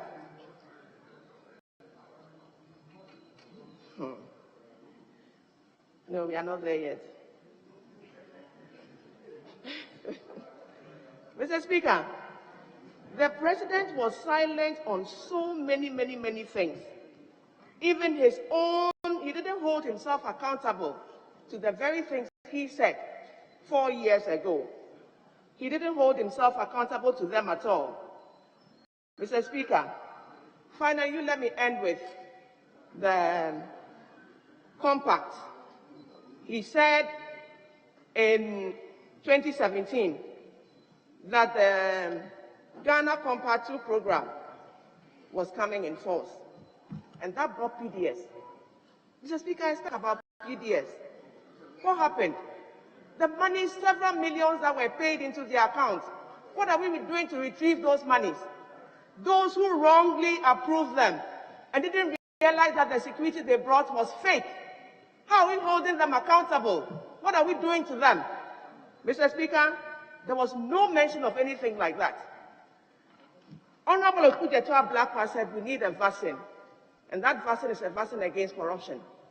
I agree with him 100%, and I think that vaccine shouldn't be given in the arm, it should be given in the heart, so that we, as citizens of Ghana, can recognize corruption very quickly and stay far away from it. Mr. Speaker, thank you for the opportunity. I didn't finish, but I'll end here. Thank you, Mr. Speaker. Thank you very much. Let me again invite another lady, a member for Tano North, Honorable Frida Prempe. Thank you, Mr. Speaker, for the opportunity to also contribute to the State of the Nation address. I also want to thank the President, Mr. Speaker, for his vision. Mr. Speaker, even in the face of COVID-19, which has affected the whole world. The President has shown leadership. Mr. President, I am particular the way the President has put systems and structures in place to even roll out the reopening of schools. A lot of countries across the globe, even across Africa, have not been able to open their schools. But our leader put systems and structures in place to ensure that our children go back to school. Mr. Speaker, President collaborated with the Ministry of Local Government to fumigate our schools, fumigate our markets, and also provided food items to the vulnerable immediately when the COVID-19 broke up. We supported the vulnerable in society, about 400,000 of them in Greater Accra and Greater Kumasi. We provided hot meals through the Ministry of Gender, Children and Social Protection. Mr. Speaker, the President also supported Ghanaians with free water. I believe majority of us here and our constituents have benefited from the free water concept. We provided electricity for lifetime consumers, and of course that went to majority of us and our constituents have benefited from that. Mr. Speaker, he also instituted about 750 million loan facility for micro, small and medium enterprise through the CABAs for our constituents as well. Mr. Speaker, I was surprised that my colleague on the other side, Honorable, who just was talking about free senior high school. If for one or two reasons, she must have supported one or two of her constituents with some money to rent accommodation, that does not defeat the purpose and the concept of free senior high school policy. All of us here, and I'll say it again, Honorable Ken Ejapon said it, and I want to emphasize on it. All of us here, including our constituents, have benefited from the free senior high school policy. Schools have just reopened. Had it not been the senior high school policy, a lot of people, you all agree with me, would have started knocking on our doors, looking for money to pay their school fees. But for the timely intervention of this policy, we would all be looking for money to support our constituents. So we all have to say a very big thank you to the President for this initiative. Mr. Speaker, I also like to thank the President for his vision to roll out massive affordable housing for the good people of Ghana. Mr. Speaker, you agree with me that the deficit, as it stands now, is becoming scary. In the year 1980, we had a housing deficit of 250,000. In 2000, it rose to 700,000. In 2008, it further rose to 100,000. In 2010, it was estimated at 1.2 million. In 2017, it went further to 1.7 million, and now it is estimated at over 2 million. It is the President's intention, as he stated in the State of the Nation address, if I may refer you to page 19, page 21, that it is my intention to place special emphasis on resolving the problems of the housing sector in the country, because tackling the housing deficit is long overdue. Mr. Speaker, because of population growth, rural-urban migration, and urbanization, there's so much pressure on social housing in this country. Even though the private sector is trying its best to roll out about 45,000 to 50,000 annually, it is anticipated that if you really want to bridge the housing deficit gap, we need about 170,000 to 200,000 houses annually. So it is in the right direction that the President wants to continue from where President Kufuor left off when he started the affordable in 2005 in 4 regions of this country. He started one at Sokori Mampong in the Ashanti region, started one in 2 in Accra, we started 2 in Accra, the Botemai and Pong housing projects, and then 1 in Tamale, 1 in Koforidua, and 1 in Wa. So far, we've been able to do 1,227 in Sokori Mampong, 1,464 in Botemai, and 312 in Pong. Mr. Speaker, under the State Housing Company and the Tema Development Companies, we've been able to roll out a number of houses under the Akufo-Addo government. And I must say, the State Housing Company alone has been able to roll out about 876 affordable houses. We have 120 houses under construction in the Ashanti region, about 12 in Central region, we have some in Western region, 16 in the Northern region, 120 housing projects in the Upper East region, about 500 has already taken off in the Western North region. Greater Accra region, 32 apartments already done, and then Greater Accra region, we have the Legacy Court as well. So, Mr. Speaker, for the President to place emphasis on affordable housing projects in this country, I'm very, very happy about that. We are also going to roll out the slum upgrading. We're going to do a lot of infilling during the second term of office. And as he said, that 2021 is also a year of roads. He's also iterated that 2021 is a year of infrastructure. And he's going to place more emphasis, focus, and prioritize housing in this country. Mr. Speaker, only about 50% of Ghanaians live in some sort of housing, comfortable houses. So the affordable housing project is a very laudable one. And that's if you have a visionary leader, if you have somebody who thinks about the good people of Ghana, if you have somebody like Nana Addo Dankwa Akufo, who would want to prudently use the resources of this country, then in fact we all have to say a big thank you to the President. And if I may borrow his words, he told us, Mr. Speaker, that he will continue to use the resources of this country very wisely. And he said, my government found the resources to cushion the impact of the pandemic because we are good managers of the economy and we are good protectors of the public health. Mr. Speaker, the President also intends to roll out the National Rental Scheme. You all agree with me that finding money to even rent a one-bedroom studio or a two-bedroom studio for young graduates is very difficult. So, Mr. Speaker, the President wants to seed 100 million Ghana cedis into the National Rental Scheme to enable young graduates, young career people to source funding from this scheme to be able to rent affordable, decent accommodation for themselves. Mr. Speaker, yesterday I was surprised to hear my brother on the other side, Honorable Samuel Dinapo, talking about the fact that the only thing that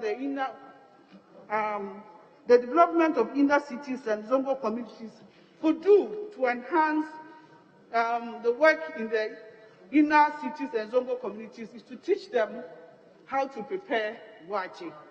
When, of course, his mother knows how to prepare wache. I haven't tasted his mother's wache, so I don't know how it tastes, whether the mother got the ingredients right or whether she did it right. But I want to refer Honorable Dinapo to page 19 of the President's statement. Now, Mr. Speaker, our commitment to the development of inner cities and Zongo communities is unwavering. John Dinapo, sorry. He's Abu and he's John. Sorry. So I'm referring to John Dinapo. I'm referring to John Dinapo. NDC Dinapo, not MPP Dinapo. It was the NDC Dinapo who talked about the wache. So I'm talking about wache, and I want to refer the Speaker to the State of the Nation address, page 19, which says that projects such as the construction of astroturfs, establishment of ICT centers, installation of street lights, entrepreneurial and vocational skills training. I'm surprised if NDC Dinapo was referring to the entrepreneurial skills as the wache. Honorable Member, Is it John Jinapo or Samuel Jinapo?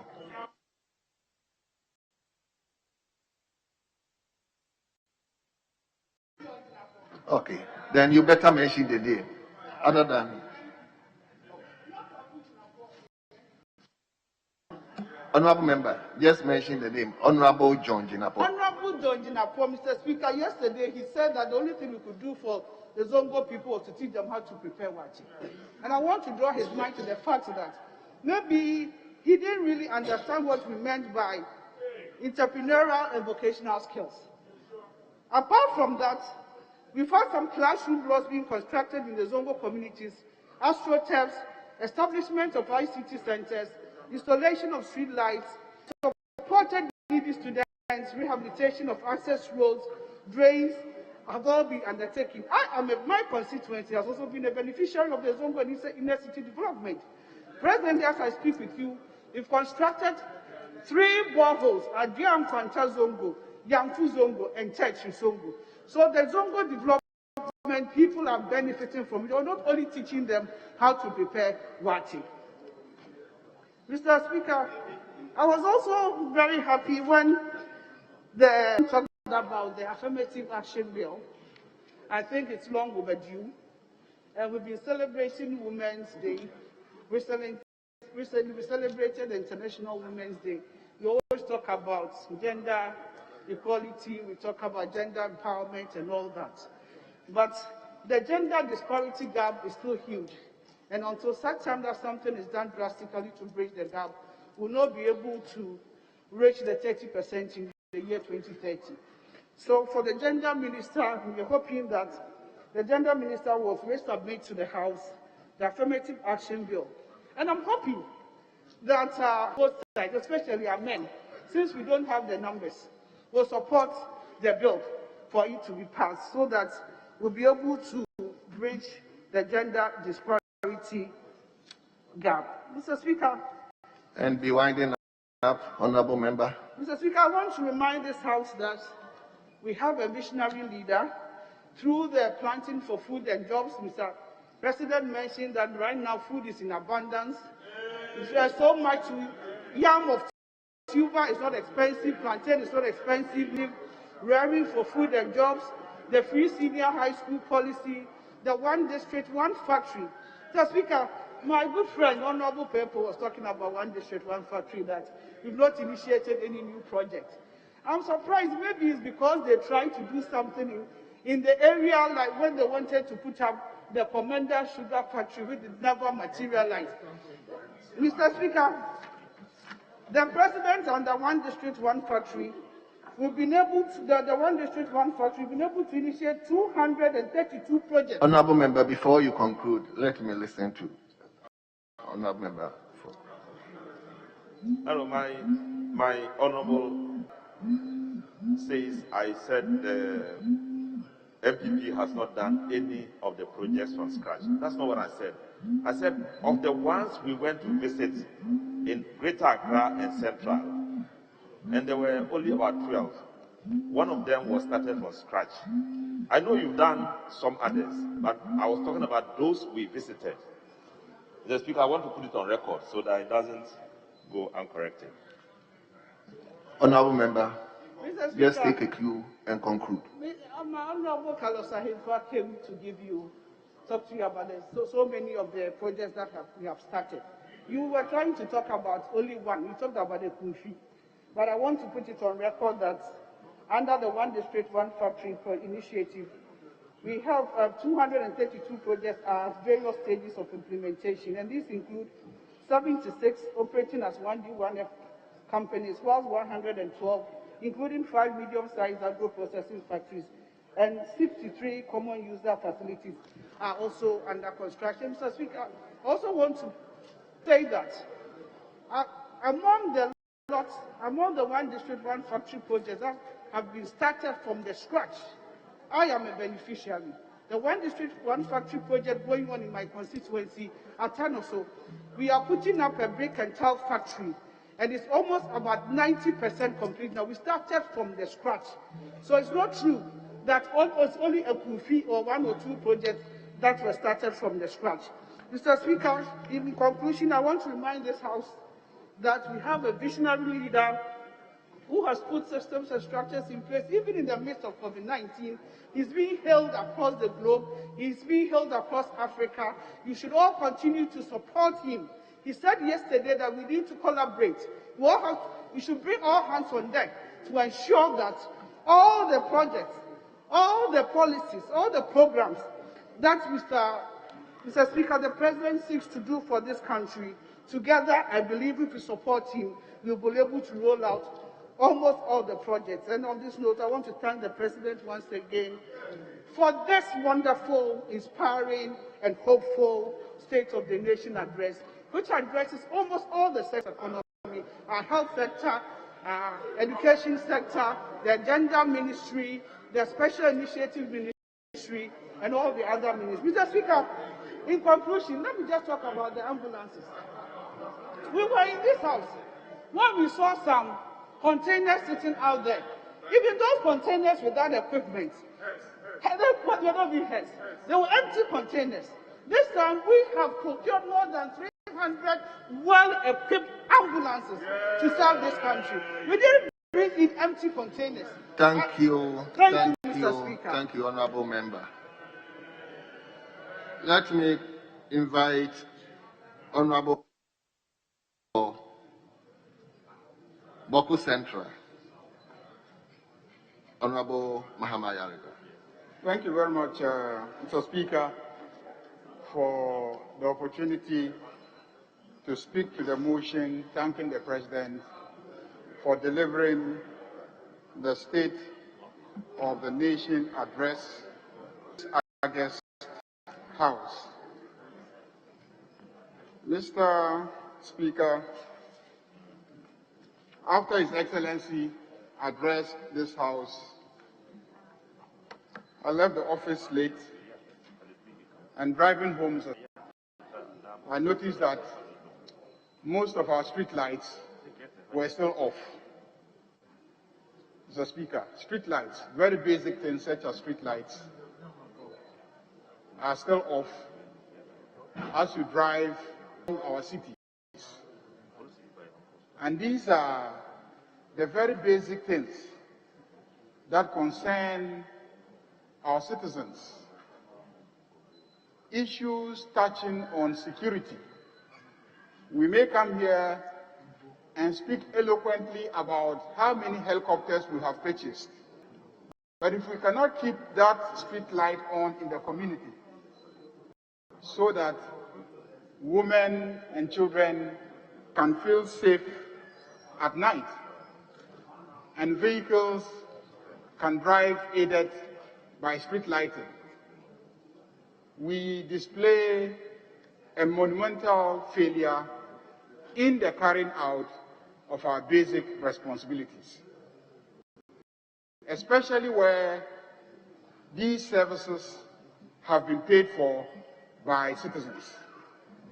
So, Speaker, the following morning, as I drove here, at almost all the traffic lights in this city, you will see that the area has been colonized by women, and indeed they have appropriated specific traffic lights as begging centers, invading the privacy of drivers, intrusively knocking at your windows, and forcefully trying to clean your windscreens, and begging you for money. Mr. Speaker, that is the actual state of the nation, irrespective of whatever eloquent speech was delivered in this chamber by the President. If anybody visits Ghana and disembarks at the airport and starts driving airport to his hotel at Golden Tulip, the state of the nation that will greet him is these hordes of helpless, miserable children and women intrusively begging and asking for sustenance on the streets of Accra. Mr. Speaker, that is the state of the nation. And unless we are able to change the picture, whatever eloquent speeches we deliver here really doesn't matter. Mr. President spoke eloquently about his commitment to housing. But, Mr. Speaker, we are still confronted with the challenge of young people unable to rent their own accommodation because they are forced to pay rent advances in excess of 1 year, 2 years, and sometimes people demand 3 years. That is the state of the nation. That is the state of housing in this country. In the speech, any clear commitment to reversing this unfortunate trend. Mr. Speaker, people have equated the construction of factory buildings to the creation of jobs and the implementation of a massive industrialization policy. Mr. Speaker, there were times in this country where many industries, many factories were constructed by the state. Mr. Speaker, they collapsed, and they became a burden on the books of government, and government had to ultimately divest itself of this burden through sales. But the reality is that constructing factory buildings does not totally amount to massive industrialization and job creation. What amounts to creating an atmosphere for industrialization is making your economy competitive so that investors will invest to produce here. If you don't do that and you just construct factory buildings, the owners of the factories will soon find out that it is not competitive to produce here. And so those factories ultimately will become warehouses for imported goods to be sold in your markets. And so your so-called 1D, one factory as a solution to job creation indeed will not be realized. Mr. Speaker, His Excellency the President spoke about education, and let me indicate that he focused on tertiary education and his commitment to increasing enrollment ratios in tertiary education. Again there, Mr. Speaker, he diagnosed the problem wrongly. He argues that the problem with tertiary education is financing, and the problem of because students were asked to provide guarantors. So, Speaker, that is not the problem. And I've said it time and again in this House, that the real issue is not guarantors. The real issue is the fact that consistently in our budgetary allocation for the Students' Loans Trust, we haven't provided enough funds. So even if you remove the guarantor requirement and you still give the Students' Loans Trust only 30 million per annum, it will not scratch the surface of the demand for student loans. Because on the average, we're going to be having not less than 500,000 students across the country at different levels requesting for loans. And if you just divided that figure by that number, you will be giving every student average about 17 or 18 Ghana cedis, and that will not be enough. So the real solution to addressing this crisis is ensuring that there is a higher budgetary allocation to the Students' Loans Trust so that more students will be able to access the funds. Mr. Speaker, we have been trying to argue and assess ourselves and our performance. Of course, a lot of it has been subjective, but there are objective international standards for assessing the performance of governments. And one of those standards that I want to draw to is the Rule of Law Index. The Rule of Law Index is a publication that assesses the extent of rule of law in a country, and the rule of law has its substantive, procedural, and several other complicated, intricate indicators.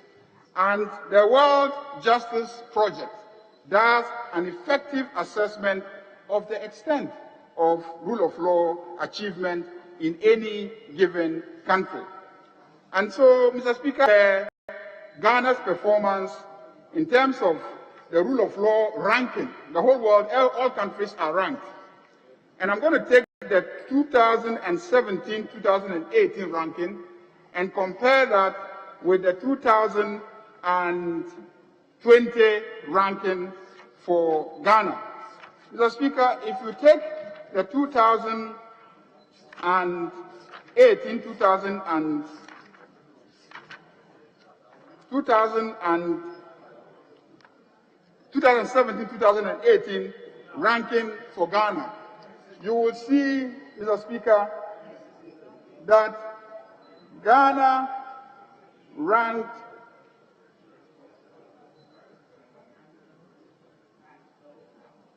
got a total of 57%. But when you come to 2020, Ghana got 57%, 0.57%. But when you get to 2018, Ghana got 0.59%, indicating that between 2017 to 2020, we had decreased in our performance in the area of law. And the rule of law evaluation done by the World Justice Project is a very complex exercise that looks at a number of indicators. And it is important for me to draw attention to these. Honorable member, just hold on. Honorable member for Ekuyapim South. Thank you, Mr. Speaker. Mr. Speaker, this is a House of Records. My good friend is churning out figures, and he claims he has a source of figures. Apart from that, because it will go into the Hansard, there are no figures like 0.59, 0.57. There are no figures like 0.59, 0.57. He should mention the correct figures and stop this less than one figure you are saying 0.59, 0.57. It's simple mathematics that I expect him to have overcome by now, even though his 40 is the law. Thank you, Mr. Speaker. Thank you, Honorable Member. Mr. Speaker, the World Justice Report does a scoring for countries. And then based on the score, they will give you a ranking. So the score that Ghana got in 2017, and I'm using 2017 because that was when you took over this country as a party. So the score that Ghana got for 2017, and see, I can lay the report so that it can be part of the records. The score that Ghana got was 0.59. 0.59. That was the report that Ghana got in 2007. And in 2020, when the same World Justice Report did an assessment of Ghana, the report says that the score Ghana obtained was 0.57. And whilst in 2007, Ghana was number 43 in the world, in 2020, Ghana dropped to number 51 in the world. Showing very well that in the area of the rule of law, by global assessments, we had significantly depreciated in performance. Mr. Speaker, Mr. President also in his State of the Nation address spoke about agriculture and our performance in cocoa production. And I was quite embarrassed because, Mr. Speaker, we have our next door neighbors, La Côte d'Ivoire. And if you look at the figures from International Cocoa Organization and what they provide as the production figures for Ghana, you will see clearly that not only running into a crisis in terms of the financing of cocoa, as brilliantly presented by Honorable Eric yesterday, but that even in production, Mr. Speaker, according to the International Cocoa Organization figures, in 2016-17, Ivory Coast produced 20. Honorable member, be winding up, please. Ivory Coast produced 20,020 metric tons. By 2020, Ivory Coast was producing about 2,020 metric tons.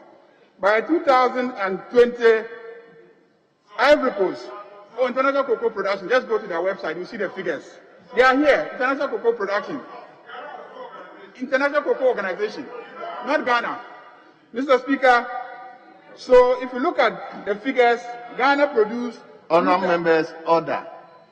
Ivory Coast produced 2,500 metric tons last Honourable year. member, just hold on before you conclude. Let me hear member for Akontombra. Thank you very much, Mr. Speaker. Mr. Speaker, the member is misleading the House. We don't have Ghana Cocoa Organization. It's Ghana Cocoa Board or Ghana Cocoa Marketing Board. So he should give us a clear indication about what the source of the document that he's reading. We don't have any Ghana Cocoa Organization. Honourable member, just take a cue and address the issue. But be minded that we are concluding. Mr. Speaker, maybe he was listening to something else. I said International Cocoa Organization, in case you don't know that an organization like that exists. In case you don't know an organization like that exists. International Cocoa Organization, and these are their production reports that I am holding here. International Cocoa Organization. Mr. Speaker, we have slipped in cocoa production, trailing far behind. And I heard my honorable colleague trying to prefer excuses. We are just next doors. There's no reason why one country has shot up to producing close to 2,500 metric tons, and we, according to the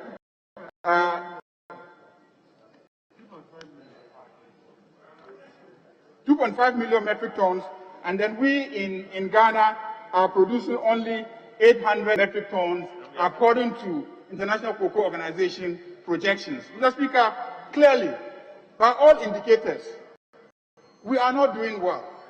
And as a country, it is better to admit that we are not doing well and sit up and start working very hard to catch up with our neighbors and the rest of the world.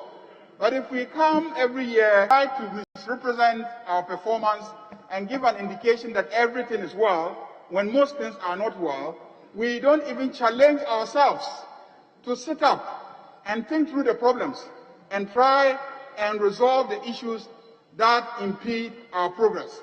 That is why, Mr. Speaker, I will support the motion, but to urge that in conveying our gratitude to the President, we should be frank and indicate to him that things are not well, that we need to sit up, and this second term of his mandate should be spent really appreciating the problems of this country, being frank about them, and mobilizing all of us to work towards. Thank you very much, Mr. Speaker. Thank you, Honourable Member. Honourable members. Mr. Speaker, if it pleases you, we have agreed to have a health, which means you will suspend the House at your pleasure for 1 hour, and we reconvene. We are in your hands according to you. Honourable Chief Whip. Thank you, Mr. Speaker. That's what leadership agreed. That we will take a health break of 1 hour so that we can refresh and come and continue. Thank you. The time is now 4:20. We are coming back exactly 5:20. The House is accordingly suspended for 1 hour.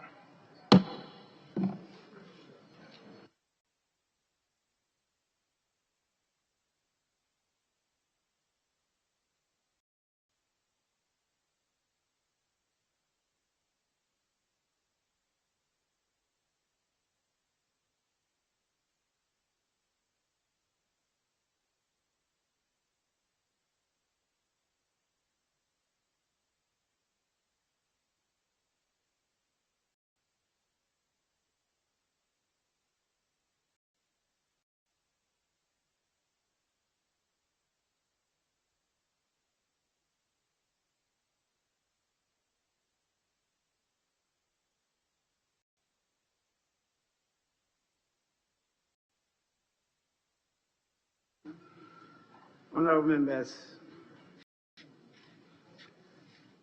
welcome from the 1 hour suspension.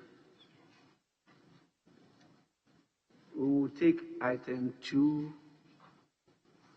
because I have in my hand a message from His Excellency the President dated 11th March 2021, and it reads, Mr. Speaker, I hope this finds you in good health and spirits. I write respectfully to inform you that pursuant to Order 140, Rules 2 and 3 of the Standing Orders of Parliament, I have assigned temporary responsibility for the Ministry of Finance to the Minister for Parliamentary Affairs, Honorable Oseche Mensah Bonsu, Member of Parliament for Swami. I thank you for your cooperation. Best wishes and warm regards. Yours sincerely, Nana Addo Dankwa, President of the Republic. Attention, Right Honorable Alban Sumana Kingsford Bagbin, Speaker of Parliament, Accra, and copy to the Minister for Parliamentary Affairs. Attention, Honorable Oseche Mensah Bonsu, MP. So, honorable members, our colleague, the Minister for Parliamentary Affairs, now has responsibility over the Ministry of Finance. With this, we move back to item 6. I'm told it's a turn for Honorable Atachia to make his submissions.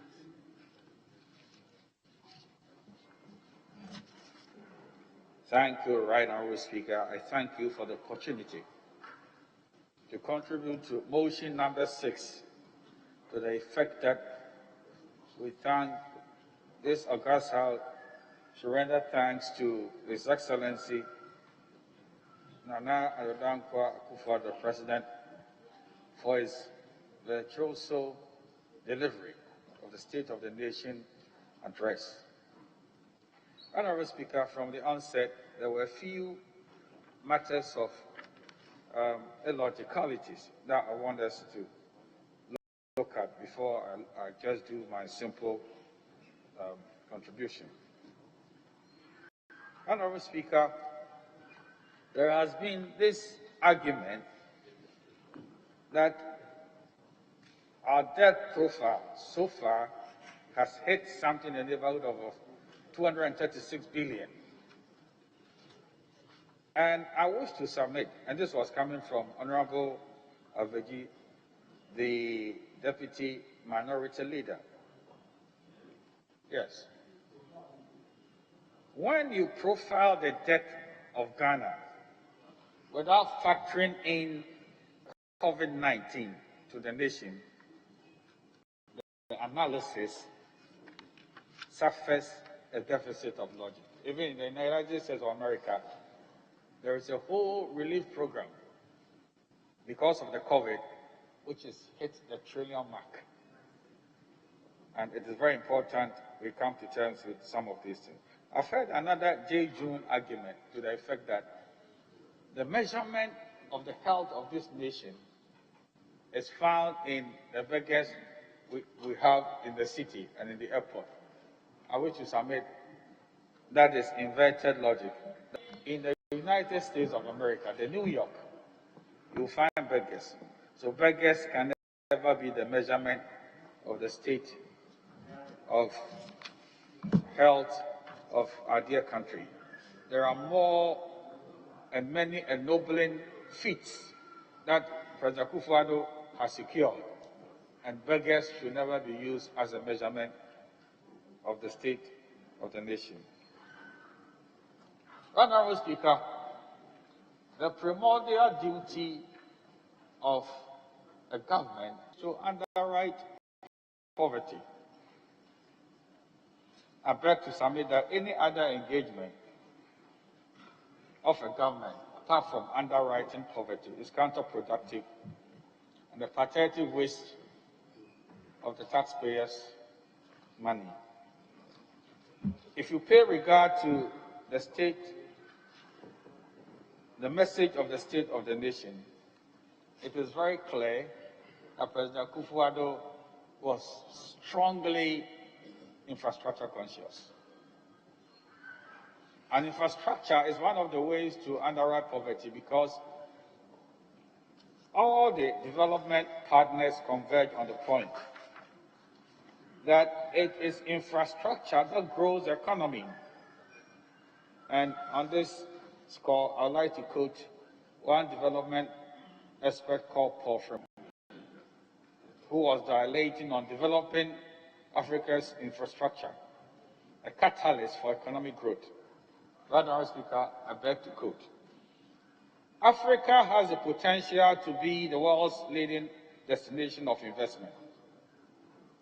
Africa is ambitious to take its rightful position in the global economy. The stakes are high for Africa to control global trade and attract the largest portion of the world's investments. But the story has always been thwarted one way or the other. The mystery behind it is very clear and in the face. The challenge has always been the incident of poor infrastructure and facility supply. Africa has the world's least sufficient infrastructure capacity, and this has made trade in Africa very difficult and expensive. Mr. Speaker, and quote.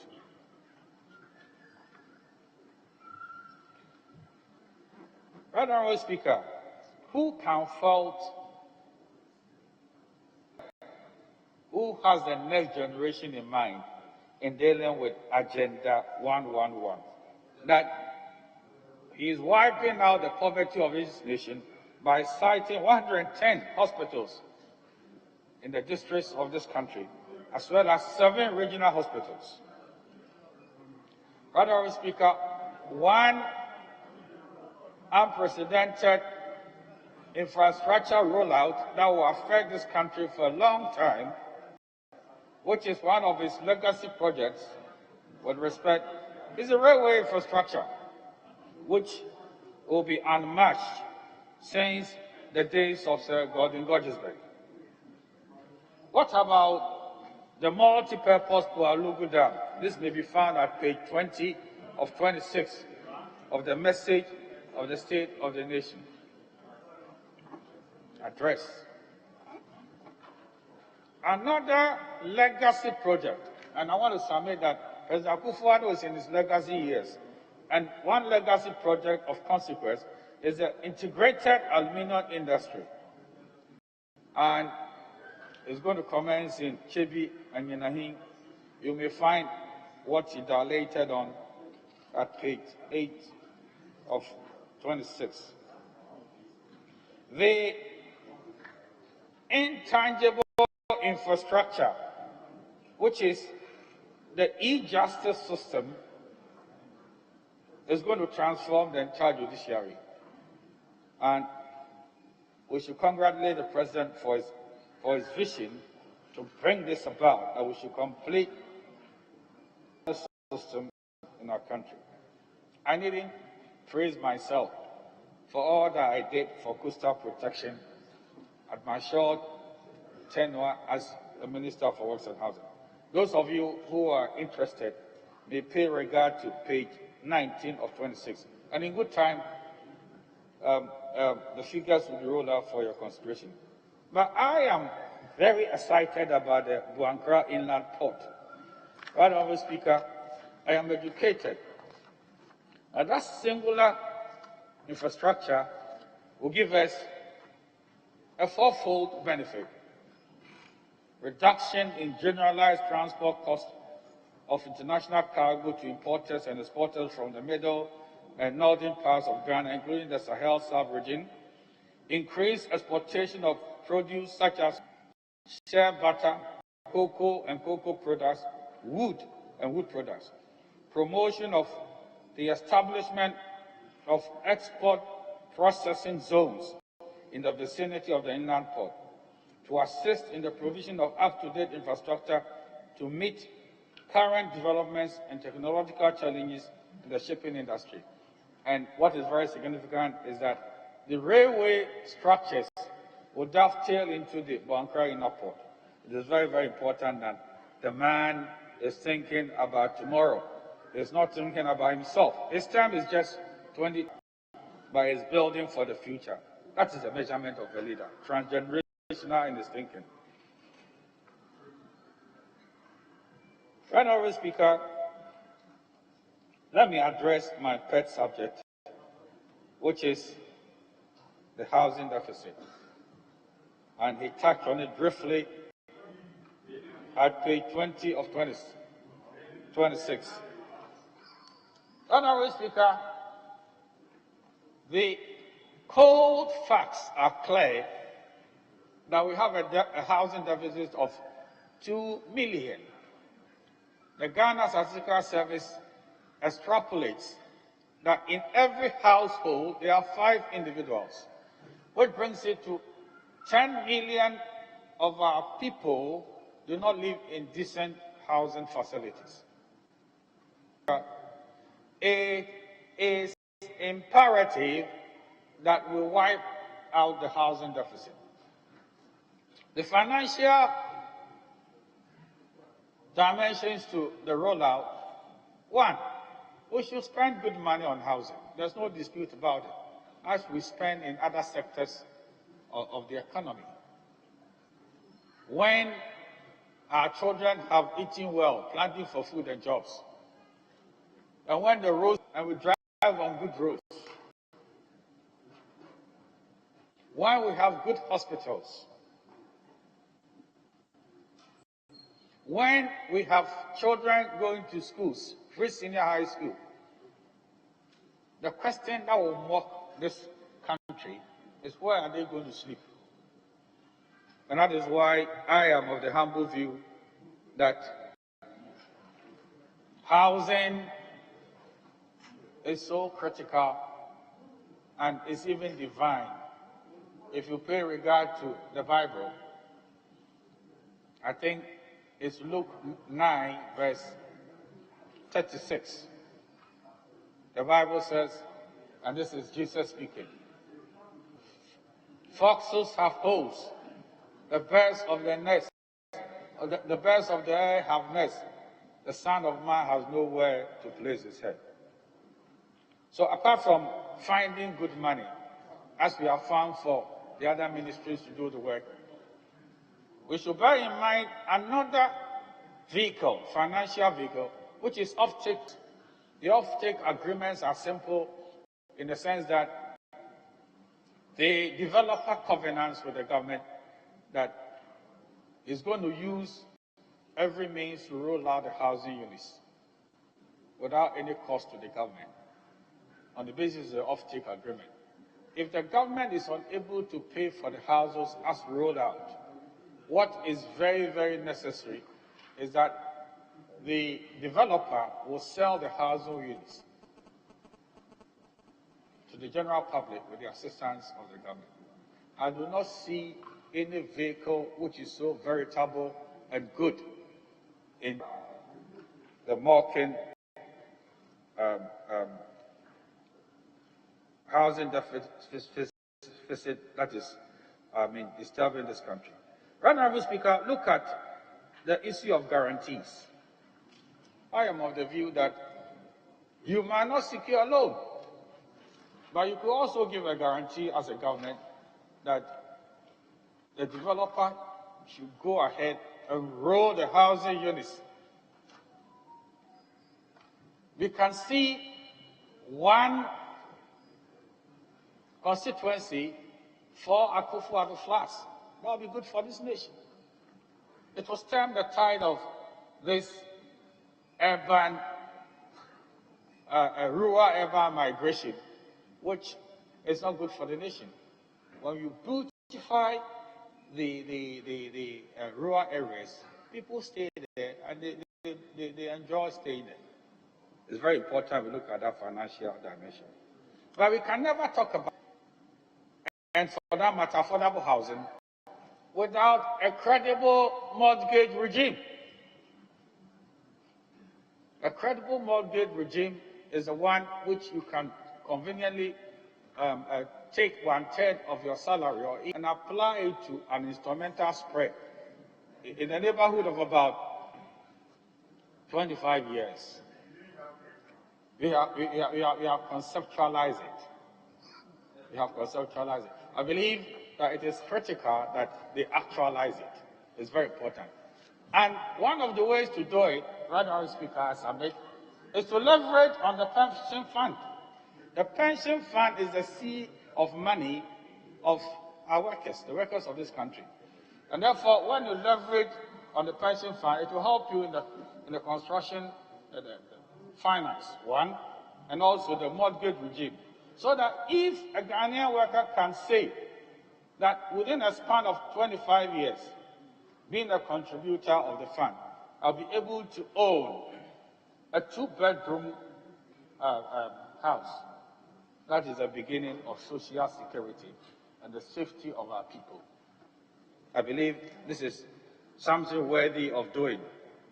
And President Akufo-Addo, having said that it is going to engage his attention in the closing chapter of his regime, it will be good for him to complete it. Honourable Speaker, we can talk about the unelected Kutu Achampong who did Dansuman. Legacy. I'm talking about legacy, infrastructure legacy. What about the Nkrumah flats and the Nyaniba estates? President Rawlings did the Snake flats as well. President Akufo did his bit about it. The whole of this country is waiting for the Akufo-Addo flats. And I'm strong in my convictions that what he has said is going to do.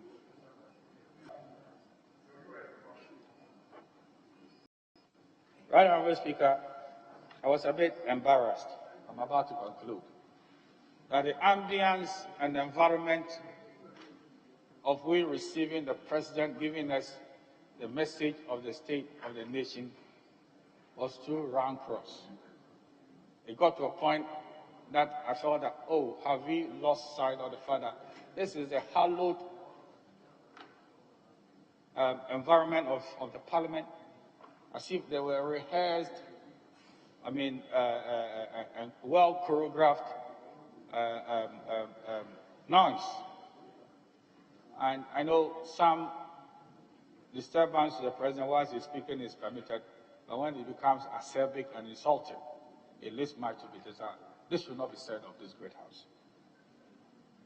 Now, how did you see the State of the Nation address? I want to quote one of the philosophers I strongly respect in his assessment of the world. And then I will thank Mr. Speaker and sit down.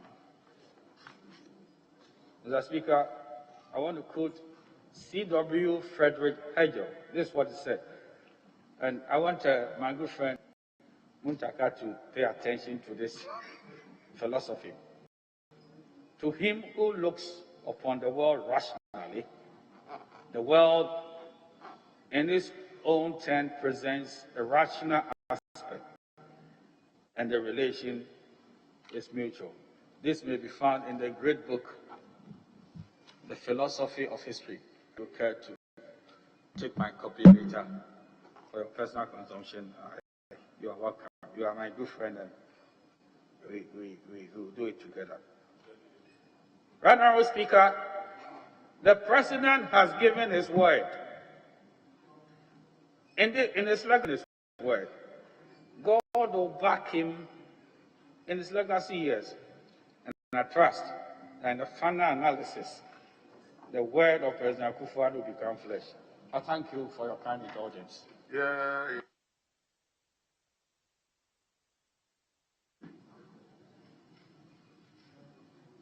I have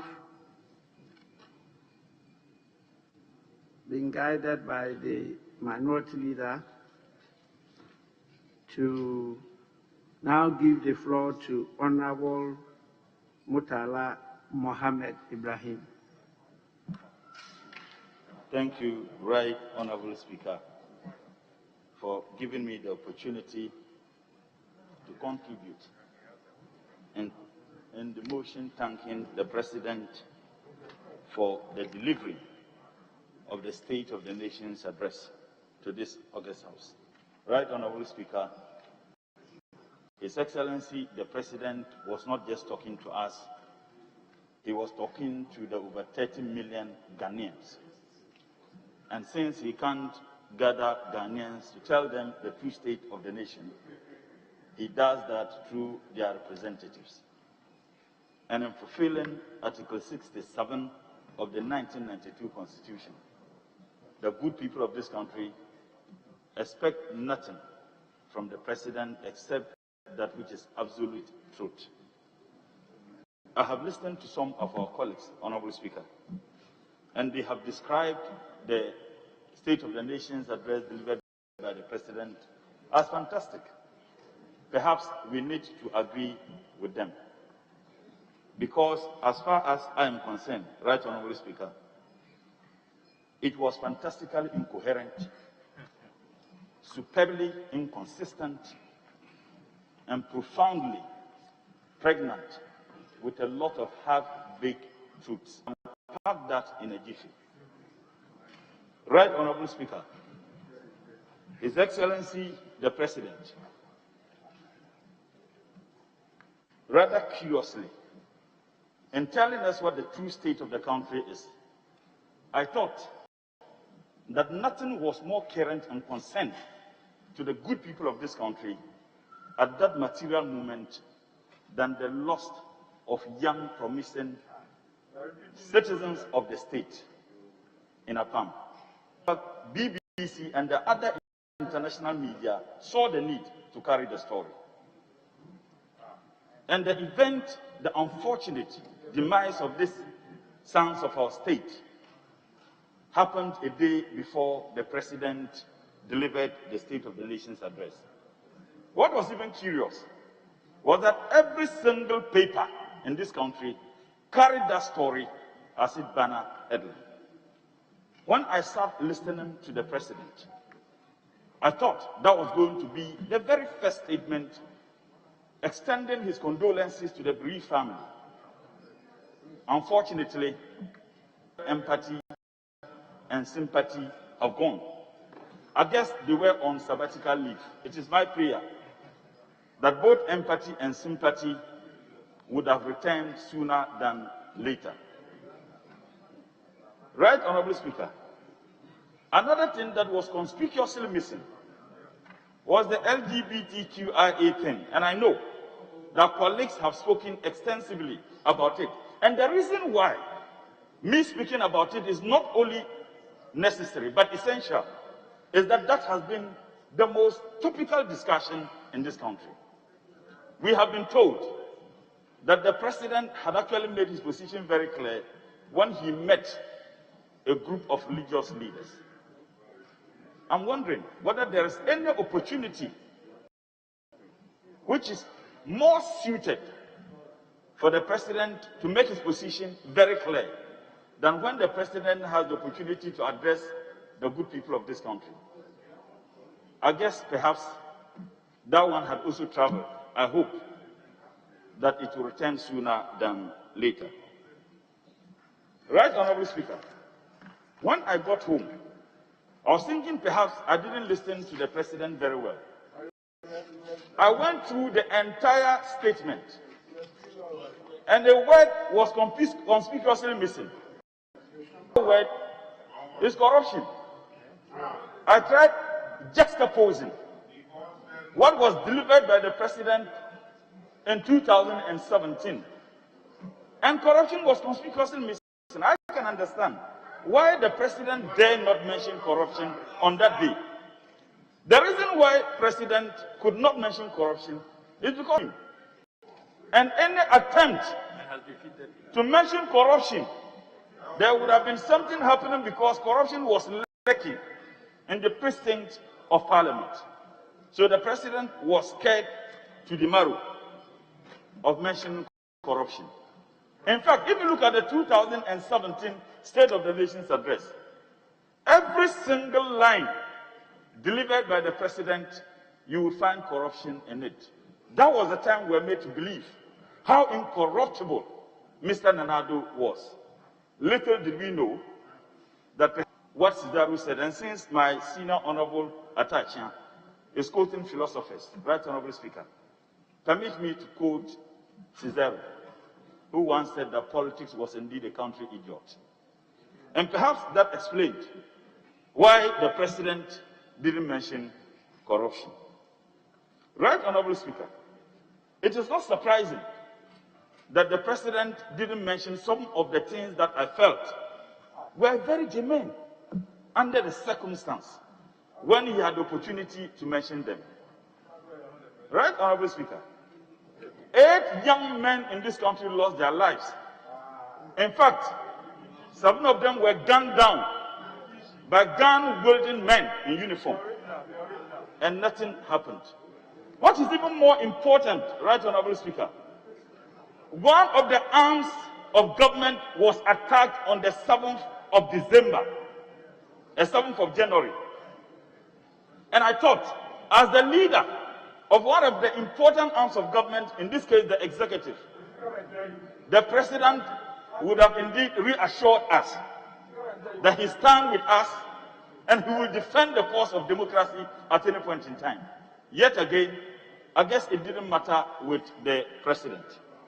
What would have been more assuring to this legislative arm, in the spirit of separation of powers and as propounded by the likes of Montesquieu and John Locke, that the president would have assured us that yes, power ought to be distributed fairly so that there can be some cooperative and working together to achieve a common goal. And that goal is to advance the cause of this country. Mr. President, for him, it was not necessary. I was flabbergasted when I heard the president say that tomatoes, we are not even importing tomatoes to this country. I didn't have the opportunity, the first class, but the difference is that I'm sharing this house with you, if that is your discomfort. Right, Honorable Speaker? Barely 2 weeks ago, I had a discussion with a senior colleague, Honorable Cletus Avoka, because his constituency also produced tomatoes and they bring it to Tamale to sell. And in fact, the people in Tamale decided to purchase that which is brought from Burkina Faso. And we were having a discussion as to how we resolve it. Yet, the president looked into our miserable faces and told us that tomatoes is not being imported into this country. Another shocking revelation, which the president indeed said, was the issue of maize. I am a farmer, a very proud farmer at that. And I can assure you, there has never been a time a bag of maize is sold in Tamale at 200 Ghana cedis. As we stand today, a bag of maize was sold and is being sold at 200 Ghana cedis. I want His Excellency the President to realize one thing: that candor, sincerity matter in politics, and the list to engage in such falsehood is the purity matter. Because with sincerity, there will be a common objective of advancing the cause of this great nation. Right, Honorable Speaker, one other thing that the President said, and I didn't know what, or I should laugh, when he said the number of one district, one factories that they have provided. Perhaps the President, unfortunately, has lost touch with reality. But I won't blame him. I blame his speech writers. We are insisting which are those one district, one factories. Where are they? And in fact, I was shocked that we're told in this house, even the right house is one of the achievements of President Nana Addo. Because we're told that as part of his adherence to rule of law and good governance and some of the achievements, we have the right to speak our mind here. Let me reassure colleagues, that right to speak here is not determined by any other person. It is determined by the Constitution of Ghana. And maybe perhaps we need to take a proper look at separation of powers, because we are practicing a hybrid system of government. And that is the basis on which the American system of government thrives. Unfortunately, the President has taken that also achievement. Right, Honorable Speaker, it is also instructive. You got today. Right, Honorable Speaker. So, conclusion. It is also instructive that Mr. Domilevo, I thought that contrary to the assertion that the gentleman had problems, in fact, someone who was forced to go on accumulated leave as a Ghanaian returned as a Togolese. And I thought that Mr. President would be running away from this, those who are qualified to be Ghanaians and those who are not. It is not surprising as a student of history that Osajifo Dr. Kwame Nkrumah's mother, 86-year-old woman who could barely see, was dragged before commission after commission that he should say Nkrumah was not her biological son. In fact, they said Nkrumah was a Liberian. As if aliens compliance order also came. Maybe one would say that it was targeting aliens in this country. But even under the 4th Republican Constitution, Thomas Brony, when Honorable Collins Dauda, who had become a member of Parliament, was taken to court, and when I say court, a court of competent jurisdiction, challenging his nationality, the NPP as a political party, which I know the President at that time was an active participant in the decisions of the NPP, never raised a finger about that fact. And I thought they would be run away. So if today, Domilevo, by his looks, by his name, is now a Togolese, tomorrow they may say myself and Honorable Okujeto are from Kusumukaya. I won't be surprised, right, Honorable Speaker, that when the MPP is getting their... Honorable member, please, I told you to conclude. Now, right, Honorable Speaker, I'm concluding. 2 minutes. I won't be surprised. By the time the MPP goes to Congress bearer for 2024, I cry and I weep for my senior brother, Dr. Bomia. They will say he's a Burkinabe. Because they have a history. They have a history of being consistent. Who is a Ghanaian and who is not. Dr. Bomia, if he is watching or listening, I pray for you. I know they will tell you you are a Burkinabe. And that has been the statement of this administration. My simple appeal to the MPP, particularly the flag bearers, that they should move away from this attitude of Yeji, this attitude of we are more Ghanaian than the other. The President, in conclusion, Mr. Speaker, said that he has made press freedom. We see today, Ahmed Swaleh, those who murdered him are still not being found. Those who murdered him are still not being found. And we know what happened, the circumstances that occasioned the murder of that gentleman. We want to know. Moment of GTV indeed was attacked and threatened. Not a single person was invited. So what I would say, what His Excellency the President did was nothing but what can be described as cartoon scenario reality. With these few words, I thank you, Right Honourable Speaker, for this opportunity given me. Yes.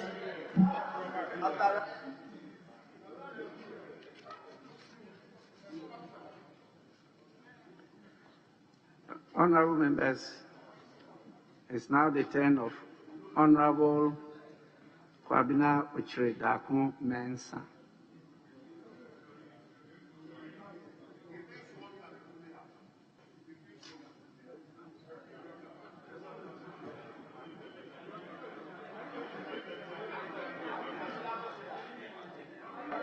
Well, please kindly guide me as to who is here. Mr. Speaker. Yes. If you may move to the next person on our list. The next person has spoken. It's been marked. Honorable Freda Prempe. Mr. Speaker. The next is Honorable Festus Kofi. The next person is Honorable Dr. Amir. Yes, I'm here. Yes. Where is Festus? Backbencher. Yes. Yes. It's your turn. Yes. Thank you very much. Okay.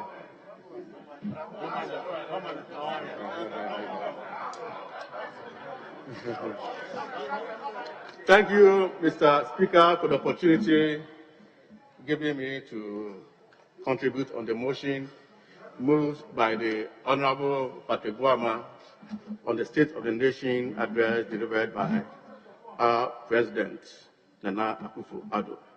Speaker, the statement that was given by the President was just very diverse, no ambiguity, very resilient, and it indicated a healthy economy. Mr. Speaker, the NPP government in 2009 inherited an economy that has,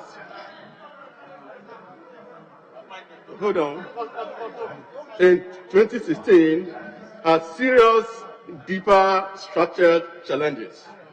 Mr. Speaker, the economy was in shambles. There was really instability in the economy. No wonder 4 years ago when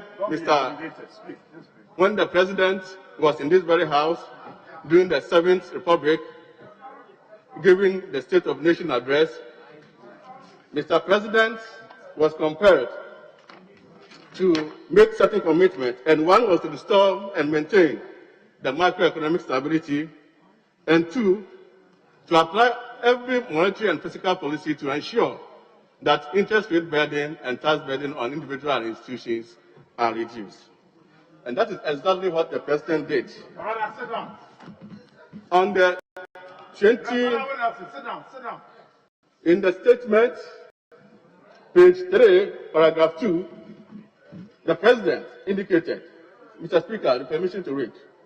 Between 2017 and the first quarter of 2020, we had made considerable gains in the management of the national economy, where we witnessed annual GDP growth of 7%, inflation, reduced inflation deficits, with 3 consecutive years of primary surpluses, a relatively stable exchange rate, significant improvement in the current accounts, and strong foreign exchange reserves, markedly reduced lending rates, and applicable job creation. Mr. Speaker,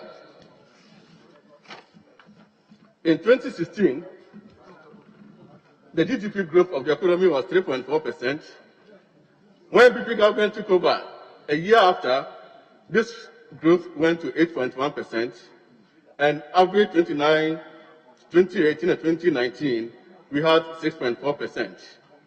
Unfortunately, in 2020, because of COVID, we had 1.1% growth. Even that, the World Bank has anticipated or had a forecast that across the South African region, they are expecting 3.2 growth of GDP. However, Mr. President made it in his statement address that he is going to put every resource together to ensure that the GDP growth of the economy gets to 5% per annum. Mr. Speaker, in 2016, the policy rate that was left behind by NDC was 25%. As we speak, Honourable Member, I recognize this is your in Parliament, and so I gave you the latitude to do what you are doing. But please, if you may read Order 89. Order 89. I'm sure you have your standing orders with you.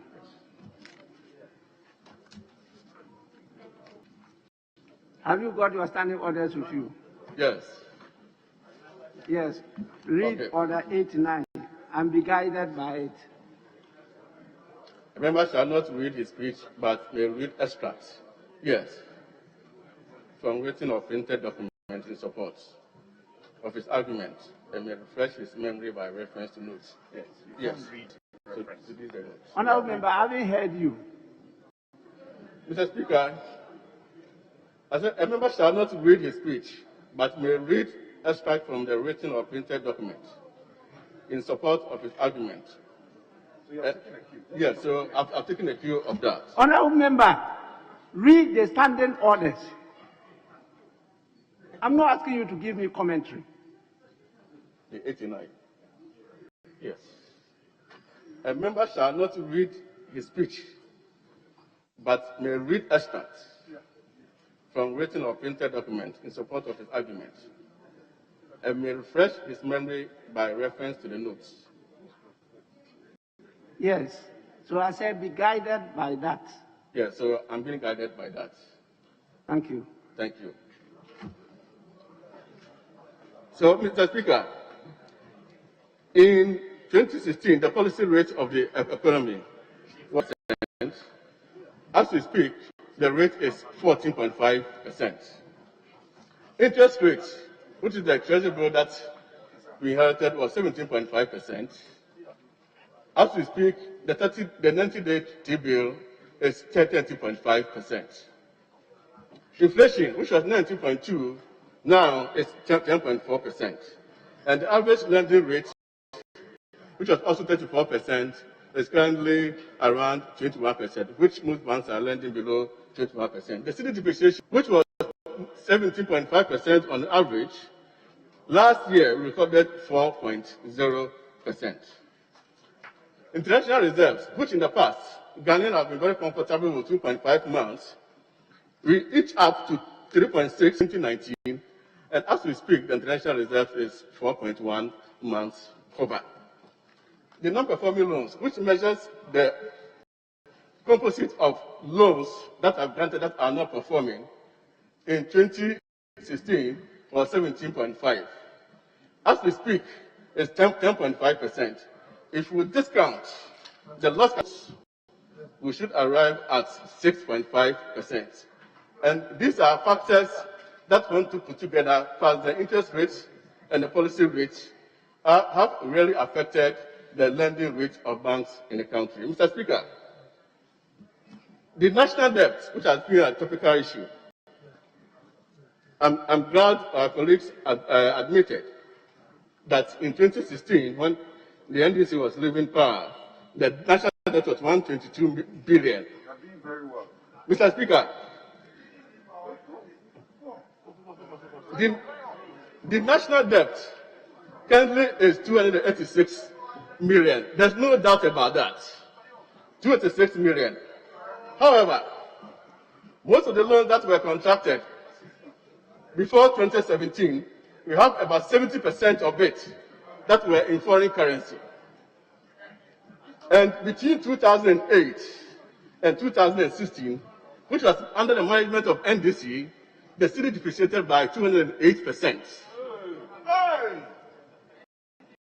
So, if we are looking at the cumulative figure currently, the 286 billion, which is equivalent to 50.2 billion, as at 2017, the 122 billion is equivalent of $31.4 billion.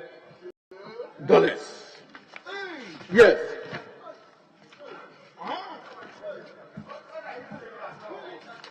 $41, 34 point something billion. To date is 50.2.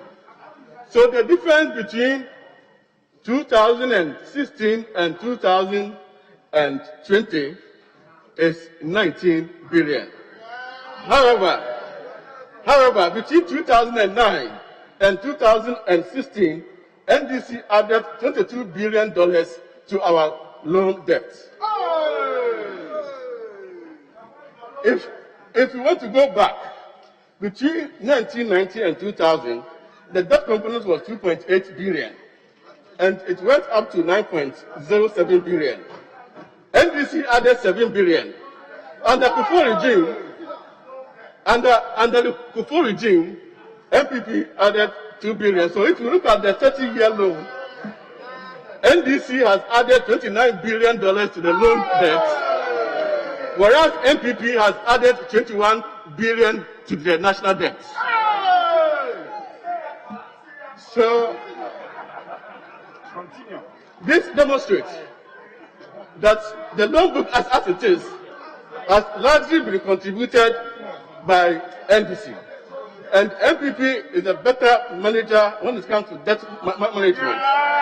Mr. Speaker, if you look at the annual debt reports here that I'm holding, page 23, section number table 3.1, it tells you the bad loan structure that we inherited in 2017. Mr. Speaker, my submission is that MPP is a better manager than NDC. Thank you very much.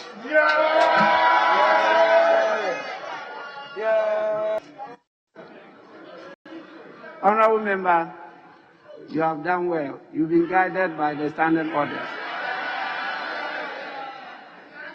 Please develop the courage to speak out viva voce without reading. It's something that you have to learn on your feet. And so when we are drawing your attention, we are not intimidating you. We want you to learn. And I saw after that, you read small and then you contributed, you referred to documents, and you did very well. Congratulations. Thank you. We have agreed to disagree, so that one is accepted. Don't be disturbed about the disagreement. Let's move to the next person, and I've been guided to give the floor to Honorable Suhini Saibu Alasan. Thank you. Thank you very much, Right Honorable Speaker, for the opportunity to contribute to the motion before the floor. Mr. Speaker, the motion relates to the State of the Nation address, which was presented by His Excellency the President. After listening to the President on that day, I came to the conclusion that perhaps he was presenting a future State of the Nation address. But knowing his record, I could possibly conclude that indeed it was a future impossible State of the Nation address which was being presented. Because, Mr. Speaker, the President is noted with his government in 2020 to have spent over 100 billion Ghana cedis based on the budget that was presented. So for the President to have spent that much without reviving this economy, to promise to spend that much in 4 years in an Obatampa Ghana care aimed at reviving the economy, that could only be a future impossible State of Ghana. Again, the President, before he became one, to construct hospitals in all districts without hospitals, or clinics in all districts without clinics. He became a president and for 4 years could not even deliver a single one. But here he was, Mr. President, assuring the nation at the end of his tenure that he was now on an agenda 111. Again, Mr. Speaker, that can clearly be seen as a future impossible state. Mr. Speaker, but let us even look at the fact that this president, on the occasion, during his State of the Nation address, his maiden State of the Nation address after his first term, and ask ourselves how he became president in the first place. Mr. Speaker, in his campaign to become president for his first term, there were 3 key characteristics of his that were marketed to the people of Ghana. One was that he was an anti-corruption champion. The other was that he was a human rights activist. And the third was that he was a friend of the media. Mr. Speaker, I hold in my hand a release by the Ghana Integrity Initiative on 28 January 2020. And the first paragraph reads, the 2020 Corruption Perception Index, CPI, released today by Transparency International, scored Ghana 43 out of a possible clean score of 100 and ranked the country 75 out of 180 countries included in this year's index. Mr. Speaker, it is instructive to note that in 2013, Ghana scored 46 points, 48 points in 2014, 47 out of 100 in 2015, and 40 points out of 100 in 2016, and 40 points out of 100 in 2017, 41 points in 2018, and have since maintained the 41 points, which happens to be the best showing in at least a decade.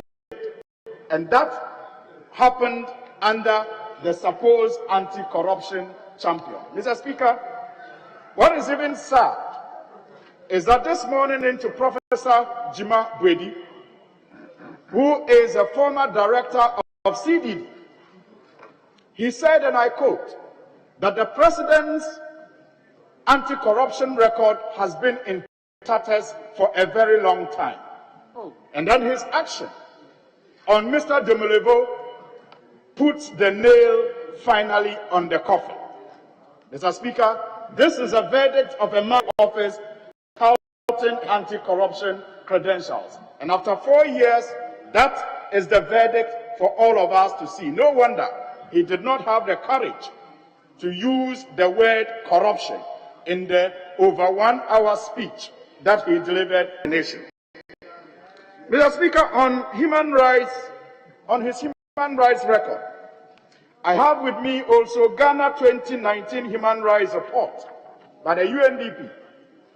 And as a portion, with your permission, Mr. Speaker, I quote the 3rd paragraph.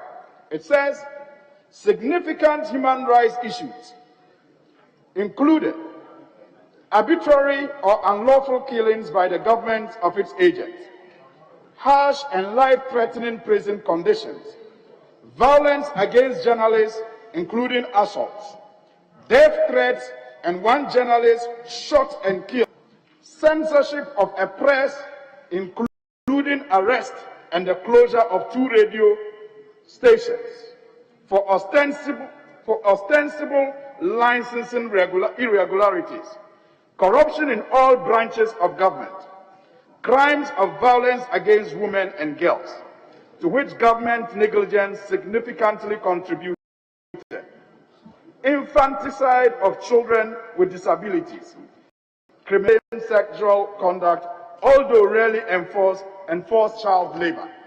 That is the record of President Nana Akufo-Addo on human rights as captured by the UNDP Ghana 2019 Human Rights Report.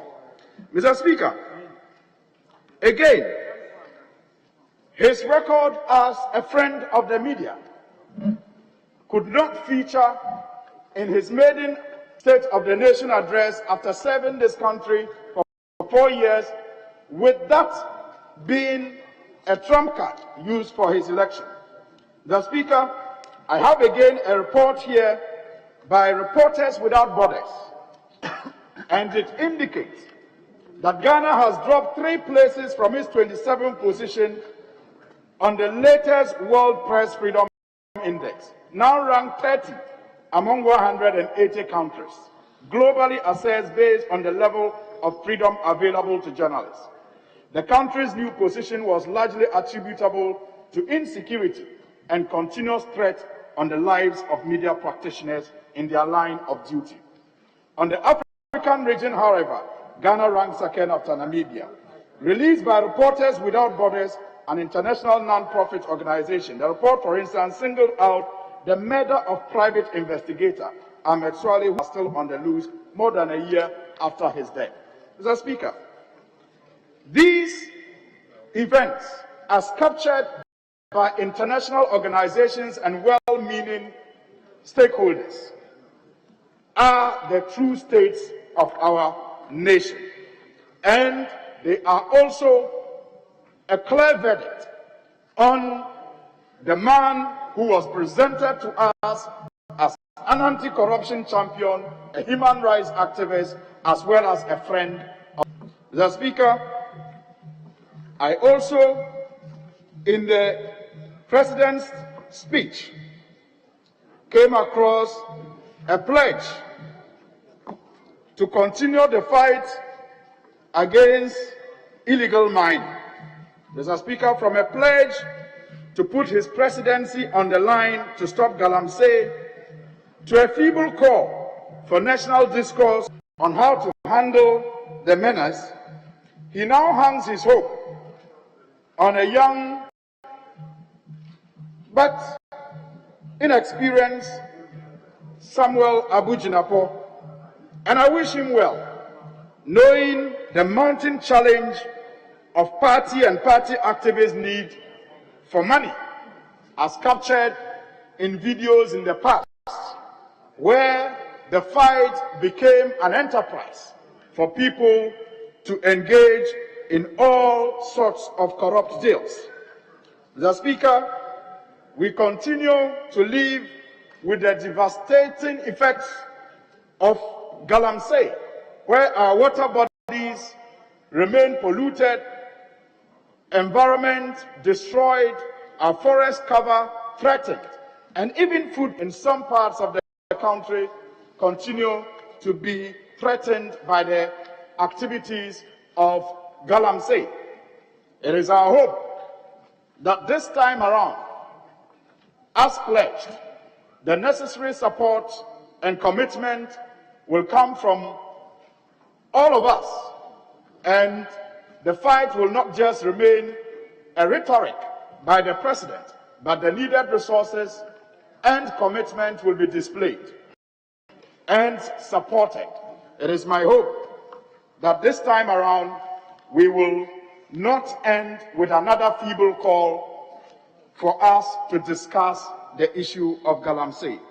Mr. Speaker, on this note, I just want once again to conclude by reiterating the disappointing performance of His Excellency the President in the area of corruption. And it is worth repeating the words of you that indeed, Mr. Speaker, his record on corruption has been in tatters for a very long time. But his act, his forceful removal of Mr. Dumolevo puts the nail finally on the coffin. And it is a sad state of affairs in Ghana. I thank you for the opportunity, Mr. Speaker.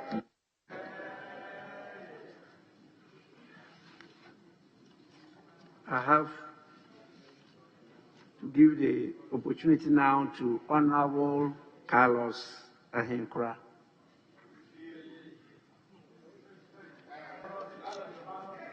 Thank you, Mr. Speaker. Mr. Speaker, I'm grateful for the opportunity to contribute on this motion.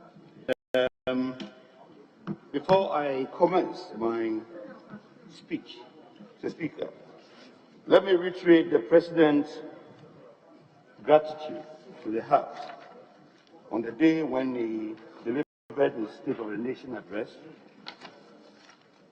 And if you permit me to speak, I'll read from page 2,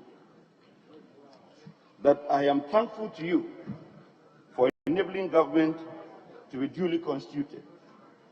The expeditious and thorough manner in which my ministers were scrutinized by the Appointments Committee and approval by the full House of each of the ministers, for me, was an indication of the collective determination of both sides of the House, with mutual regard for each other, to work together for the good of the country.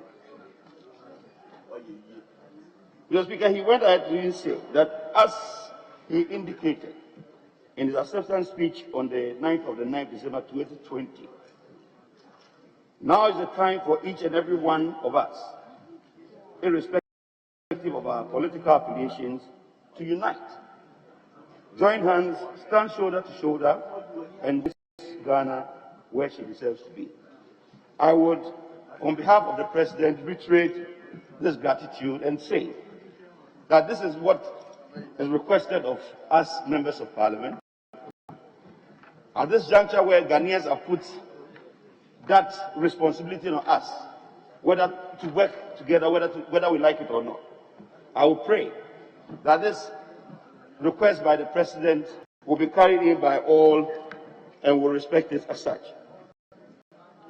Mr. Speaker, COVID took over the world from February 2020.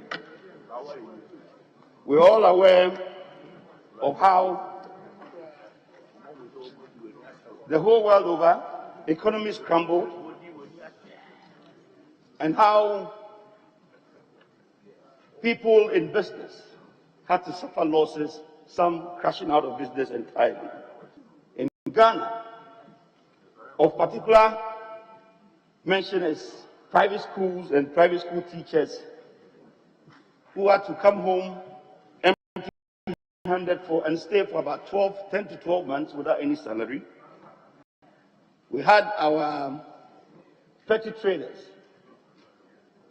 and also artisans, like our Shushan boys and our roasted plantain sellers on the street, being locked down for 3 weeks because of coronavirus, after which their capital evaporated. The President did not relent in his effort to hook us up as Ghanaians. And as far as I'm concerned, that one hot meal a day for areas where the lockdown affected, for me, Mr. Speaker, is something we need to thank the President for. He managed to handle the situation in such a manner that people who did not even know where the next bill was going to come from at least knew that one meal will be placed at their doorstep before they sleep. He even went beyond that to introduce the kabbas, where micro, small and medium enterprises had the opportunity to apply for small loans online. And this time, emphasis is online. It was not a politically aligned program. It was not given to just one political party, but it was put online for everybody to apply.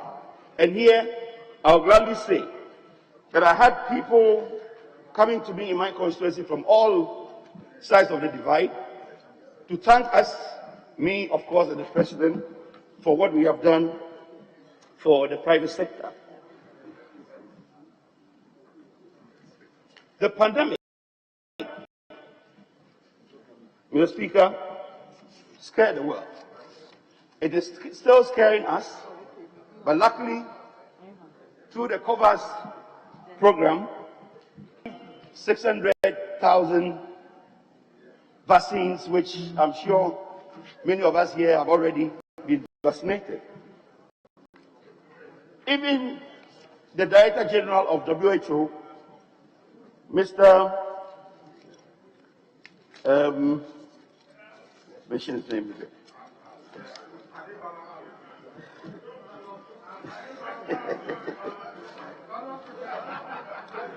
Mr.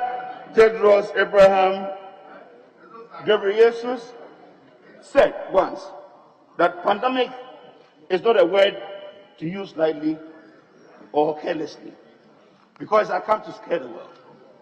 And I'm of the opinion that if we continue the way the president has taken this country on that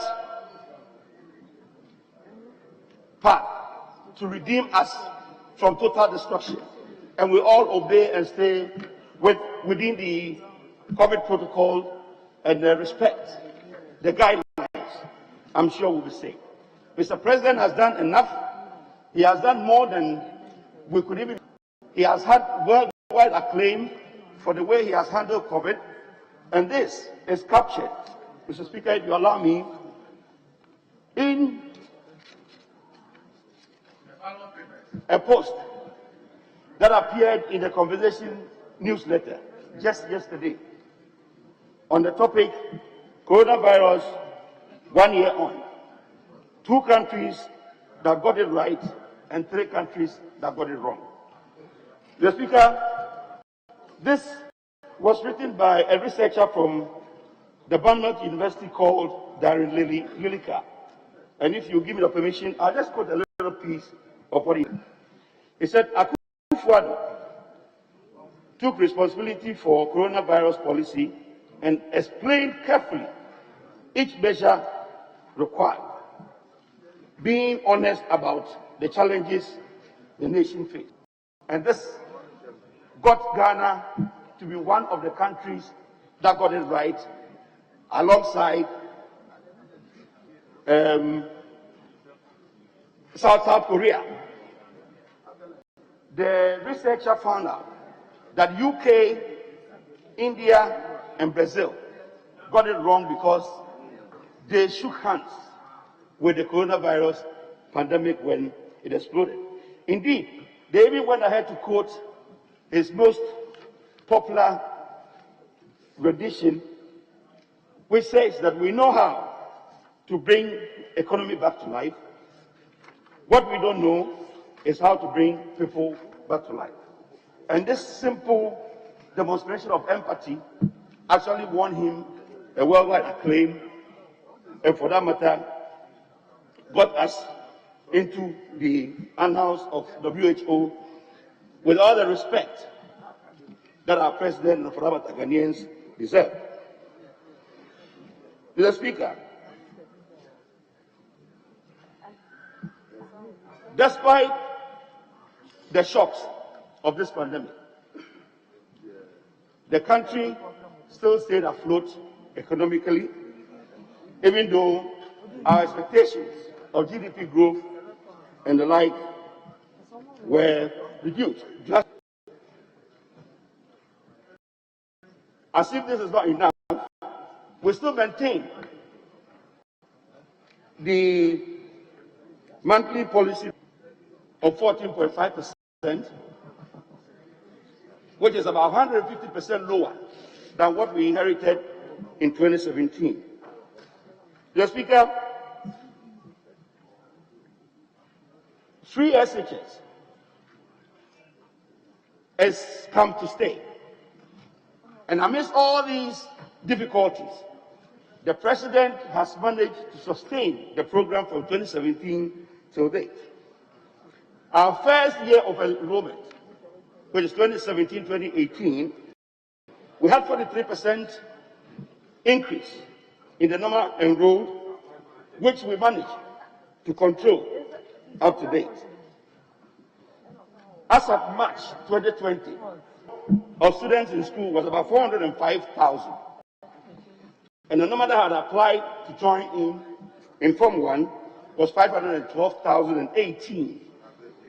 This makes it difficult for anybody that is planning school curricula to house this number of students in that small number of secondary schools that we have here. Unfortunately, if you consider what the past government, before the NPP government came into power, planned to do to cover the people who were qualified but would not have access to secondary school, their idea was to build E-blocks or day secondary schools to capture these people into the second cycle stream. It is okay, it's good. But Mr. Speaker, what we forgot to realize is that whilst we are building around, there were people staying home without access to colleges. Another government, I am not going to wait to finish building the schools. I am rather going to run 2 streams and make judicious utilization of real estate space. And here, if Mr. Speaker will permit me, I'd like to akin these 2 situations in a very typical demonstration so that we understand perfectly well how the double track system would always be better than waiting for each day schools to be built. Honourable Member. Mr. Speaker, in concluding, I'd like to say that today, the 275 members of Parliament here are not able to attend sessions together because of the pandemic. The Speaker has caused, or the Parliament has caused, about 100 or 175 seats to be removed, meaning that at any particular time, only 200 people can sit in this room, which indicates that people who are qualified to be members of Parliament, but yet because of access, they are not able to sit in the chamber to learn parliamentary work. It is going to distort and disturb your very reason to get people to learn and become like your good self. And this is what the situation was before free SHS. Now, when the MPP took over, we said no, we will use the charismatic or the Christian church approach, whereby the church that is supposed to win souls for Christ will not be able to turn out to come to church. What they do is that when the church is full, they say, wait till you come to the second service. Even if the second service is also full, you come to the third service. Mr. Speaker, by coming to the second service, you are not by any way shorting. The Bible is not diluted. It's the same preaching or the same preacher. And you go away even happy when you attend the second service better than the first service. And so we said that we are going to have 2 streams. Whilst the buildings are sitting there not doing anything, when the first one goes in, they come home, the second one will go in, just to carry everybody, leave no man behind. That was the concept. So as far as I'm concerned, Mr. Speaker, I think that we should rather embrace this free SHS concept, which has even come to save us as parliamentarians, whereby we don't find people queuing by our gates to come and collect school fees for their wards when school reopen. I thank you, Mr. Speaker, for these few words. Thank you.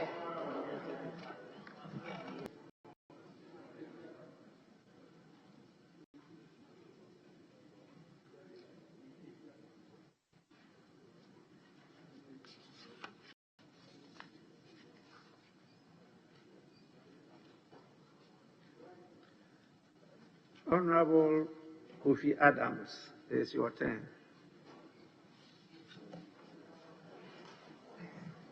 Thank you very much, Right Honourable Speaker, for this opportunity to contribute to the motion on the floor, which is to thank His Excellency the President for coming to this House, the state of the nation. Indeed, as I sat and listened to the President, like many others, I was wondering whether he was presenting the state of the nation of our country, Ghana. Especially when he sought to suggest that we were not importing some food. Mr. Speaker, His Excellency the President touted a number of achievements, especially in the early part of his first four-year term. These achievements the President was touting have long been predicted that it will be so in 2017 and 2018 by no less a body but Economic and Intelligence Unit in their report of November 2015, when they predicted that the New Patriotic Party was likely to win that election.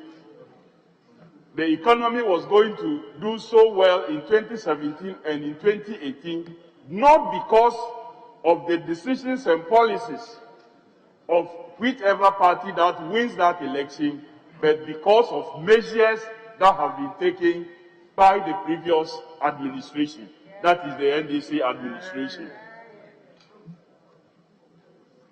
Mr. Speaker, the President again talked about how he did so well in managing the COVID-19 situation.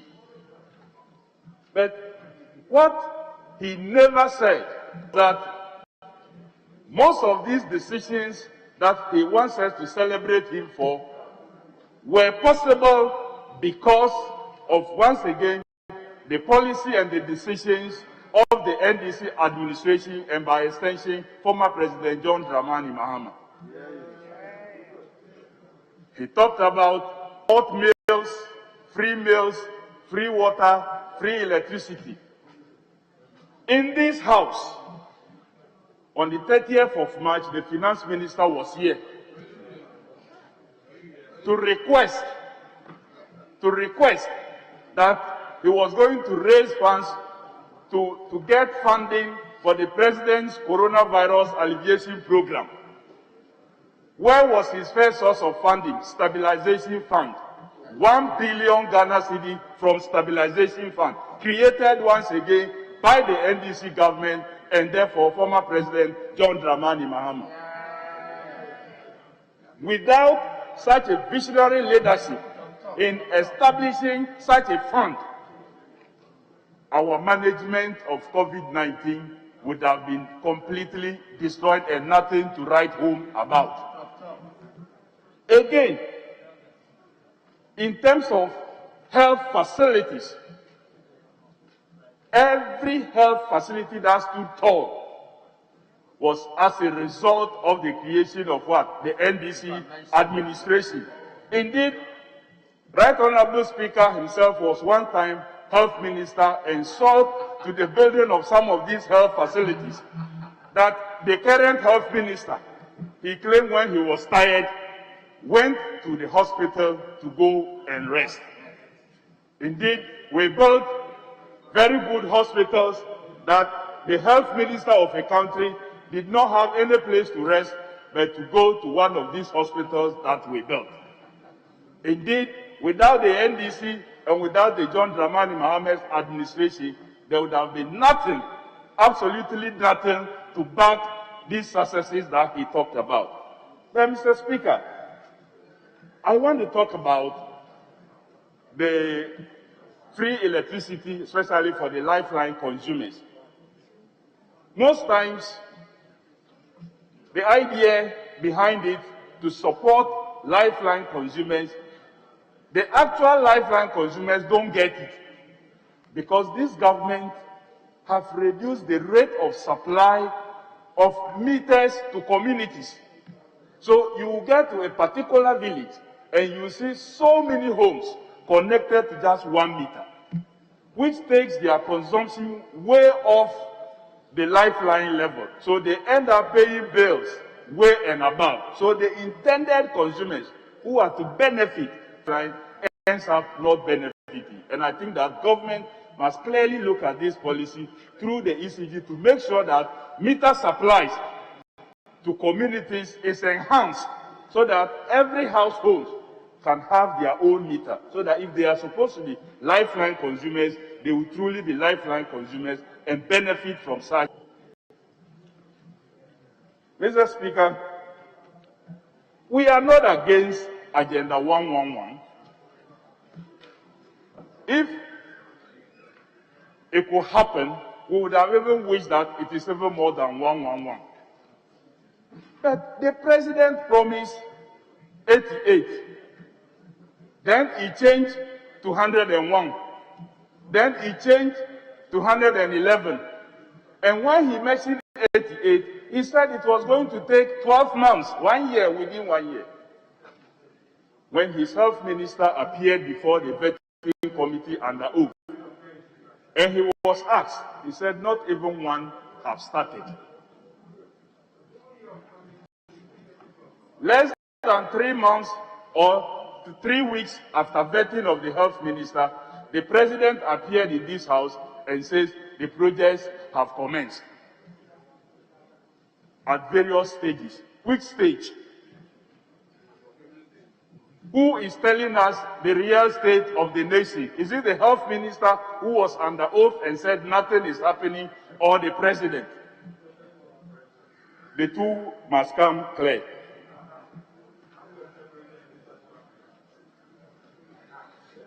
Mr. Speaker, also touched an important subject, and that is also 1D, 1F. And we were so concerned. We asked to know where are the 1 district, 1 factories located. The president's answer was that we should open our eyes. I want to tell the president that I have been opening my eyes in my district, and what I've been getting fireflies entering my eyes every time I open, because I don't see any 1 district, 1 factory in my district. The Agric minister and the then regional minister for Volta region drove all the way to my district in November of 2018 to cut salt in quotes for a 1 district, 1 factory project. As we speak today, people of that community go there to go and hunt for grass cutters. It has turned to a bush where they hunt for grass cutters. Nothing is happening there. So if His Excellency the President says the projects are going on, I am telling him that nothing is happening in my district. That is why we were asking him for further particulars to enable us to locate and help him to complete those projects, because we know it will help this country. But as we speak now, the projects ended with just short cuttings. Mr. Speaker, the President touched on his creation of regions and limited it only going round to inaugurate the 6 regional houses of chiefs and cutting of sod for their office facility.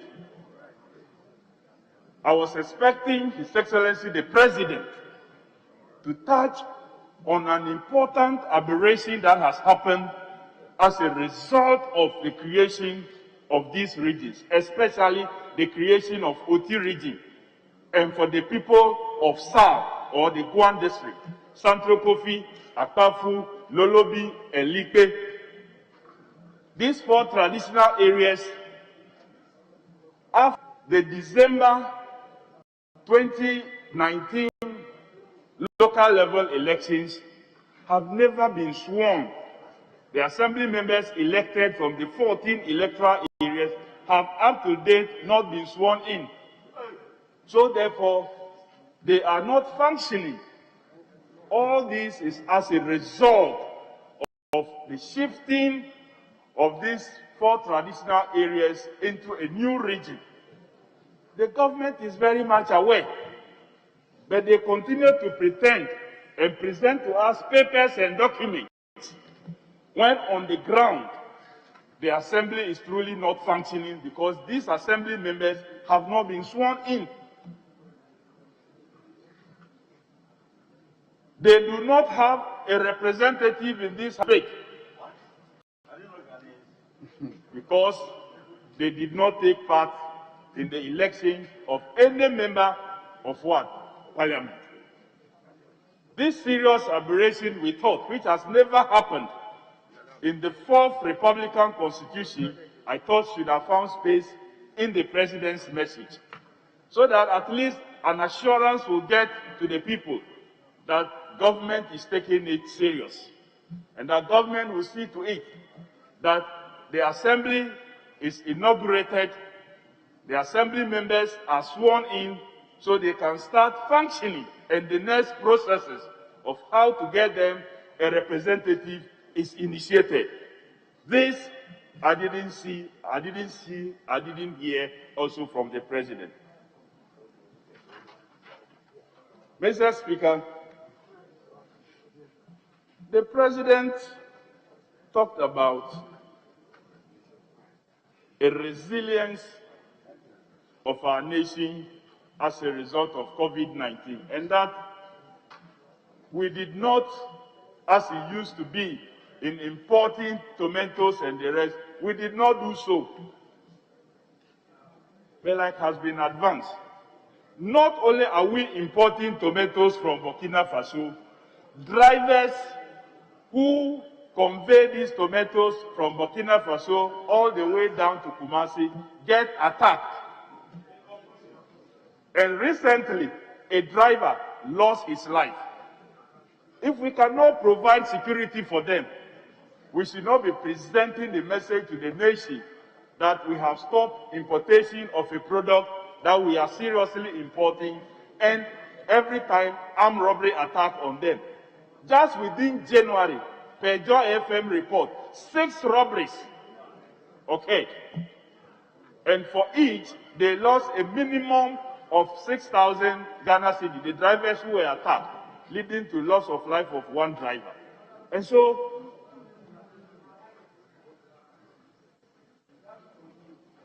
thank you, Mr. Speaker. So, in concluding,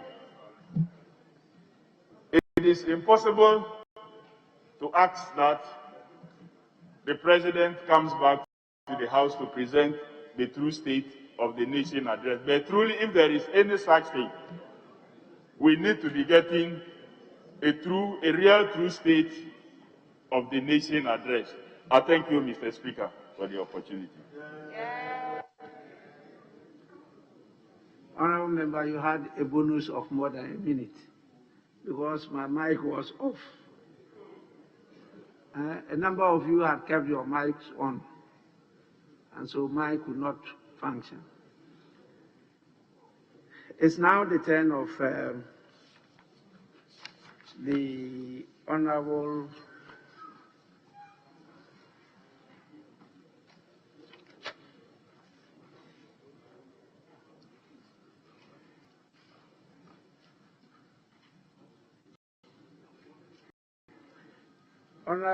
Sheila Battels.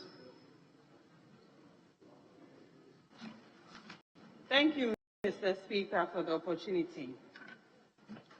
Mr. Speaker, permit me to add my voice to the earlier submission done by the Honourable Member for Ablikma West, Ursula, when she spoke about the President's presentation on digitization and what has been achieved so far. Before I do that, I'd like to commend His Excellency Nana Addo Dankwa Akufo-Addo, because if the space like I have for the past 20 years, you would realize that a lot has been done. And in fact, what we have achieved is really tremendous. Because since independence, you would realize that the achievements of this government in the last 4 years in the area of digitalization It's really something that we need to applaud. Mr. Speaker, we are going towards a country that will be one of the first that will go cashless, hopefully, in Africa.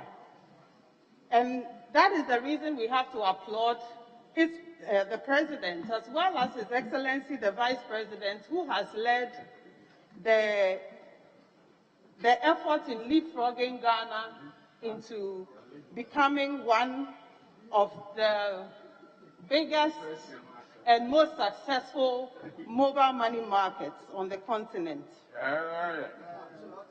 In the year 1990, thereabouts, I had an opportunity to stay in the US for a few years. And during this period, Mr. Speaker, I realized that even at that time, the country was so developed because it was already digitalized. You could do most things with your bank cards. Very little was done with cash. And most people were already on the system that enables them to be able to manage their money, for the country to be able to tax everybody. And we are all within the tax bracket. So I believe that it contributed a lot to the economy because everybody was paying what their due was. Now, when I came to Ghana in 2000, and I set up GhanaOnline.com, which was the first e-commerce company actually in Ghana.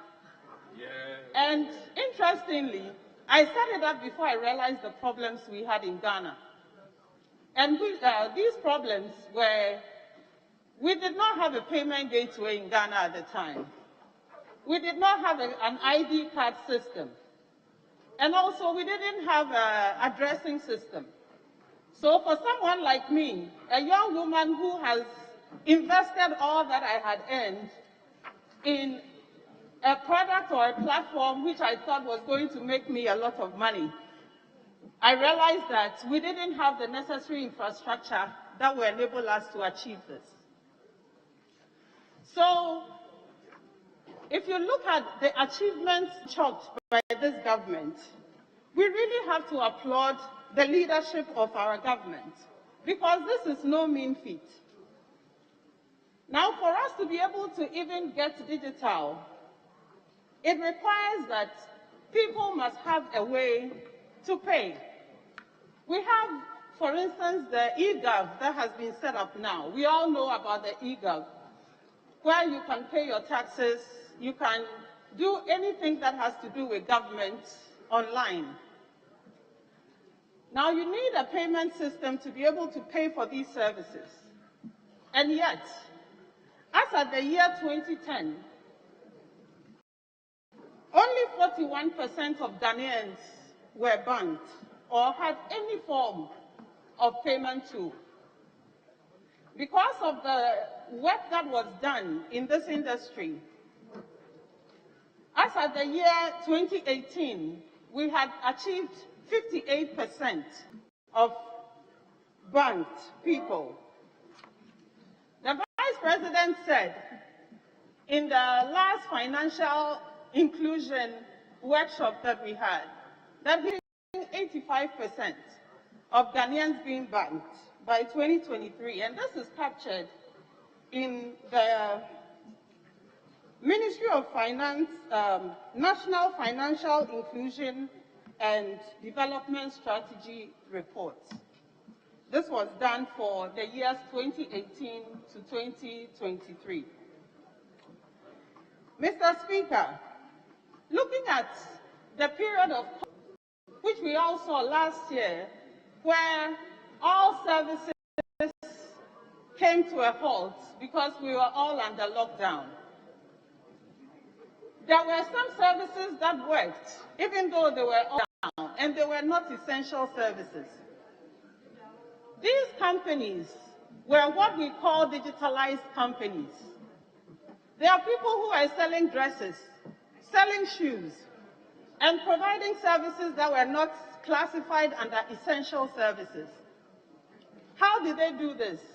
Their businesses were already online, and they already have the chain of the value chain digitalized in a way that will enable them to be able to offer their services whether they are present in their shops or not. And these companies actually survived. So the digital financial services industry has contributed tremendously in helping Ghana to stabilize throughout the period of COVID. I am suggesting that as members of Parliament, we should be very interested in what the government has achieved in the area of digitalization. And why am I saying this? We are talking about jobs that have been created in this space since digitalization started. I know of businesses such as payment gateway processors, people who develop web profiles and e-commerce, people who provide customer service, people who do order fulfillment, and so many things. If you look at Amazon in the United States, you will see the numbers, the sheer numbers of people that it hires is in the hundreds of thousands. Members of Parliament, we should be interested in the digitalization agenda. And we must all commend together the work that our President has done, as well as His Excellency the Vice President. They deserve to be commended for the amount of work that they have done. Let's look at this national ID card system that we have, which we call the Ghana card. In fact, this is something that all Ghanaians have to be proud of, because we have a card that is not only an ID card, it is also a payment tool. It is something that connects your SNIT. It is also your TIN number, and then also it is your NHIS card. It is one card that is linking your DVLA, linking your passport, your SIM card, your bank account, your birth and death. I mean, this is amazing. As we stand today, we have 3 million people in the tax brackets who are burdened. All of us know what it means when we say you are overburdened with tax. And it requires that the tax bracket has to be expanded for us to have some relief. So for us to be able to leapfrog from 3 million to 15.5 by April 1st, which is the target of this government, it's something that will help all of us as a country, because then it means that by April 1st, 15.5 million people will come into the tax bracket. Mr. Speaker, the DFS industry, or the digital financial industry, has contributed a lot to Ghana's development. We must find ways of supporting and helping the industry to stabilize and grow, because I believe that if there is a lot of investment and effort that is put in ensuring that these companies and service providers are able to stand on their feet, they would also help our local businesses to withstand any shocks such as the COVID pandemic, which we all realize. Mr. Speaker, I would like to summarize what I have said by saying that indeed a lot has been done, and we must appreciate the work that the President, and we must put our efforts into ensuring that especially our youth are made aware of the benefits of digitalization and the kinds of opportunities that they can also realize if they don't spend all their time just browsing, but looking at the ways they can help to digitalize our businesses in our various communities, our constituencies. So I would say it takes a great team to achieve great things. And His Excellency the President and His Excellency the Vice President and our Minister of Finance and his team have done a lot, and we must applaud them. And in fact, they deserved the 4 more we have given to them. Thank you, Mr. Speaker. Exactly on time. Like 2 minutes to 10 minutes. Honorable Seidu Isifu, it's your turn. Thank you very much, Mr. Speaker, for giving me this opportunity to contribute to the motion on the State of the Nation address by His Excellency Nana Addo Dankwa Akufo-Addo. Mr. Speaker, on this fateful day, after His Excellency delivered his address, I had an engagement with my colleagues, honorable members, and the description they gave to his State of Nation address was that it is a rhetorical SONA address. Mr. Speaker, at that point, I was a bit confused. What do they mean by this? Then shortly afterwards, I got a call from one of my professors in a university who told me that, Honorable, you people have finished with your SONA of convenience. And I got more confused, Mr. Speaker. So I decided to go into it. What is this State of Nation about? When they say a state of affair or a state of something, what does that mean? So I cross-checked with Encyclopedia Britannica. I cross-checked with Oxford Dictionaries. Mr. Speaker, in the long run, I came out with a conclusion that when they say a state of something, it refers to a situation. It refers to a set of circumstances. For instance, a state of a vehicle.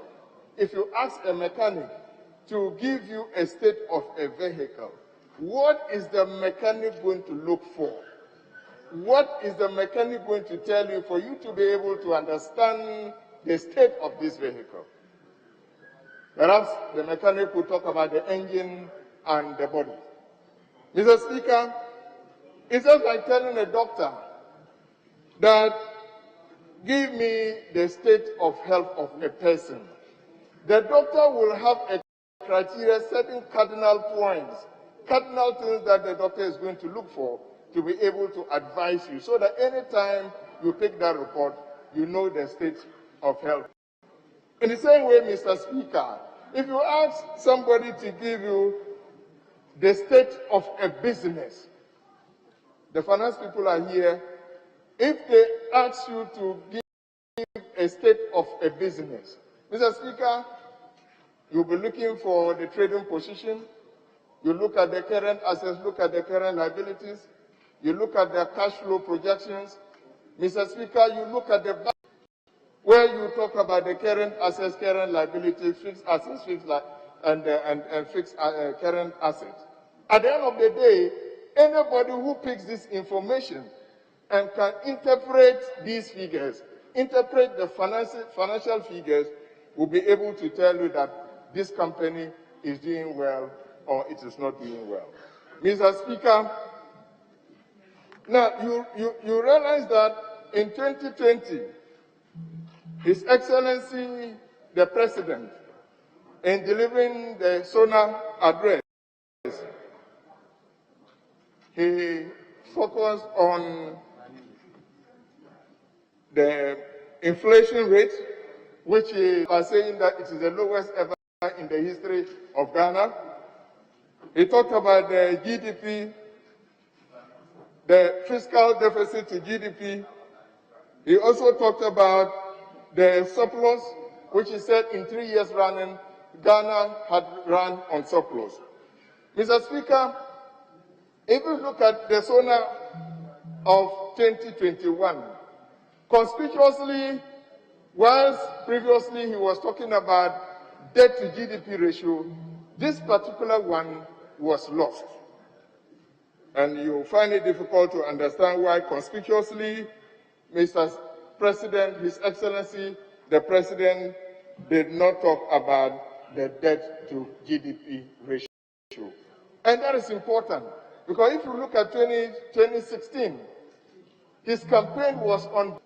So at any point in time, when he is coming to do the State of Nation address, we expect to see the net additions to our debt stock, so that at the end of the day, we juxtapose that with what he has used the money for. Mr. Speaker, my understanding about State of Nation address is an accountability document, accountability. At the end of the day, you should be able to account to the people who gave you the power and the mandate to rule. And this is what, Mr. Speaker, we didn't see in this budget. Mr. Speaker, in 2020 SONA address, His Excellency the President talked about training, engaging 500 youth who were engaged in illegal mining, and they graduated them into vocations and similarly into technical institutions, giving them skills to be able to work. Similarly, he said in the same period, they were still in the process of training 607 more youth. And that was a way of taking care of the illegal mining that we were bedeviled with. Mr. Speaker, you start a project and you announce, you talk about it in your nation address. And the following year, that particular novelty, and I think this was a novelty that the President initiated, and it was a matter of course that at the end of the day, His Excellency should have given us an account of this, so that we will see what dividends the nation has made. Mr. Speaker, this was not done. Mr. Speaker, in the State of Nation address in 2020, he also talked about commissioning 37 business resource centers. And the purpose of this was for the business resource centers to unearth the potential young business potentials in the country, to be able to resource them, train them so that they can support in our development agenda. Mr. Speaker, this was another novelty. And he commissioned 37 and stated that 30 was in the process of being constructed. Mr. Speaker, and here we expected that we should have known what was the state of the business resource centers. How many people have they trained? What is the value for money for our investment? All these things were things that we were expecting in the State of Nation address. Mr. Speaker, if you permit me, I want to refer to page 12, paragraph 3 of the State of Nation, Mr. Speaker, out and I read, our efforts at digitization is bearing steam. When my government assumed office in 2017, we were faced with the challenge of largely informal economy. The features of the informal economy included the absence of unique identification of citizens and residents of Ghana, and the absence of a working property address system across the country. Furthermore, only a small proportion of our population was registered by the Ghana Revenue Authority. Mr. Speaker, the interesting part, let me just move a little because of time. The interesting part is this one. He said 70% of the adults did not have access to a bank and financial transaction.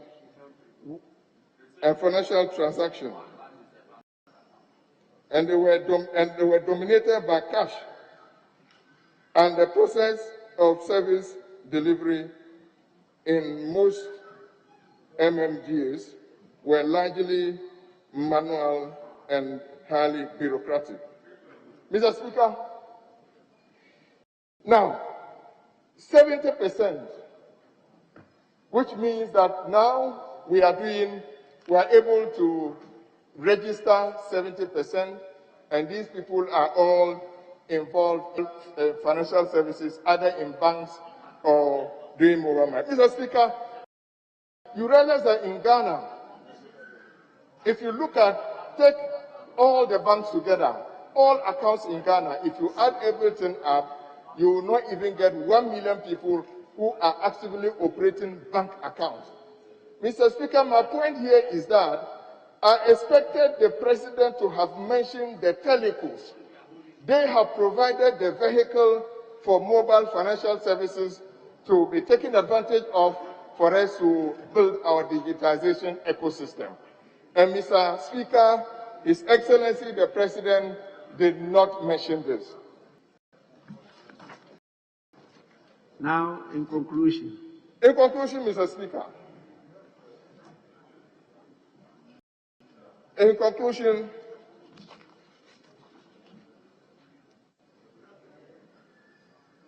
Mr. Speaker, His Excellency the President also talked about retooling the security services with SUVs, with buildings, and all those things. Of the day, I come from one of the newly created regions.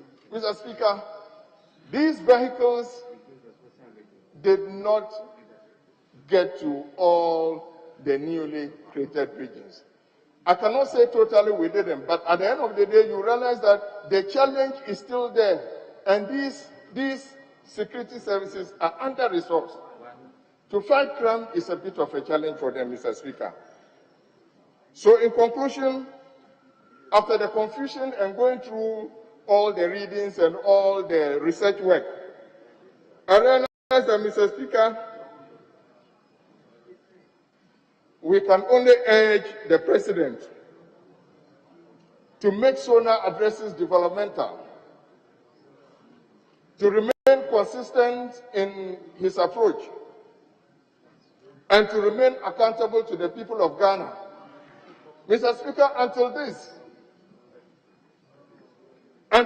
is done, Mr. Speaker, I will still say that SONA remains rhetorical and convenient.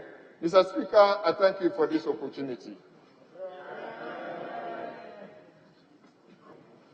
Honorable Bright Reku Broby. Thank you, Right Honorable Speaker, for the opportunity given me to contribute to the motion on the floor of the House. The State of Nation delivered by His Excellency the President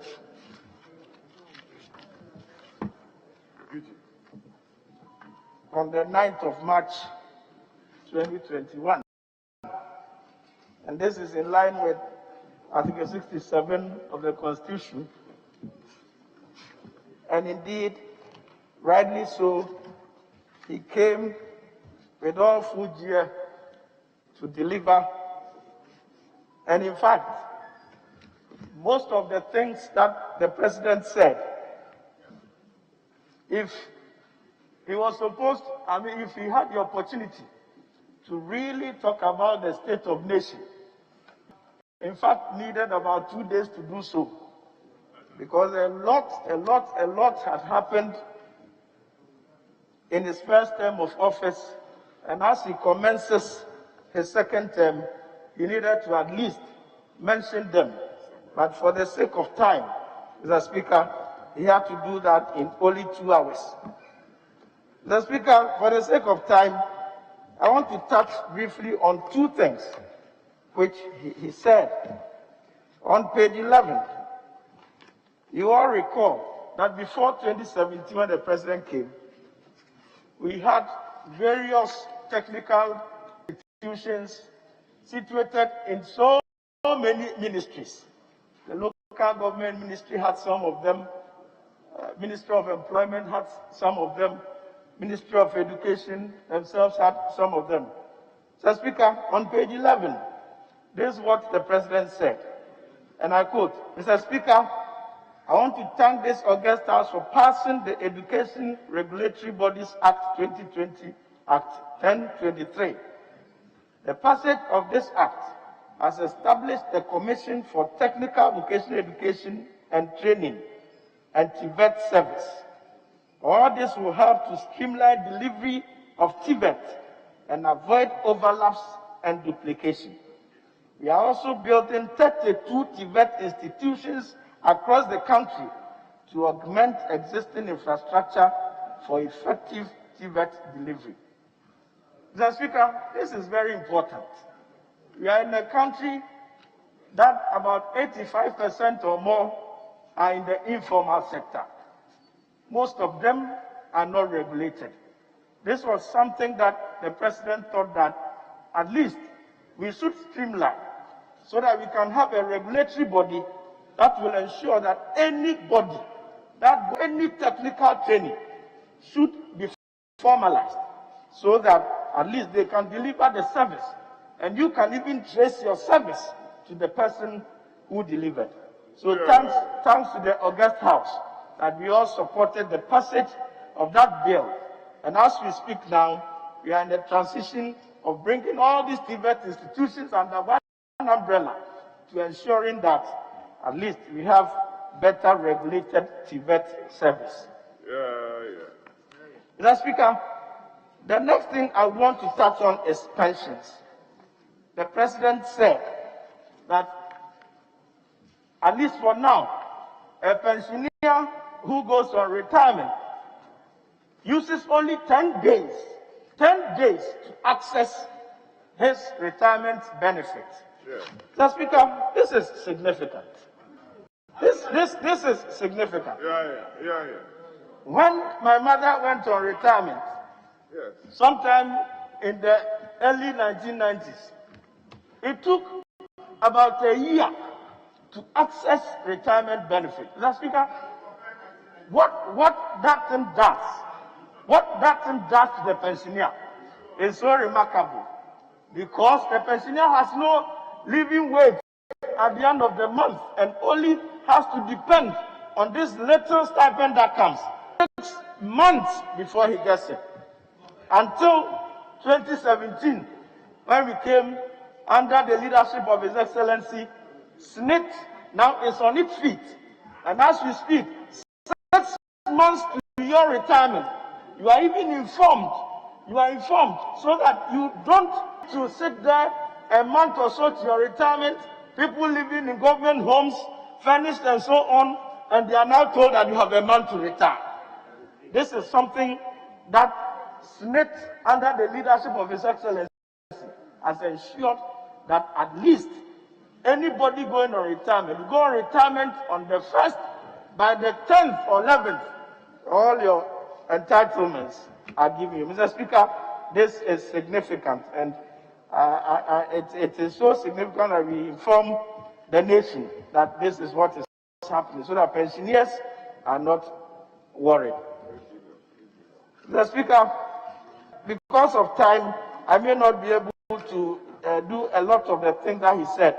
So I would end here and thank the House that we approve his State of Nation address and then urge him to continue to do the good things.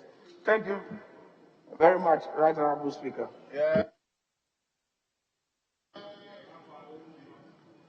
Honorable Roxton Nelson Dafiamako. After your submissions, we'll listen to the leaders and then withdraw the curtain. Mr. Speaker, thank you for the humble invitation to add few words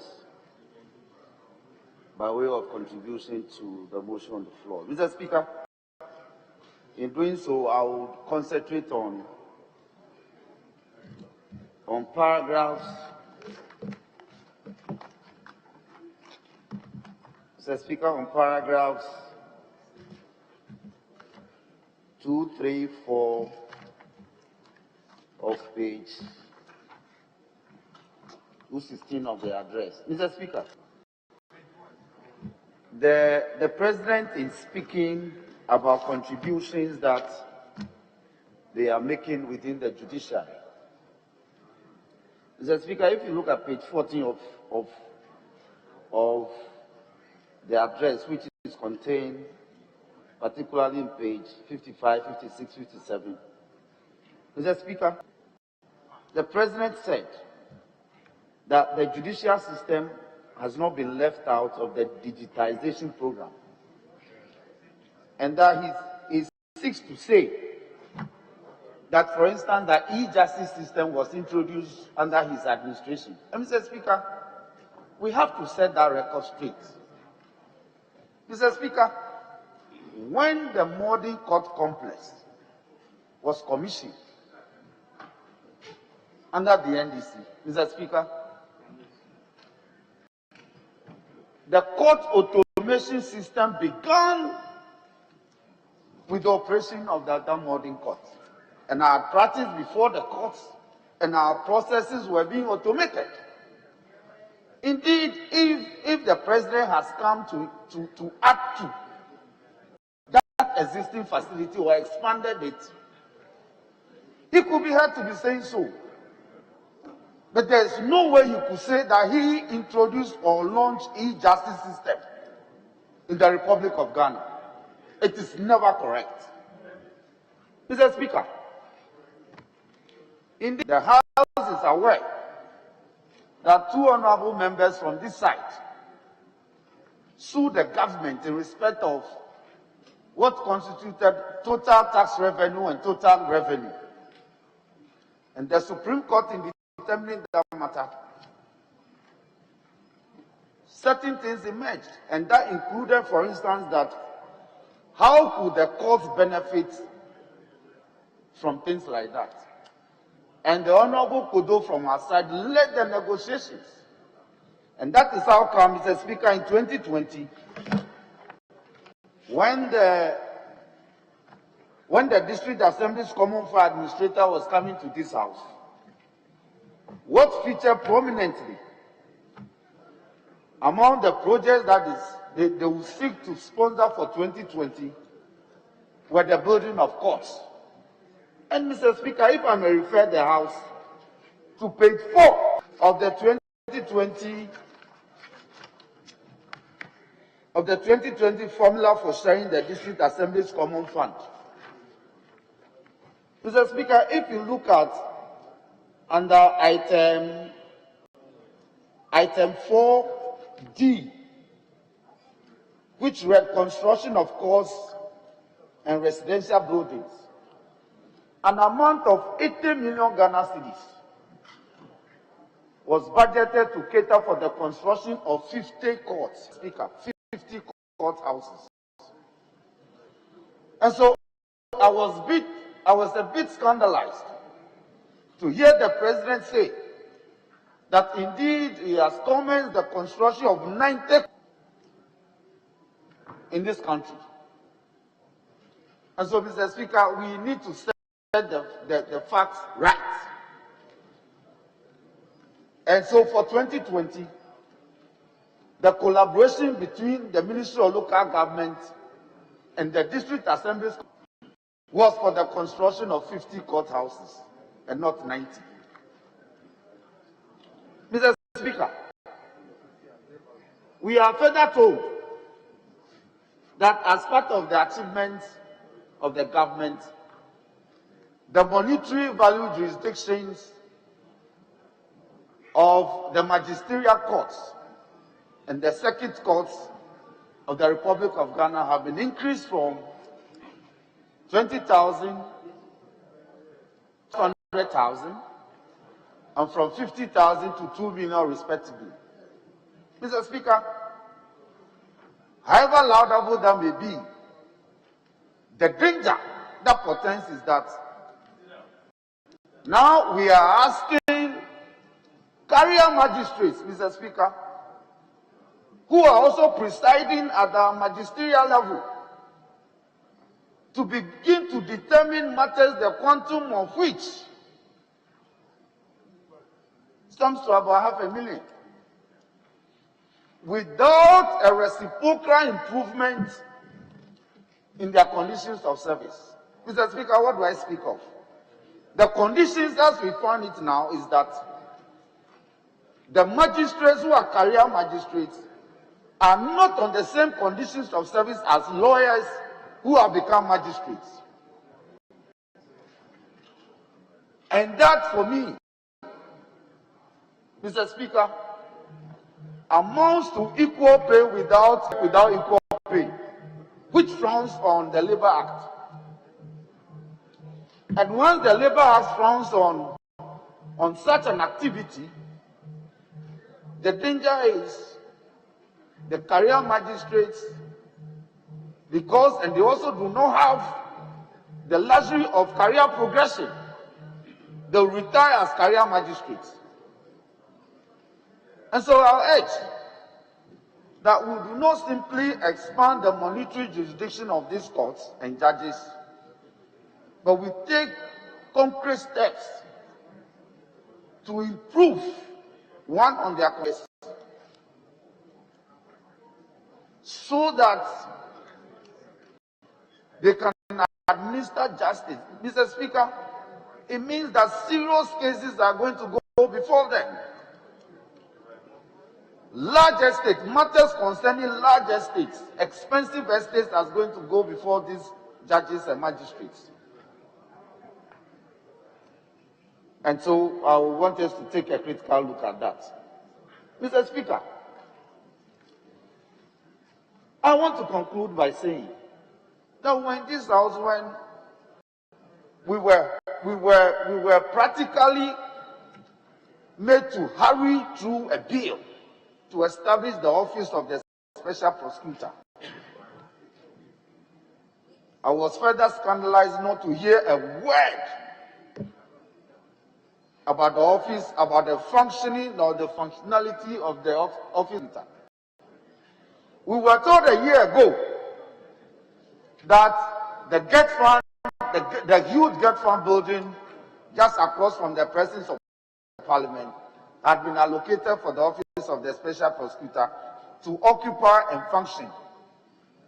Mr. Speaker, if you step out of the chamber, you see that the building is still in darkness. It's still not be occupied by the office of the special prosecutor. We have expended in setting that office up.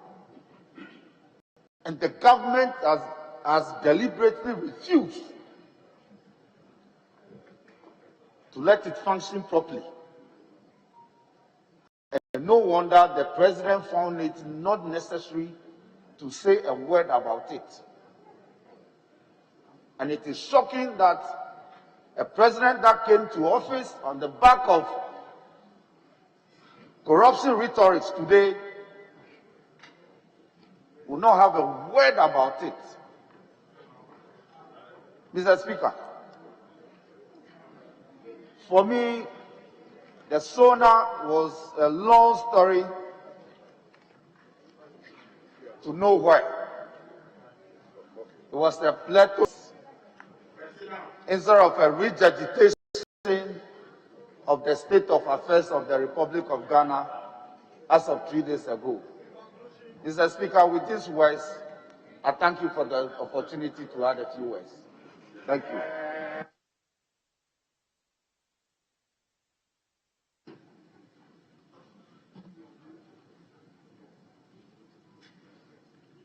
Honourable members, we now concluding the debate, and the leader of the minority group will start. Well, Speaker, let me thank you for the opportunity to contribute to the motion that this Honourable House thanks His Excellency Nana Addo Dankwa Akufo-Addo for complying with Article 67 of the Constitution and delivering the State of the Nation address to Parliament. And in doing so, Mr. Speaker, to express my disappointment in the President and in his message. First of all, Mr. Speaker, conspicuously lost, and to every economy, a report by the President on debt. Debt is significant. President Nana Addo Dankwa silent on the state of Ghana's public debt. The official numbers so far released at end of November 2020, Ghana's public debts, excluding ESLA, stands at 286.9 billion Ghana cedis, excluding ESLA, accounting for about 78% of our GDP.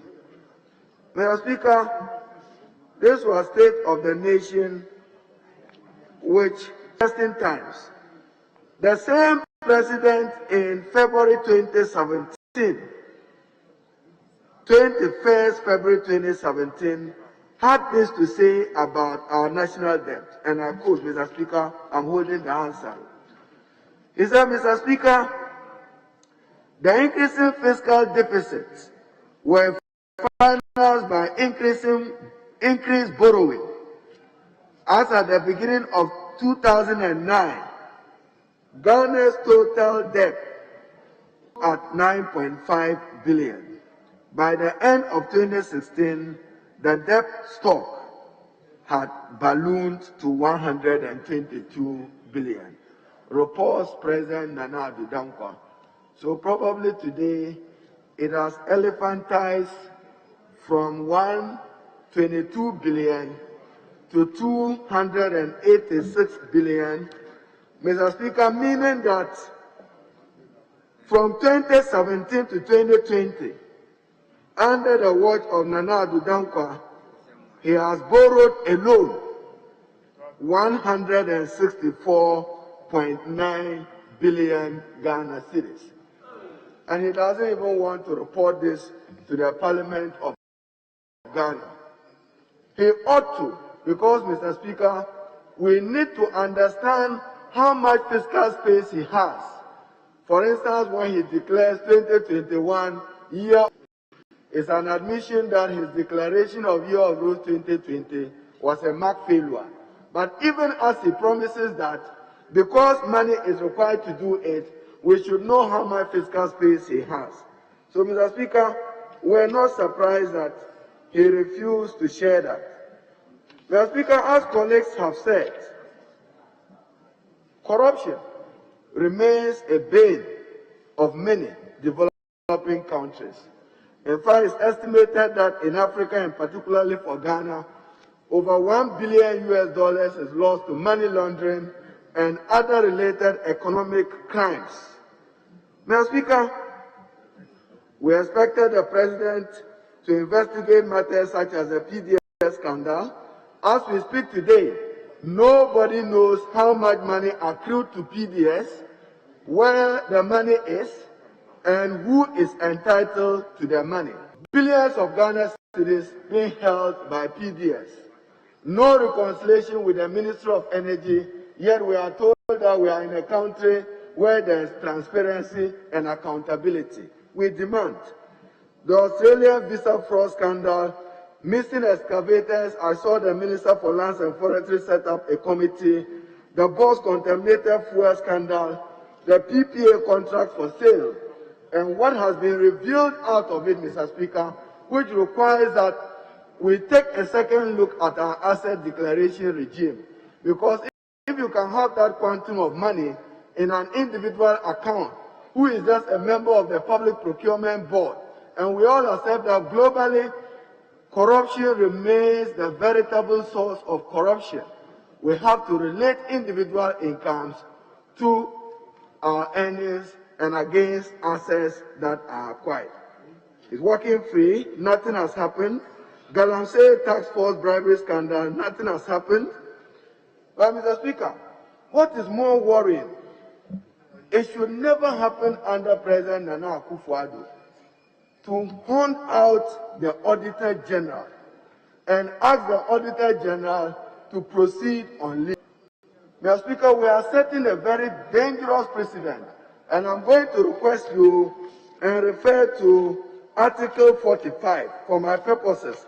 I will come to other articles, maybe Article 125, and I'll go to Article 187.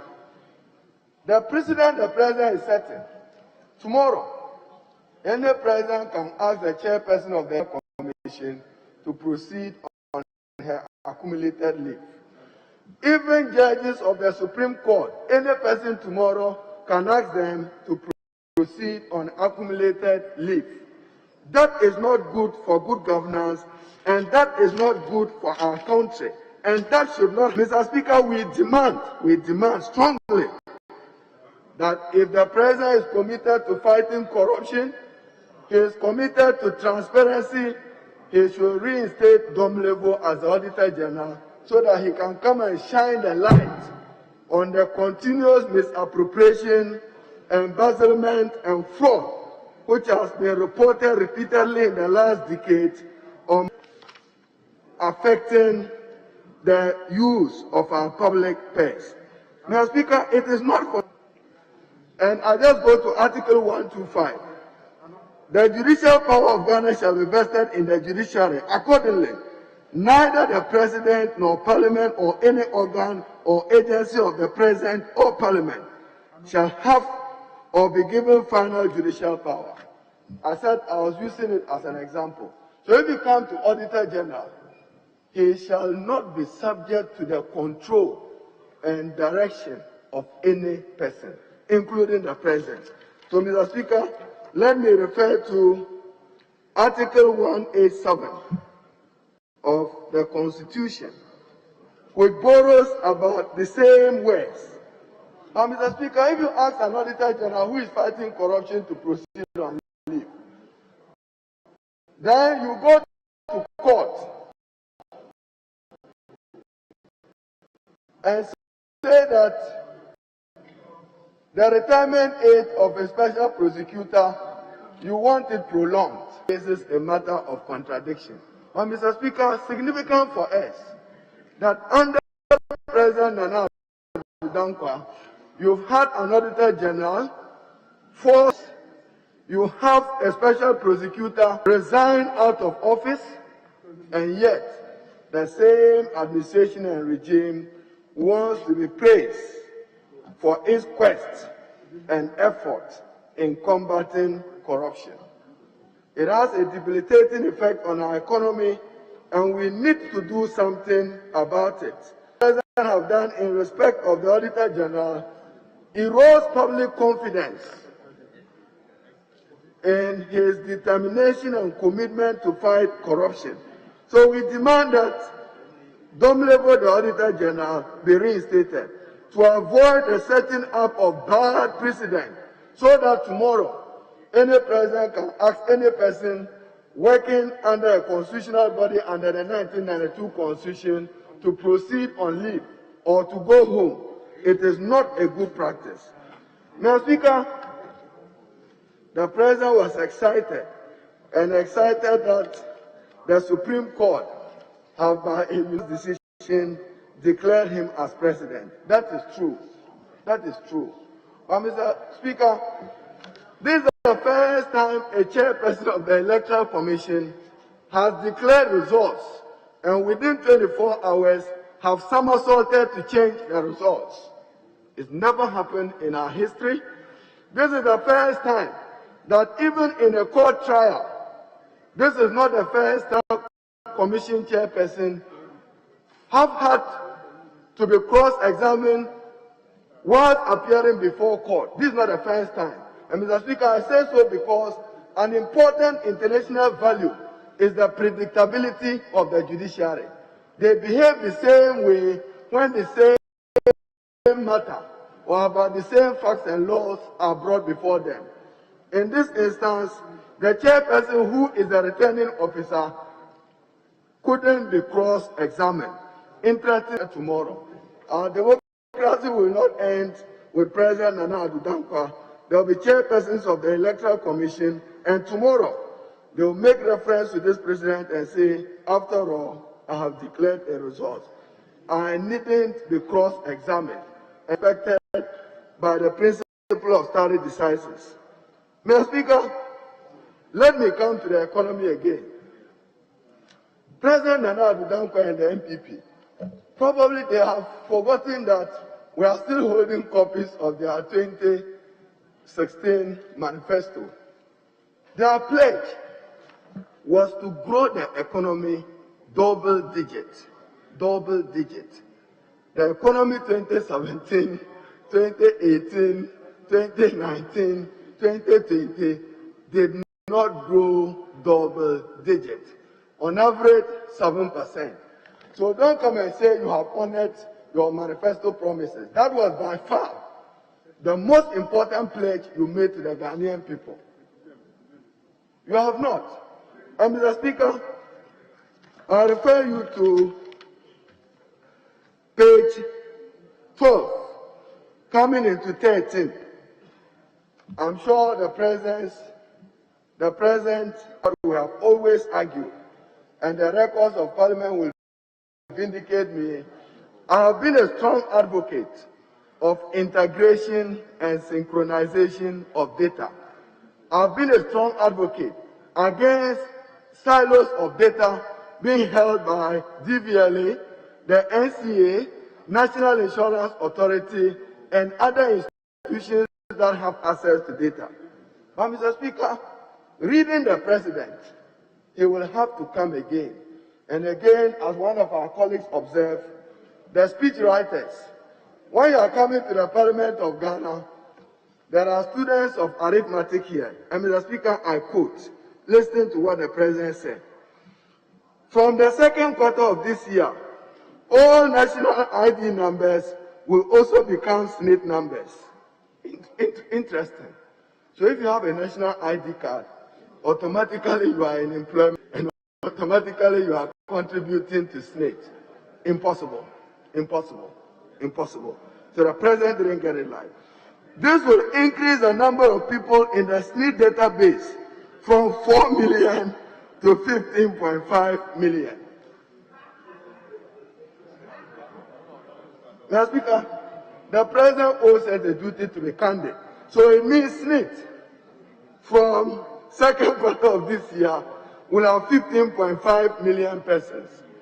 SNIT is established by law under Act 766, the Pensions Act of Ghana. This is statistically inaccurate and statistically misleading.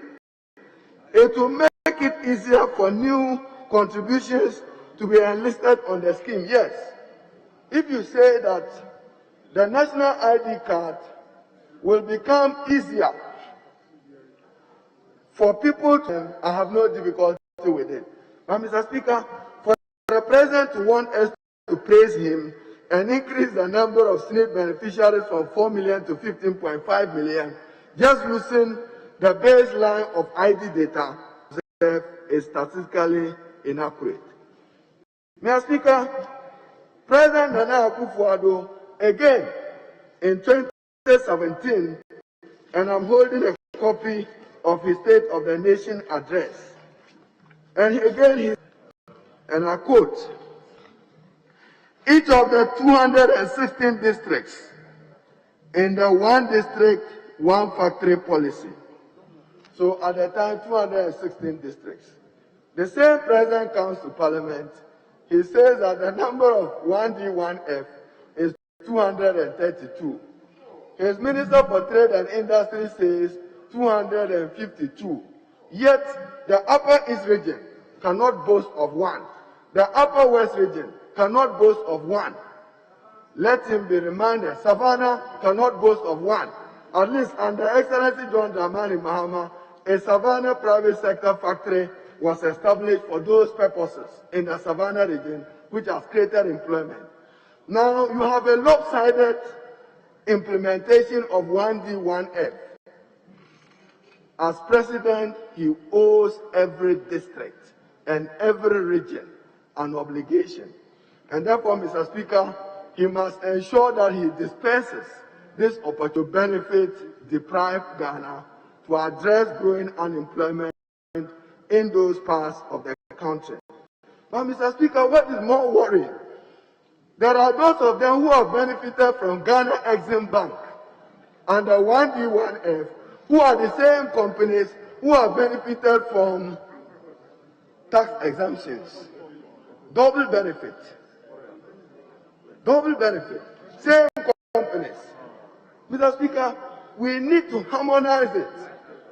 This is facts available to the Committee of Trade in Parliament.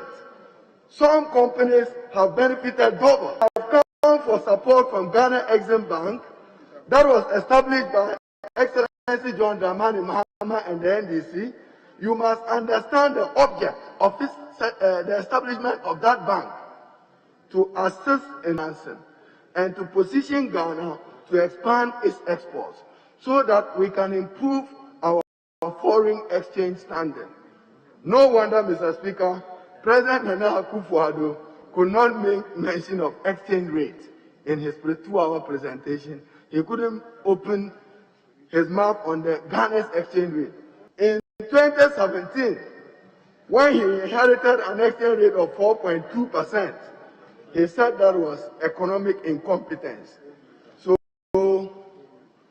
when you inherit an exchange rate regime today at 5.8 to $6, 5.8 to 6 Ghana cedis to $1, that is not incompetence. But certainly, Mr. Speaker, that cannot be competence. Because what you must understand is that in the servicing of debt, if you borrowed 1 billion in 2017 and paid 4.2 billion, you are required today to pay 5.8 billion. That is why you should not be quiet or silent on it, Mr. Speaker. And that is why we are disappointed that he is silent. Mr. Speaker, yes, Ghana, we can boast that we are still a beacon of hope. Our democracy is evolving. Our parliament, a hang one, 137, 137.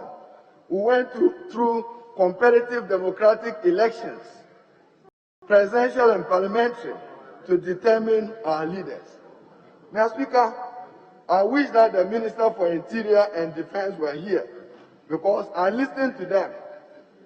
And Mr. Speaker, I'm gravely disappointed that none of them was ready to take responsibility for the excesses of the secret servants that resulted in loss of human lives of up to 7, which the Honorable Okujeto, Honorable Soyene, and one of our colleagues referred to.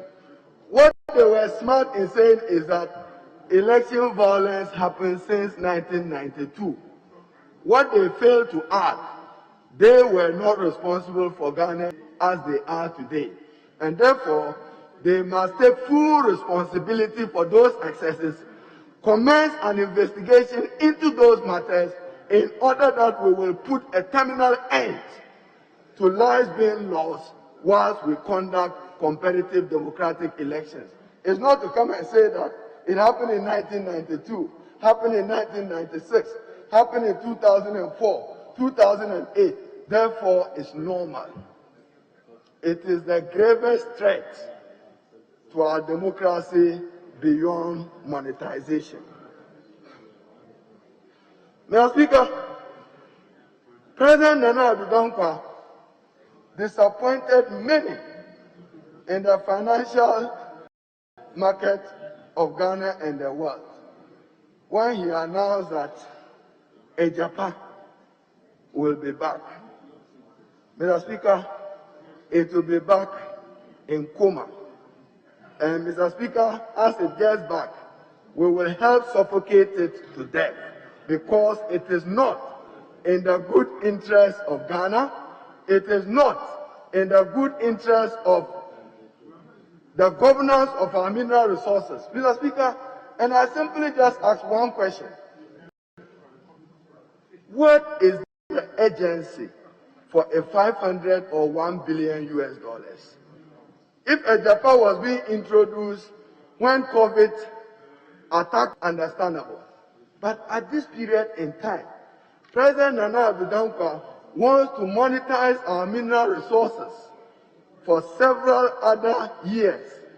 Mr. Speaker, I had two arguments. Give me water. I had two arguments. One by the Minister for Defense, and Mr. Speaker, this is what he said.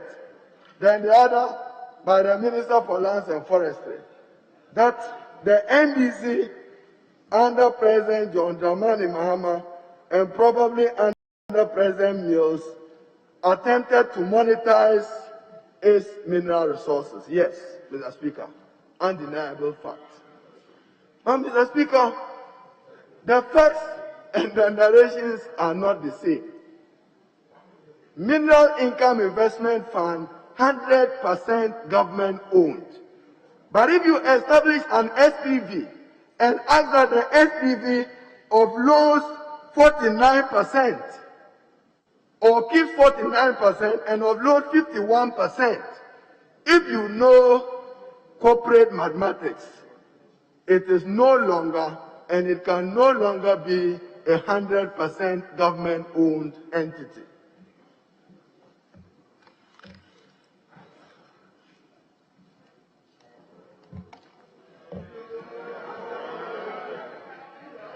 Mr.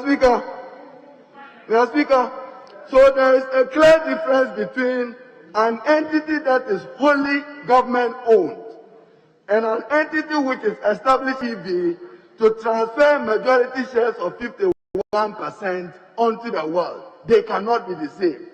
That is why my colleague, the Minister for Lands and Forestry, when he quoted Dr. Dufour's budget, he got it wrong.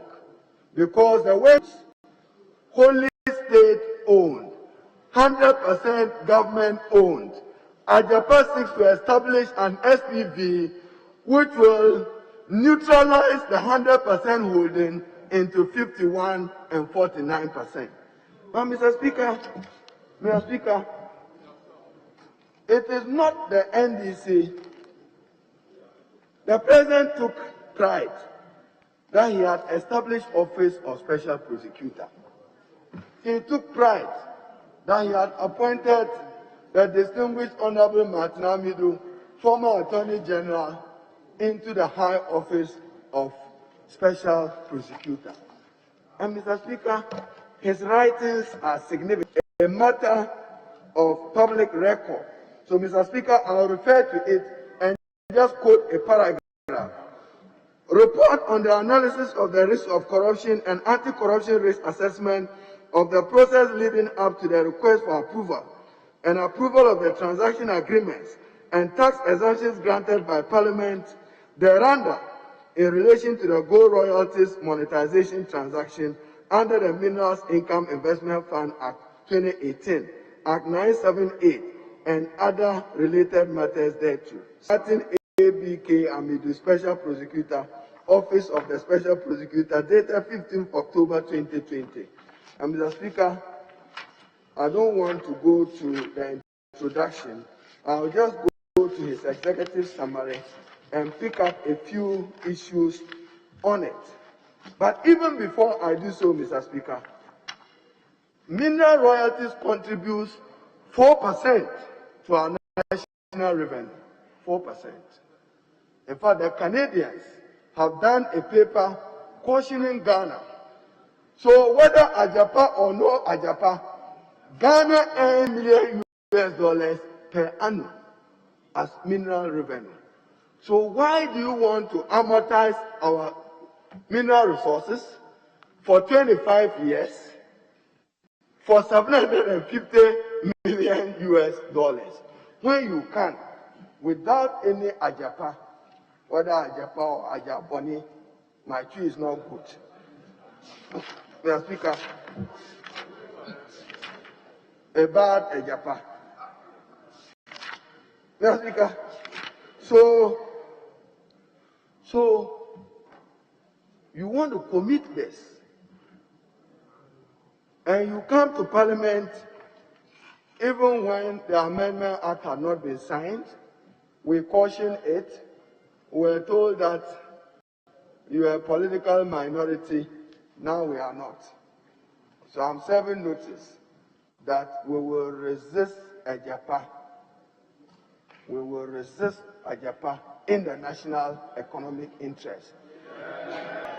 And we will make sure that it is dead at bed.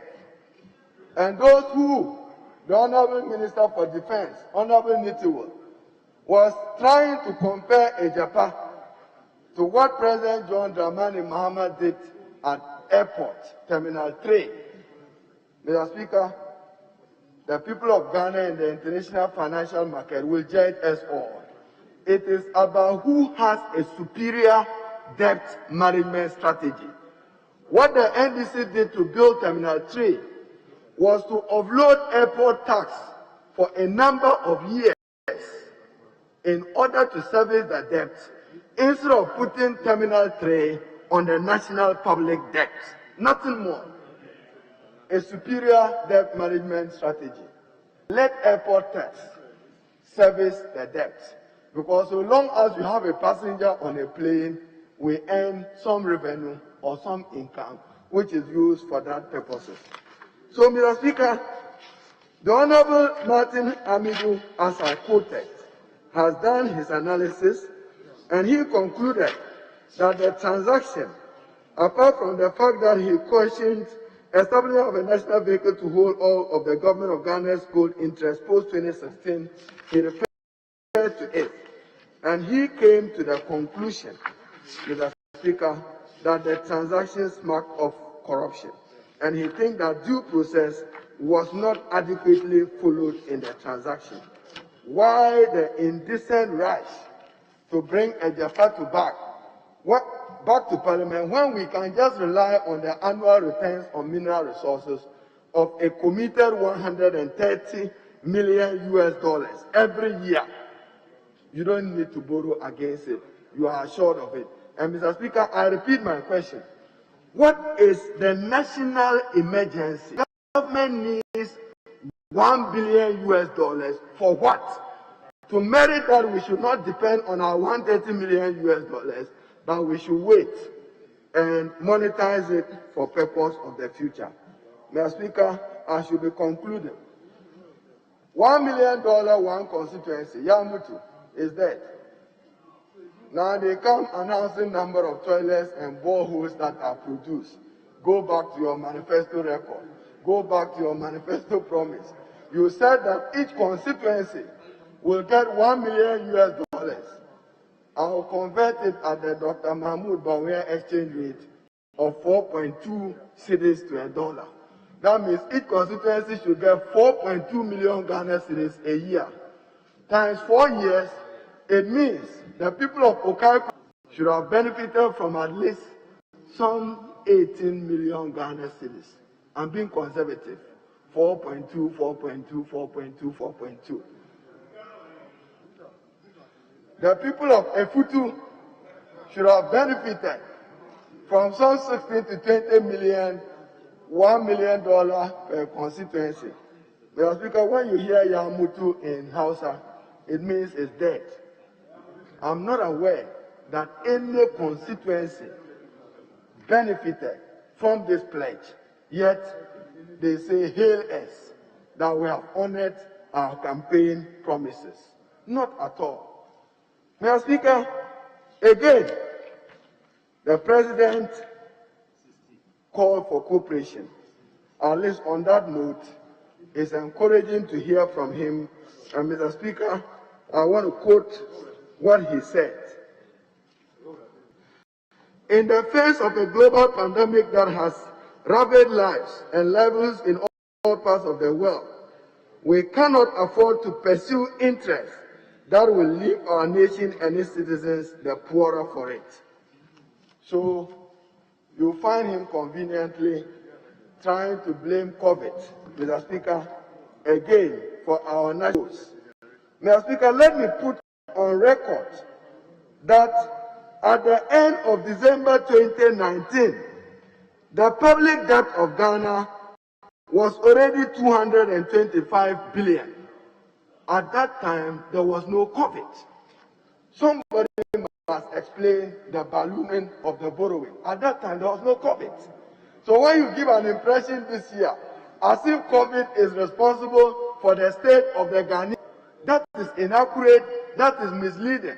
You should say that COVID have partly contributed to our economic woes, but reckless and irresponsible expenditure have also contributed to it. You don't narrow the blame on COVID. When COVID, by your own words, 25 billion was spent on it, only 6.6% of GDP. Mr. Speaker, the President wants us to hail him, and he refers to other matters. Even with 1D1F, there are 76 of them that were companies that were already in existence, so not established by you, and don't seek to want to take credit. Finally, Mr. Speaker, we want government to respect the Supreme Court ruling on the District Assembly Common Fund and the sharing of national revenue. I see the President here. He should have acknowledged that it's Parliament, not him.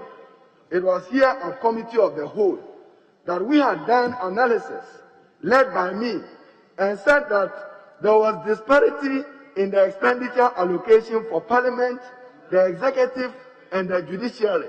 And we recommended that a certain portion of the District Assembly Common Fund be dedicated for the Judiciary. I've seen him quote extensively for his purpose without acknowledging that the initiative and thinking was that of this August House, Mr. Speaker. Mr. Speaker, I'm reminded that I have two more minutes. Mr. Speaker, let me conclude. Election 2020. Honorable Leader, you have used 31 minutes now. Yeah, Mr. Speaker, I won't do more than 2 minutes. And so you don't have 2 more minutes remaining. Okay, thank you, Mr. Speaker. I'm concluding. When the President calls for cooperation, I want to trust that he is genuine and sincere. But my call is that let us share the opportunities of this country fairly, whether to businesses, whether to contractors, whether road or bridges contractors, fairly, in a manner that the Ghanaian is honored and the Ghanaian is treated in dignity, regardless whether he supports a different political party or not. But Mr. Speaker, whilst thanking you, we have a duty to work together to build that post-COVID economy which is not in good state, and therefore our economy is not in good state. In fact, it's estimated that Ghana will need about $52 billion as a financing gap deficit if we are to meet the sustainable development goals. I agree with the President. Employment has increased as a result of it, over 41 to 90,000 jobs lost. What do? We have to categorize particular industry, particularly the hospitality industry, and government will support them to keep their jobs. Now, Speaker, with these few comments, I support the motion.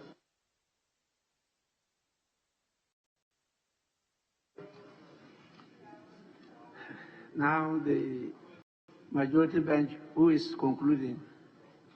Deputy Majority Leader. Deputy Majority Leader, yes, you may do so. Speaker, I thank you for the opportunity to conclude the debate on the motion that this House thanks His Excellency the President for the message on the state of the nation. Mr. Speaker, what a breath of fresh air it was in this House. The MPP has been given 4 more years to do more.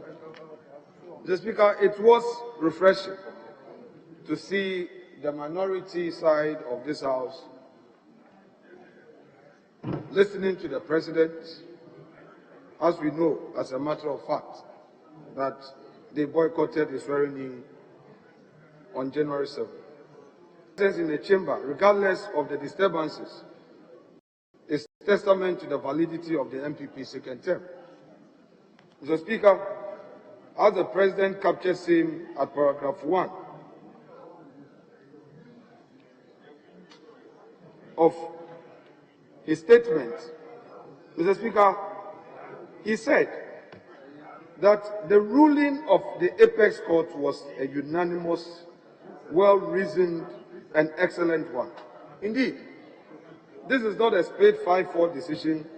This was a slap in the face of those who sought to create doubt in the minds of the people that there was something untoward in the election. Today, Mr.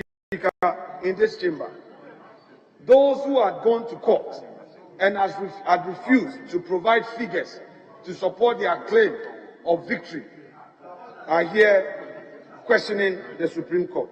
Mr. Speaker, they have to be fair. Fairness demands that they speak to the facts.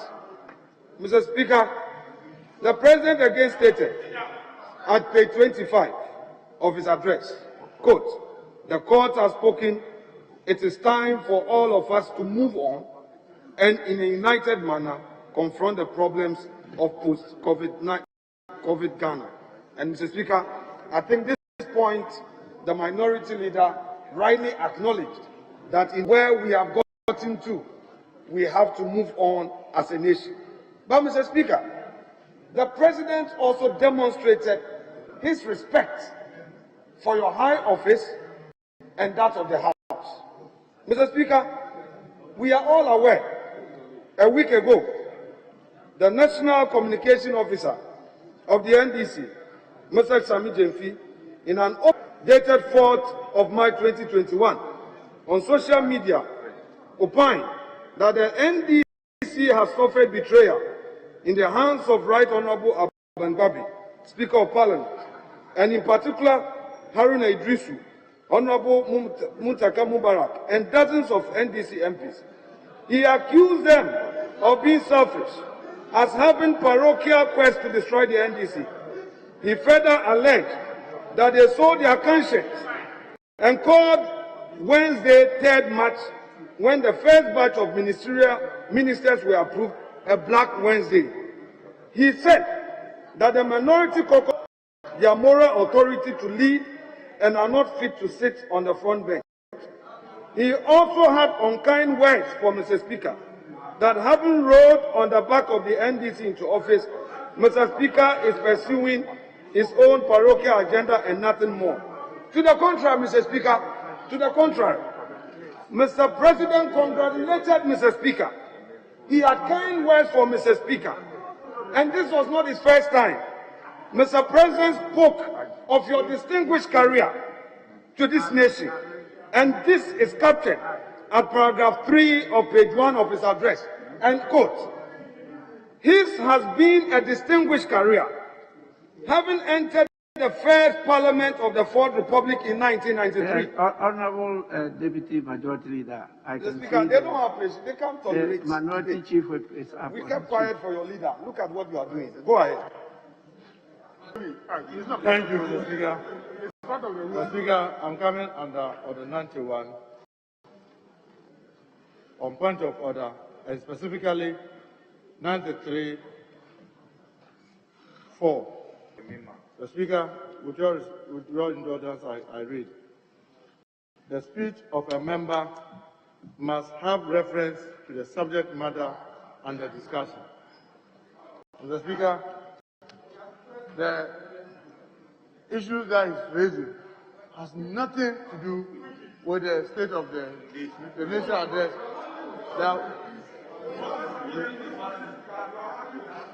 I'm saying no reference. The matter we are talking about has no place in the discussion that we are currently having. If you want to come properly, you can come properly, and you see whether you have support or you don't have support. So I'm saying that the matter you are raising, the moment you are raising it, you are out of order because it is not a matter that we are discussing now. And Mr. Speaker, I hope his attention will be drawn to this. Thank you, Mr. Speaker.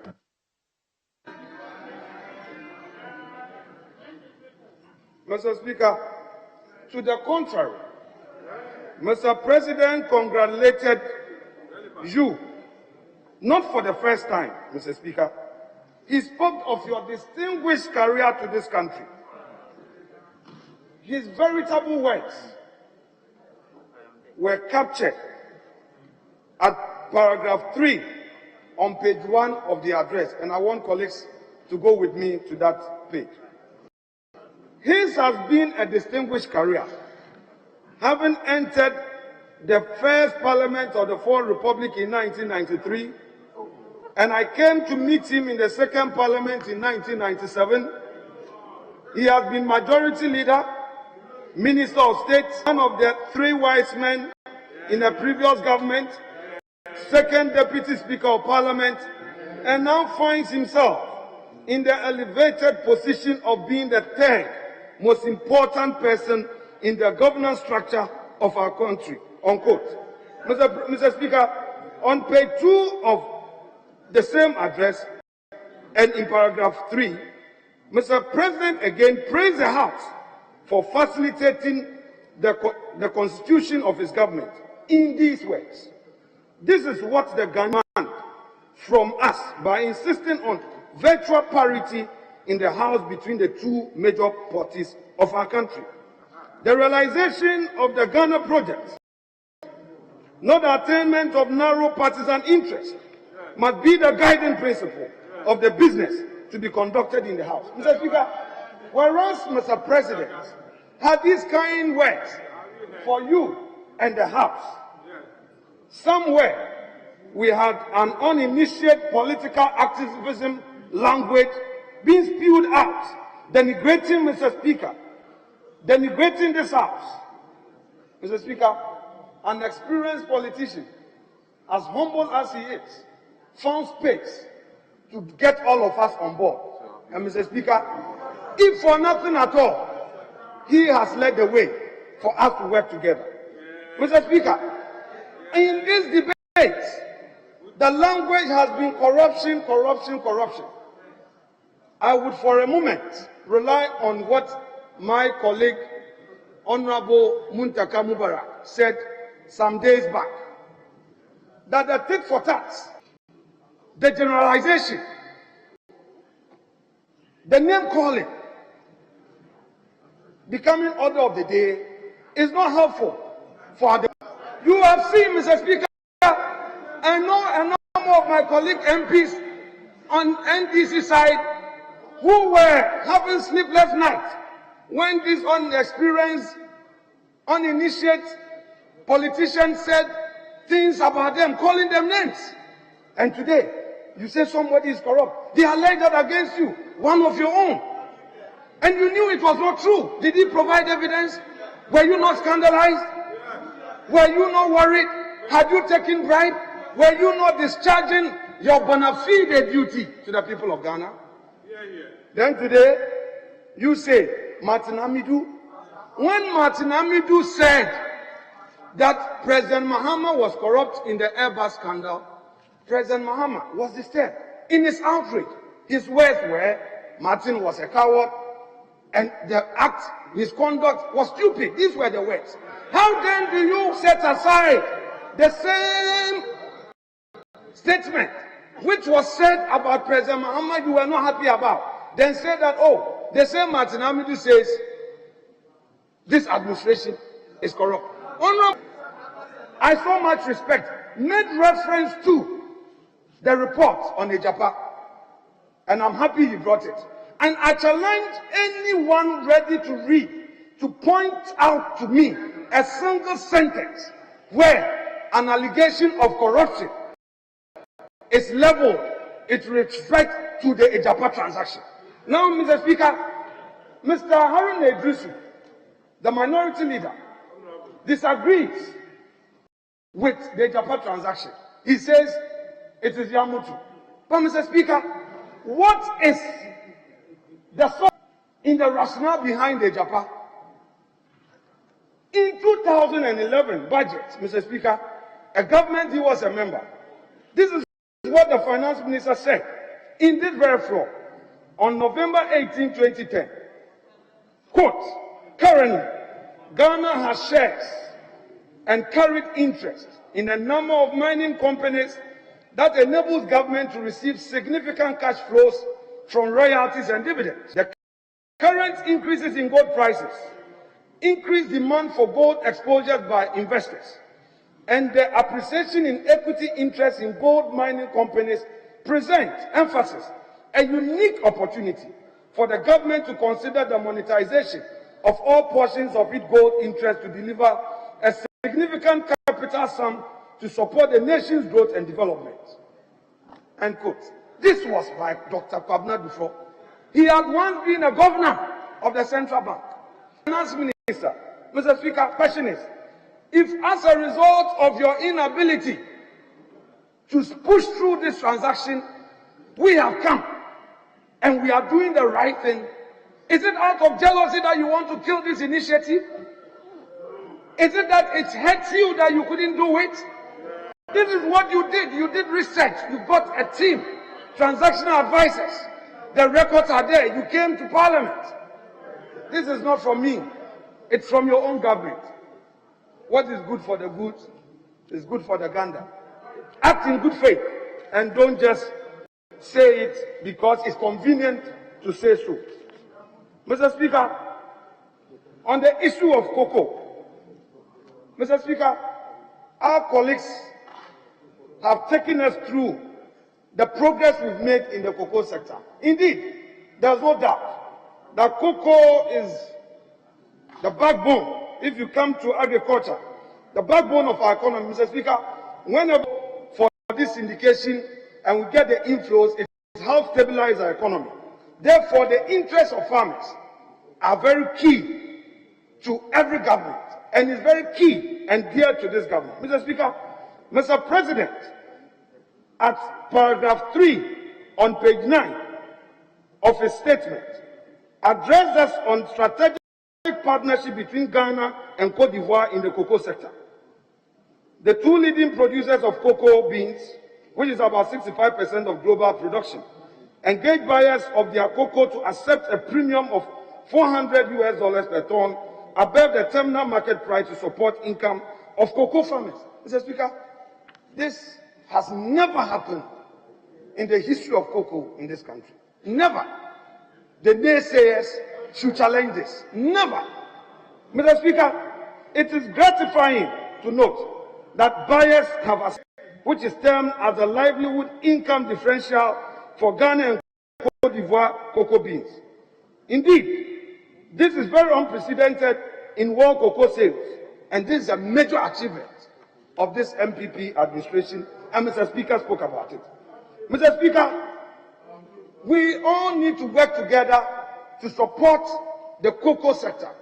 Indeed, illegal mining is a threat to our cocoa industry. In fact, Honorable Setepe in the Sixth Parliament had the occasion to argue that our cocoa industry is suffering as a result of illegal mining. For all of us to come together as a nation and to look at this and help our cocoa farmers so that we will have increased yield. Honorable Ayariga compared Cote d'Ivoire to Ghana and said, what is it that Cote d'Ivoire is getting millions of harvest and we are not achieving same as Cote d'Ivoire? Perhaps they are doing something better. They are controlling illegal mining much more than we are doing. Perhaps they are not bringing in partisan politics. So whilst you want to control, somebody will also promise that if I come, I will stop this control mechanism so that you continue to mine. Mr. Speaker, the European Union is also raising issues of child labor. Mr. Speaker, this is also a matter that as parliamentarians, we need to make a strong case that the means of getting our cocoa is not through child labor. They must understand our circumstances. Mr. Speaker, I am well aware EU parliamentarians are pushing a strong case on this matter. And it is important that as a House, we take this opportunity to save our cocoa industry by letting the world know that our farmers do not engage children in farming. Our cocoa is not as a result of child labor. That, Mr. Speaker, is very, very important. Mr. Speaker, we are aware of the modernization of our cocoa sector. We are aware of the rehabilitation going on. We are aware that last government sourced AFDB facility to deal with disease cocoa. Never, for the 8 years of the NDC administration, no single step was ever taken for the purpose of rehabilitation.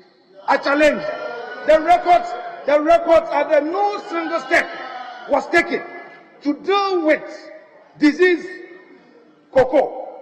Farmers were left on their own. Whether the cocoa trees were diseased or not, they didn't know. But Mr. Speaker, the situation is not the same today. Mr. Speaker, having dealt with the cocoa sector, let me now land in my own region and area, fish landing sites. Mr. Speaker, it is gratifying to note that the fishing industry, with 3% of GDP, is now receiving attention. Mr. Speaker, if you refer to paragraph 5, page 9 of Mr. President's address, this is what he said. Government remains committed to the completion of the mini harbors and landing sites, which are different stages of completion in Senyabreku, Disco, Elmina, Moray, my own Winneba. Mr. Speaker, Winneba, for emphasis, is the capital of Efutu. My own Efutu, Winneba. We are benefited. Gomofete, Teshi, Kita, Manford, and Jamestown. And Mr. Speaker, for reference, for emphasis, I hereby remind my colleagues, the naysayers, of this famous CDB facility. We have CDB loan of 3 billion, which came to this house approved. For 4 years, you could not draw down. London beach facilities were part of the initial plan. The finance minister, I'm happy then I was a member of the finance committee, came to do capping. The minister came to Parliament to cap from 1.3 billion to 1.5 billion. The reason was those issues about London Beach were no more the priority of government. Seriously, 4 years. 4 years. Let me count again, Mr. Speaker. We are constructing these landing beach facilities at Senyabreku. Discof, count for me, Mr. Speaker. I want my colleagues to do the counting aloud. Discof, Elmina, Moray, Winneba, Gomofete, Teshi, Kita, Manford, and Jamestown. It's a monumental. It has never happened in the history of this country. And you know it as a fact. And you say Nanadu should keep quiet about it. A bold decision. And this is not a matter of it's a paperwork. Oh. Mr. Speaker, construction is ongoing. Jobs are being created. Our fishermen are happy. Mr. Speaker, what else? Is it vaulting ambition, which is overleaping itself, falling on the other, making it difficult for good eyes to see good things? Is that the case? I'm sorry if that is the case, the people of Ghana. In any event, Mr. Speaker, even when Mr. President came to address the nation, days after the Supreme Court had given its verdict, we didn't see President Mahama. And in fact, for all the times that President Akufo-Addo had come to deliver the State of the Nation address, we didn't find him. Ghanaians have taken note. Seriously, Ghanaians have taken note. Ghanaians have taken note. Mr. Speaker, Ghanaians have taken note of his absence. Mr. Speaker, Galamsey. Mr. Speaker, it's a mixed response. Successes and failures. Mr. President did not hide from that. When the minister, my colleague Jinapo, came and he was asked, he was bold in admitting that there have been some difficulties. Mr. Speaker, I had the honor of chairing Ghana Water. And Mr. Speaker, the situation is that bad. If we are not careful, 10, 20 years, we will not have good water. The chemicals, the cost of it, Mr. Speaker, as a result of illegal mining, destroying our water bodies, Mr. Speaker, it is costing Ghana water more and more each day in treatment of water. And even so, Mr. Speaker, looking at the rate of pollution, I do not think that we can get to the level reasonably expected for treatment to be done, for potable water to be supplied. So, Mr. Speaker, this Galamsey matter should be a matter of national concern. This is not NDC or MPP. In the words of Honorable Kennedy Japan, this is about systems and policies. This is about the future of Mother Ghana. And, Mr. Speaker, I expect my colleagues to join in that call for us to work together, not see the Galamsey as a political tool that once a party is enforcing the law, another party in opposition would rise against it for political gains. It will come and hunt you. It will come and hunt you. If you stay 20 years in opposition, it will come and hunt you one day when you come back. So please join us to do the needful. Mr. Speaker, let me at this point also address an important matter that was raised. Press freedom is important. We need it. We need press freedom. We have to get all stakeholders to cooperate and to be constructive. We need not encourage any excesses in the media space. Mr. Speaker, all of us here, if somebody writes something bad about us without even seeking our view, how do we feel? So, Mr. Speaker, I am for press freedom. But let's get all stakeholders on board so that they are constructive. And, Mr. Speaker, I think that is the future of our democracy. Without this, Mr. Speaker, it may be somebody's turn today to suffer. The next day, it will be another man's turn. What will be the future of our democracy? So let's watch it. Particularly, reference was made to the sad demise of Ameswali, the murder of Ameswali. But, Mr. Speaker, Honorable Johnson Asiedu Ketia issued a statement.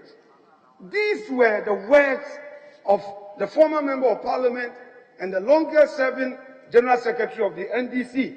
But it appears many other party members haven't paid attention to his statement, which he issued, Mr. Speaker, and same published on Ghana Web. Graphic Online also captured same on the 11th of March 2019, Mr. Speaker, and this is the third paragraph of the statement which I read. We have also noted public outcry and demand for the arrest of Kennedy Japan MP for Asin Central, while taking a serious view of his outright call for the assault of the late journalist and agreeing in principle with his questioning for possible involvement in this crime, we caution against the mere scapegoating of Mr. Japan as a ruse to cover up a potentially more sinister plot behind this kill. Mr. Speaker, so my point simply is that sometimes when we particularize, make it petty, oversimplify, we don't get the result. This is the General Secretary of the opposition party, a one-time Member of Parliament, a Minister of State, an experienced talking. With the young ones listening, that don't let us rather ensure that security agencies investigate such matters and all other matters of national concern. Mr. Speaker, on the issue of violence in election, may I use my own example? In 2012, face-to-face, without provocation, pushed into a gutter. Their plan was to kill me, pistol, face-to-face at Akoso village. It took the airways there to save me, the dragnet fishermen, physical, coming to shoot you. 2012. I am not saying that we should support any political violence, because if today I am in power and perhaps the goodies of power I'm getting some support from government security agencies. What of tomorrow if I'm in opposition? I have tasted opposition intimidation before. I was an assemblyman, presiding member, contested not once. I saw the intimidation in the future.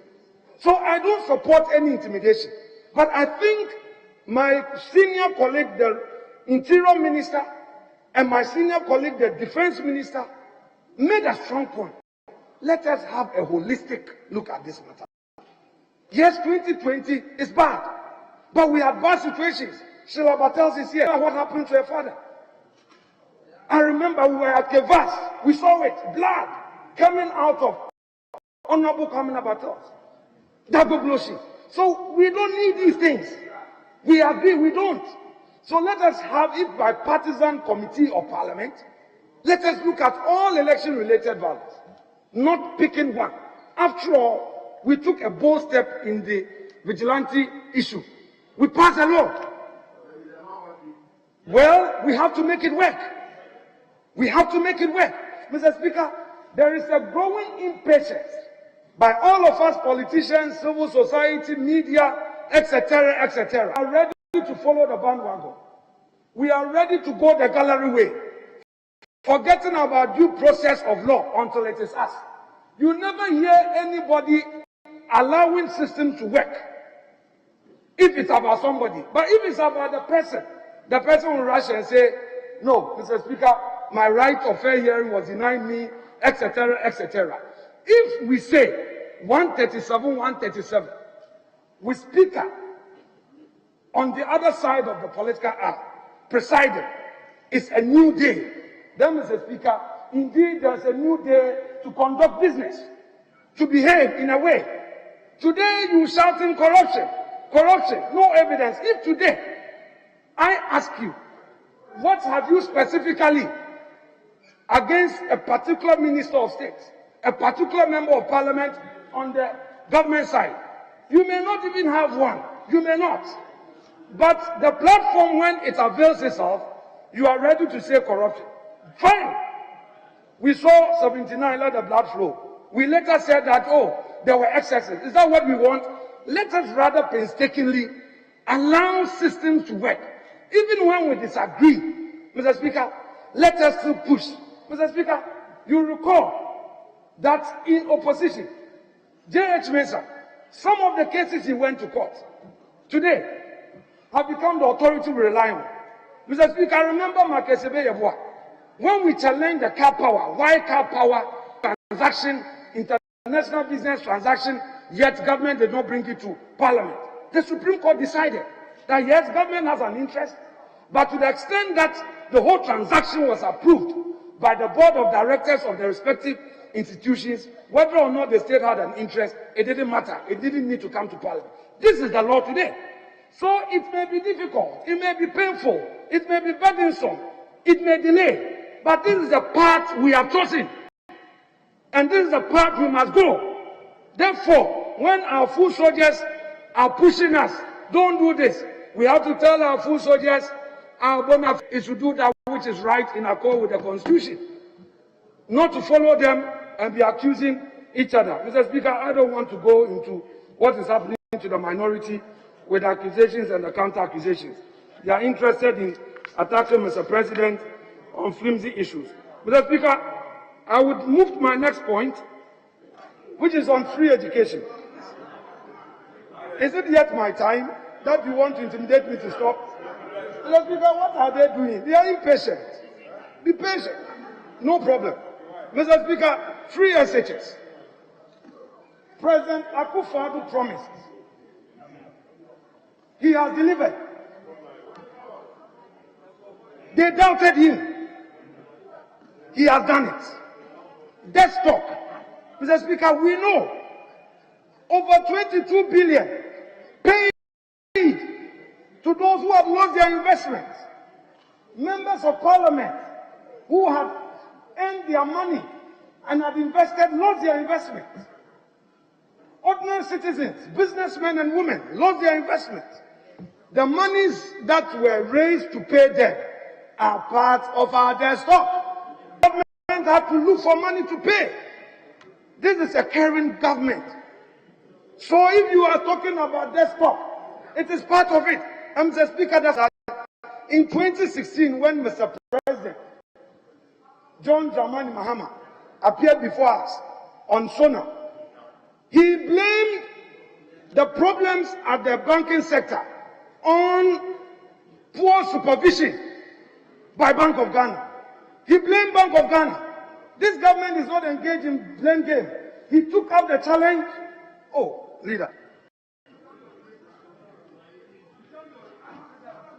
Yeah, just a minute. Let me hear what it is.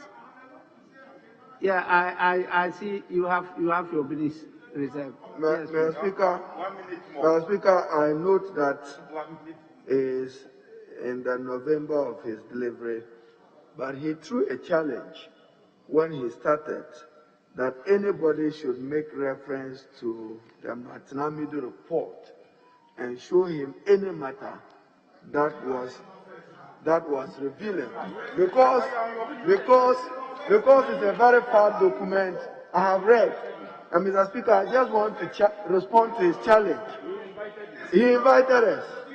On Ajapa, he invited us that we should make reference to any writing of Martin Hamidu. And Mr. Speaker, page 63, paragraph 2, I read, there is no guarantee that the sovereign minerals income royalties being ceded to Ajapa Royalties Limited without a national and the analysis of the risk of corruption and anti-corruption assessment environment as herein before analyzed is not and will not be a leaking pipe in the public purse.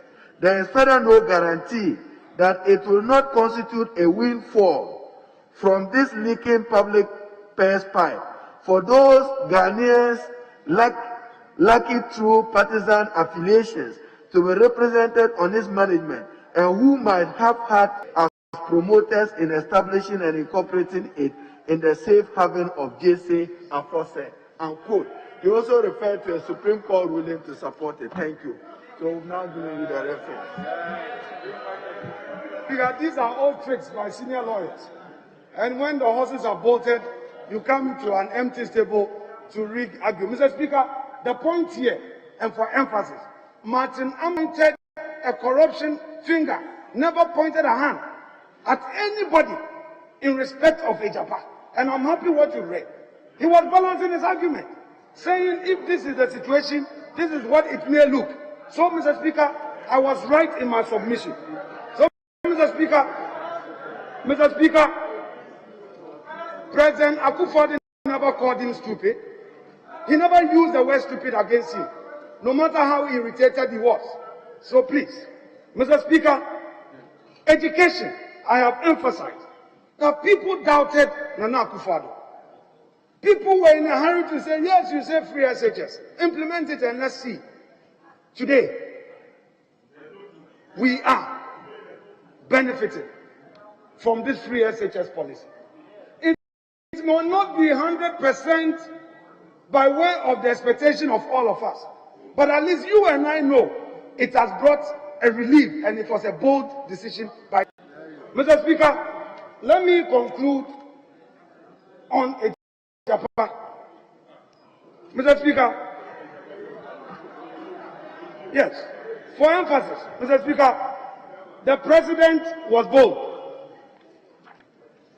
in telling this House at page 15, paragraph 3, quote, Mr. Speaker, let me at this point assure the House that in the course of this session of Parliament, government will come back to engage the House on the steps it intends to take on the future of the Ajapa transaction.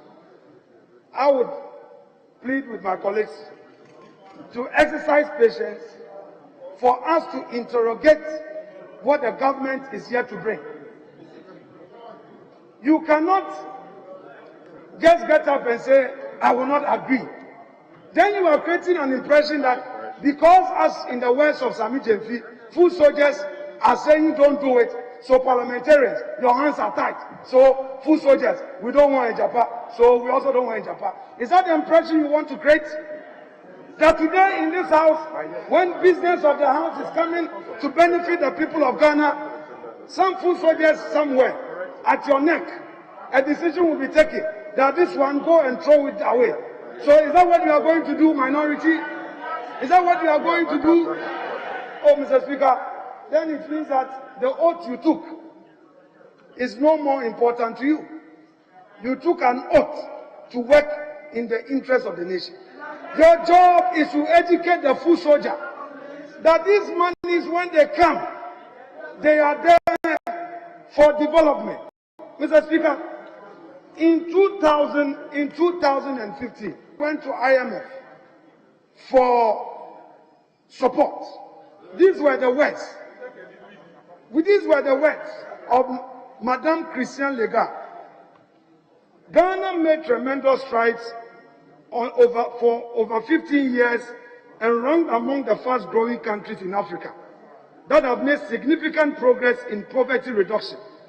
But the discovery of oil might have given the illusion that the public finance imbalances will get resolved easily.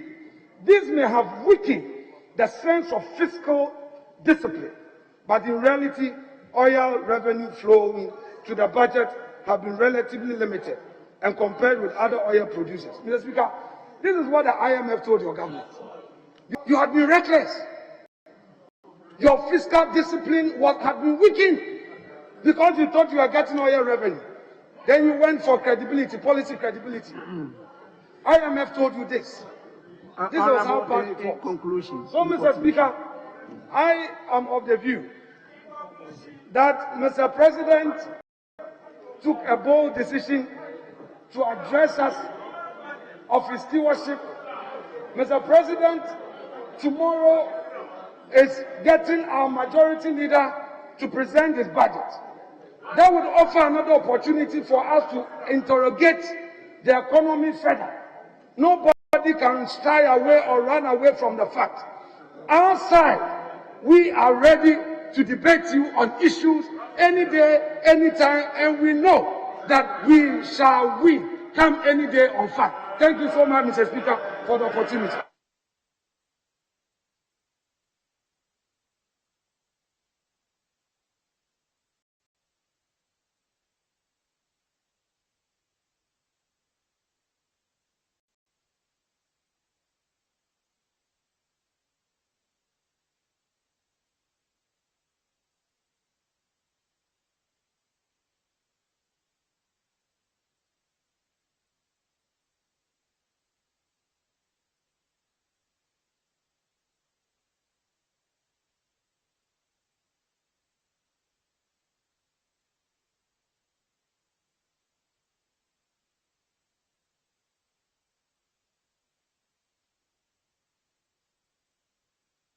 Honorable members, at the conclusion of the debate, I put the question. Those in favor of the motion, say aye. Those against the motion, say no.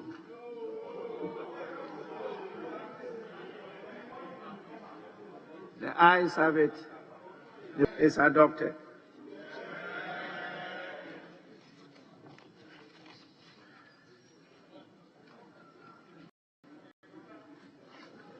This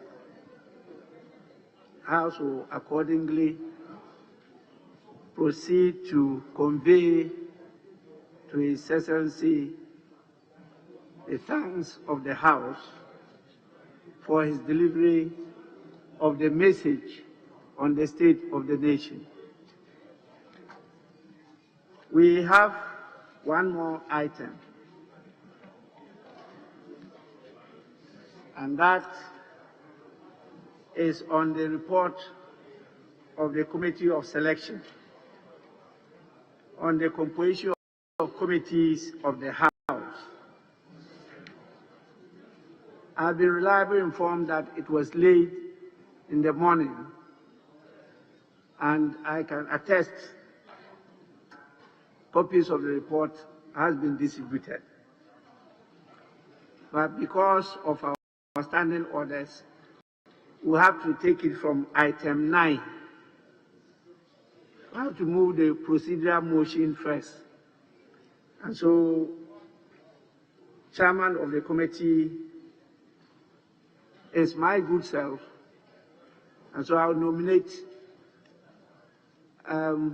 yes, Chief Whip, you want to do that? Speaker, Speaker, thank you. I'll do that. Speaker, I rise to move that motion number 9 on page 2 of today's order paper be taken. I so move. Yeah, second that. I second the motion, Mr. Speaker. Those in favor of the motion say aye. Those against say no. The ayes have it. The motion is adopted. We now move to item 10. Speaker, I rise to move that this Honourable House adopts the third report of the Committee of Selection on the composition of other standing and select committees. And in so doing, Speaker, I present your committee report. Speaker, permit me to correct quite a number of corrections, or to effect a number of corrections in the report. And I invite the table office to come with me to the first committee in the report, and that is the Finance Committee. Speaker, there are a number of corrections to be effected, so I'm going to be I plead that you bear with me, I'm going to be quite slow. Number 2, that is Honorable Kwame Anyimedu, who is captured as the Vice Chair, becomes a member of the Finance Committee, while the Honorable number 10, which is the Honorable Patrick Yawuama, rather becomes the Vice Chair.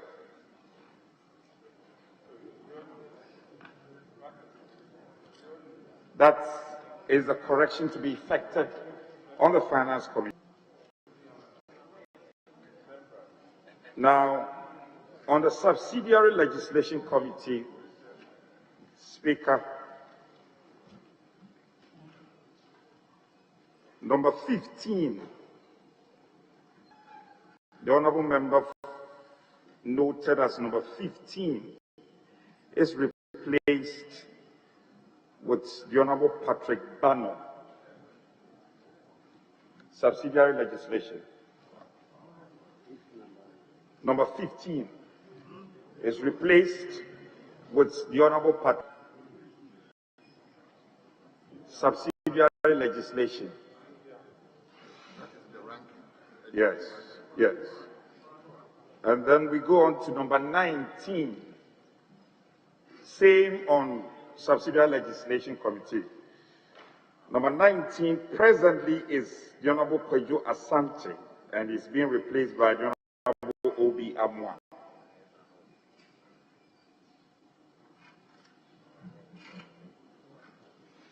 Number 22 is the Honourable Michael Otribefi, to be replaced by the Honourable Kweku Asante Boateng. Same on subsidiary legislation.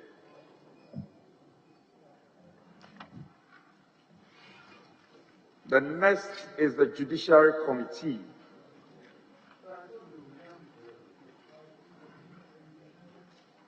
Number 2, which is the Honourable Kubro Brobe, is to be replaced by the Honourable Ambrose Derry. Judiciary Committee. And then, yes, the Honourable Ambrose Derry, yes. No, I'm still effecting the correction.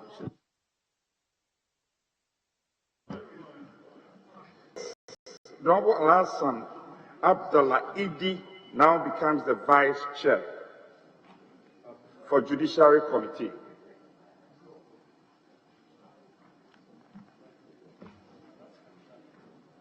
Let me just take that again, Speaker. On Judiciary Committee number 2, which is Bright Rekubrobe, is replaced by the Honorable Ambrose Derry, who is a minister.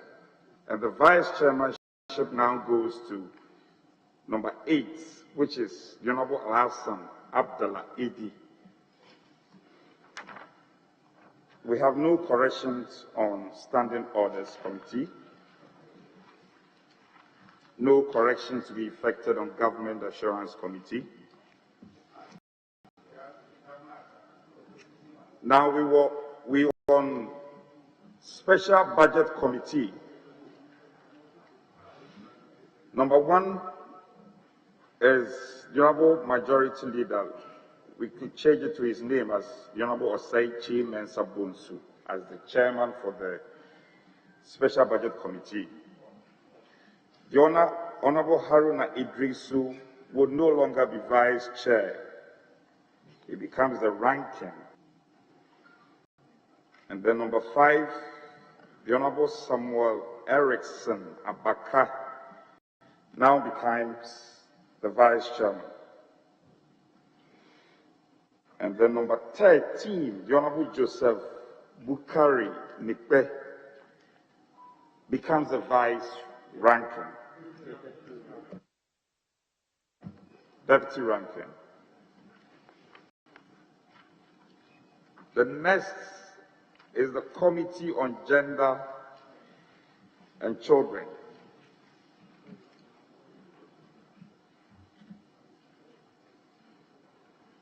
The first correction is related to number 9.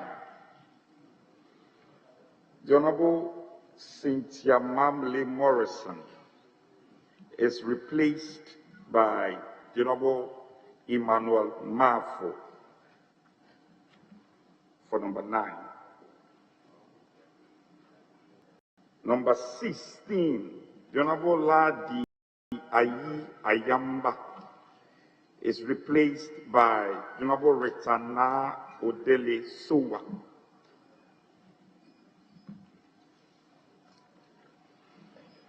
Committee on Members holding office of profit. Number 2, the Honorable Mustafa Yusuf is not or will not be the vice chair. He becomes a member. Number 13, the Honorable Liwa Oscar now becomes the vice chairman.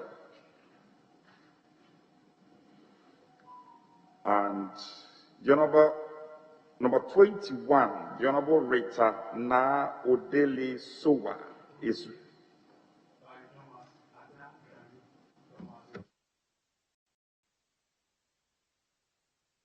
Brother Thomas Ada Dalu, the 21. The replacement will be Thomas Ada Dalu. Sorry, so we can continue. okay. So those are the corrections for Committee on Members holding office of profit. The next becomes the House. There's only one correction to be effected, and that is number 1. It becomes the Honorable Osei Mensa Bonsu. And that will be it for the House Committee. The next becomes the Public Accounts Committee. Number 14 changes to the Honorable Ochre Ejekum, and he becomes the ranking member. Number 14 for Public Accounts Committee. The Honorable Ochre Ejekum, ranking member. And number 24, Davis Opoku Ansa becomes the deputy ranking.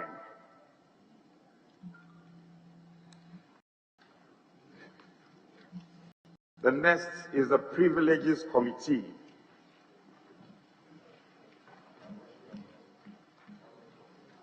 Number 17, the Honorable George Kweku Ricketts Hagan. He becomes the ranking member.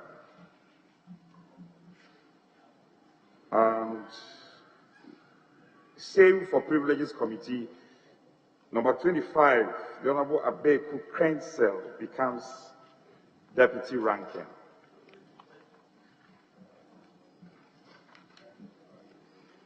The next is the Committee on Local Government and Rural Development.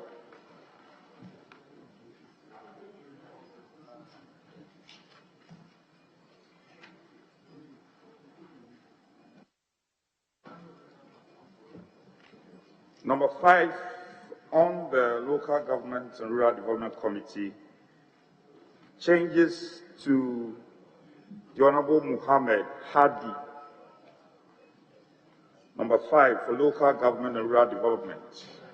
Number 5, changes to Honorable Muhammad Hadi. And number 9, changes to the Honorable K.T. Hammond.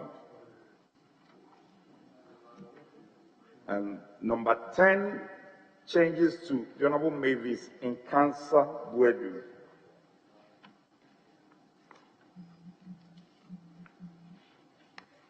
So we move all the way to Committee on Trade, Industry and Tourism.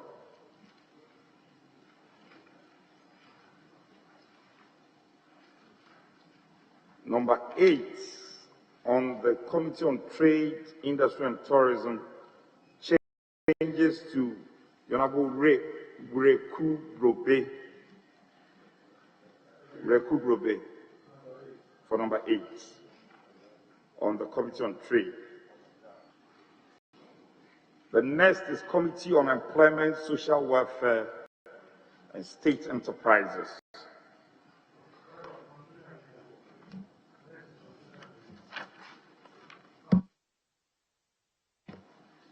Committee on Employment, Social Welfare and State Enterprises.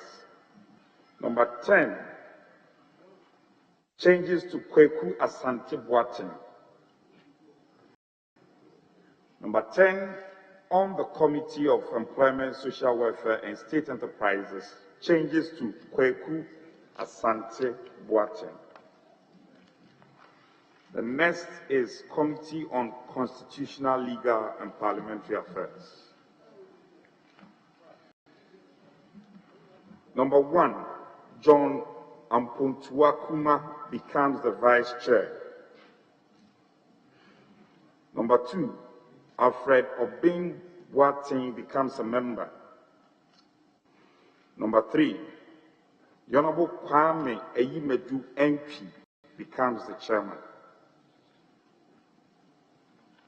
For Constitutional, Legal and Parliamentary Affairs. The next is the Committee on Foreign Affairs. Number 8 changes to Alhassan Abdullahi Idi. Number 8 changes from Nkansa Buedu Mavis to Alhassan Abdullahi Idi.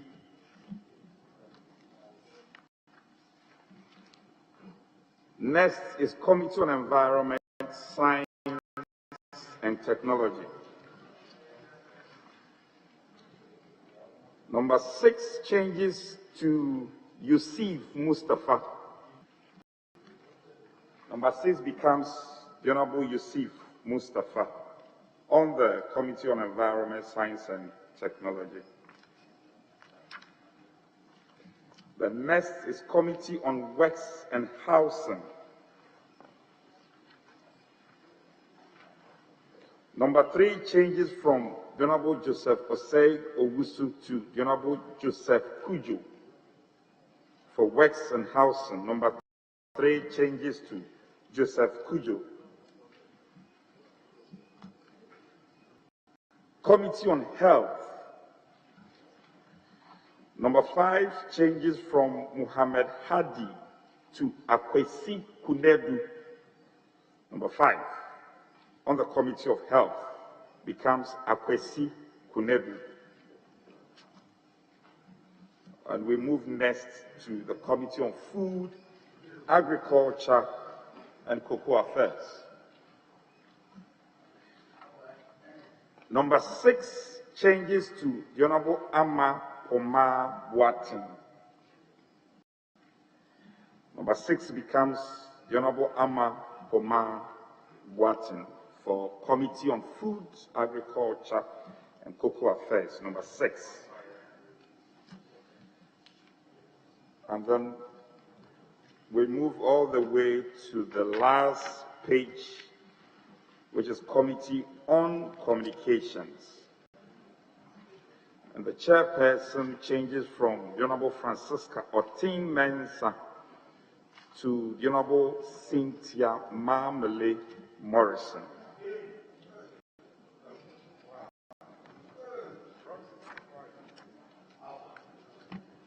Speaker, effected these corrections, I'll go ahead to present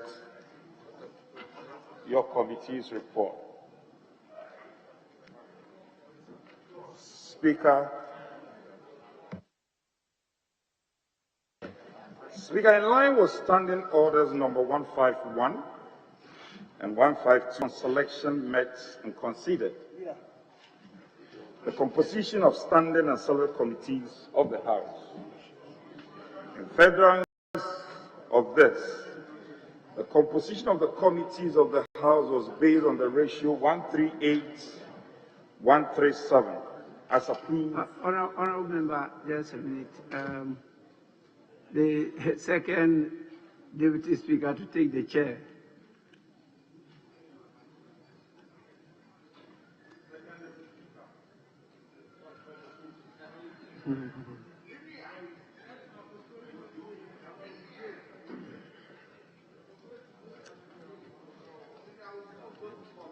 Yes, please, you may go on. Yes.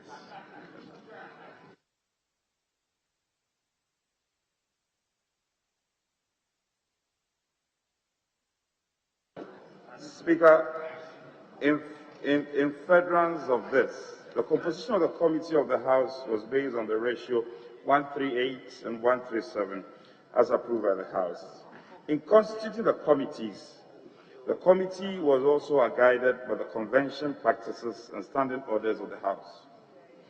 It may be recalled that the House has approved the first and second reports of the Committee of Selection on the membership of the committees, the Appointment Committee, the Business Committee, and the Standing Orders Committee.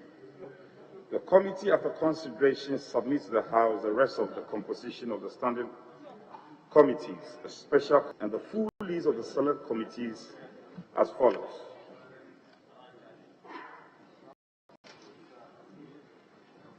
Speaker, in conclusion, the committee respectfully recommends the House to adopt its report and approve the attached list of the various committees as composed.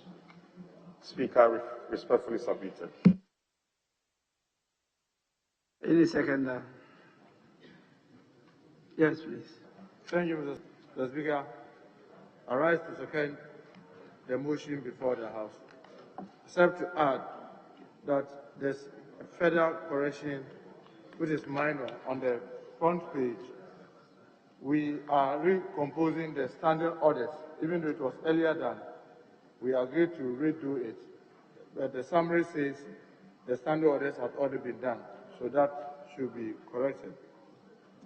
Mr. Speaker, I must admit, I am greatly privileged to be involved in this committee and its composition for the third time in a row.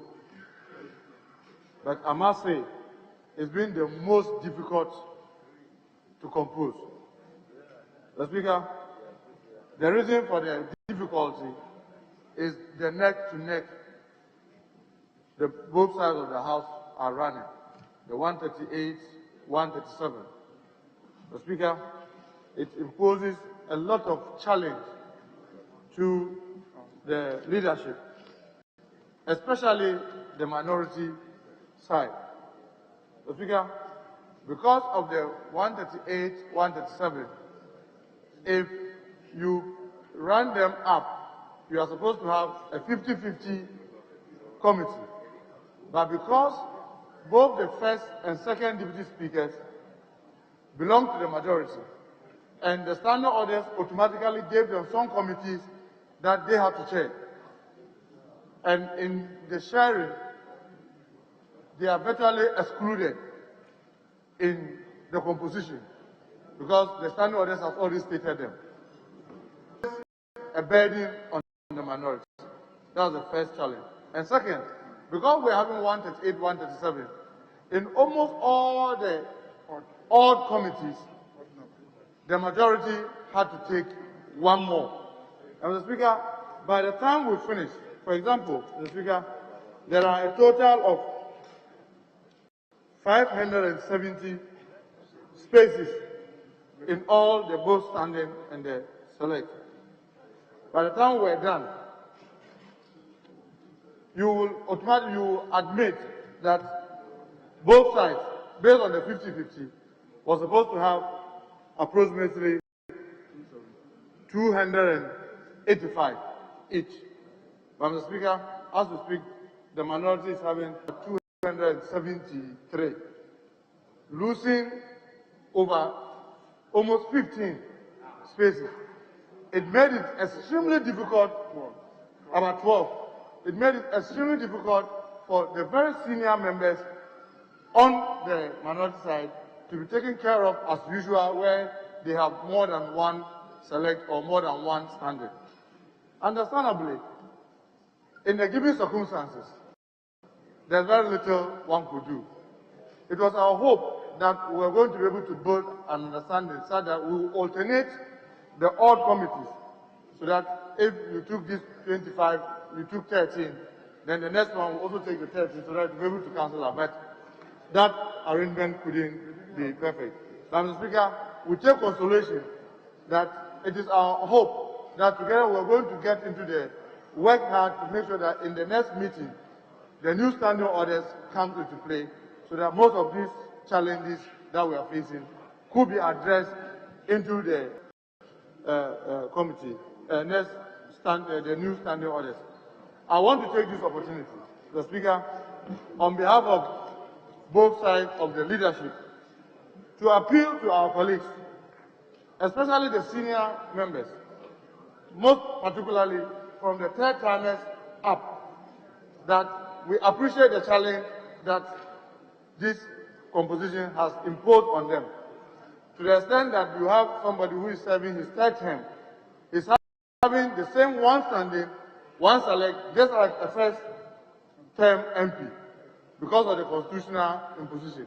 It is our hope that our colleagues who are seniors will appreciate the challenge and bear with us, so that hopefully when we now have the new standing orders, those, especially the senior ones that have been disadvantaged by this composition, they could have some advantage to compensate for the current disadvantage that they have suffered.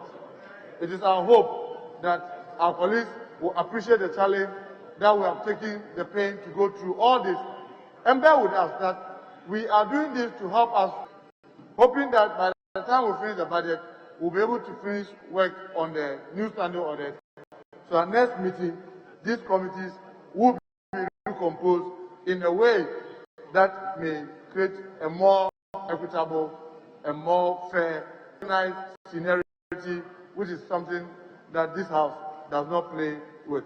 With this comment, Mr. Speaker, I second the motion, and I hope that members will support the approval so that tomorrow when we have the budget, it can be referred to committees that will start work immediately. Thank you very much, Mr. Speaker. Thank you, Honourable Member. The motion has been moved and seconded, and it is now for the consideration of the House. Leadership, I think we may have 2-2 from each side.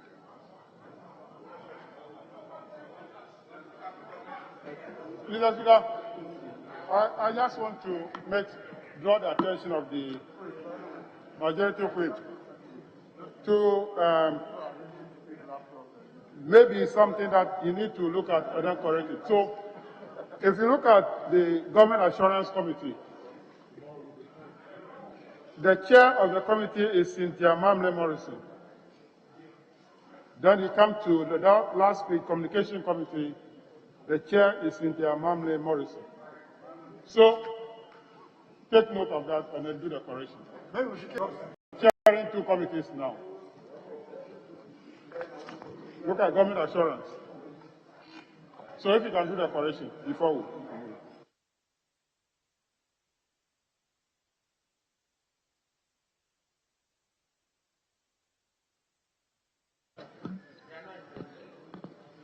Honorable member,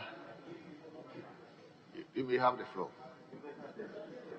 Mr. Speaker, I thank you for the opportunity. Mr. Speaker, my deputy leader is in the House, but I believe that his name, as it appears under the Public Accounts Committee, the Honorable Yaveji, the spelling of Kluche has been yes. If Kluche can be properly spelled, because this is going to the Hands Act, and so we want the correct spellings to be done. What? Mr. Speaker, Kluche is spelled Kilo Lima Uniform, Tango Sarah Echo. And those who understand, they do. Yes. So the table office should take notes and do the appropriate thing. And then we can take this report and go back home. Thank you, Honorable Member. Honorable Member for Sunyani East. Thank you, Mr. Speaker.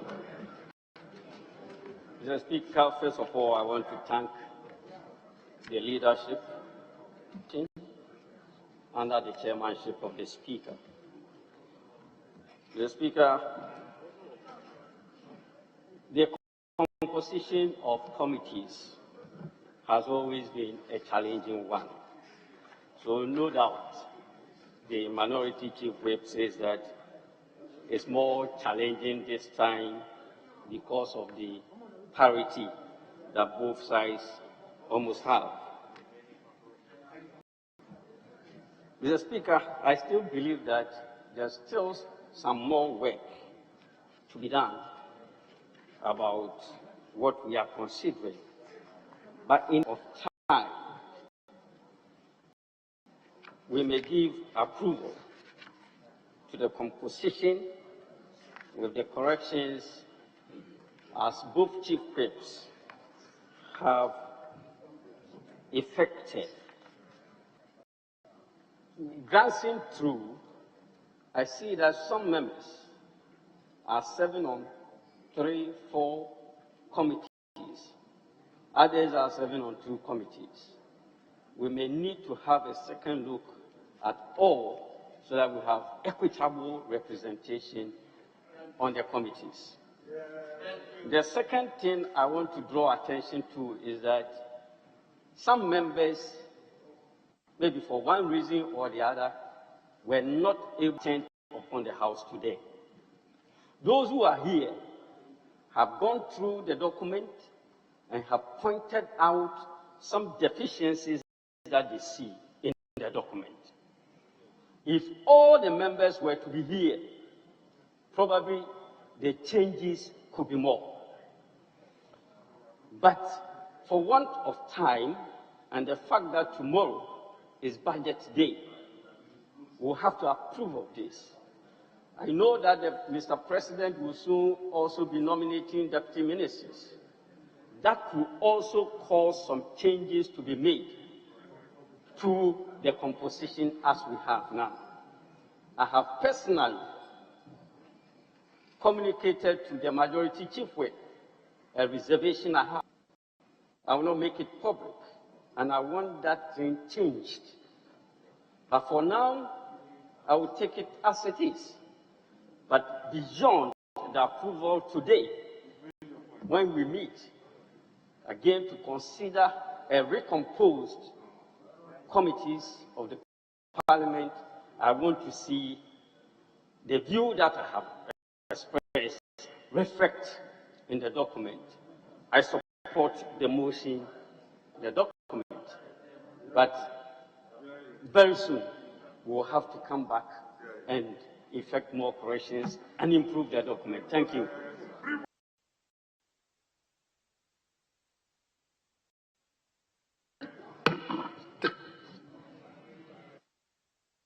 Speaker, let me commend the earlier speakers for their views as expressed, and particularly commend my senior colleague, Honorable Treme. I must say that I must put on record that I have a wonderful relationship with him. And on assuming office, I've made very good contacts with him in understanding the nuance of the office. So yes, he's intimated his concerns, and not to personalize the concerns raised. I think it goes beyond him. Leadership is amendable to change, and anything and everything that we would do to reflect the aspirations of members, we want to assure the entire House, probably speak on behalf of leadership, assure the entire House that, as he said, in the interim, we'll give approval of this report, whilst we make conscious effort in consultation with other members to ensure that we get the document complete, which will eventually reflect the views and aspirations of members. But I must commend the leadership, particularly the minority chief, who has been very supportive and has made his experience available to me. Let me emphasize that we are ready to work for the document to reflect the views of members. Speaker, I thank you very much. Honorable members, conclusion of the debate, I will put the question. And the question is, as many as are in favor of the motion say aye. Those against the motion say no. Honorable members, the House has accordingly approved the report of the Selection Committee on the composition of other standing and select committees.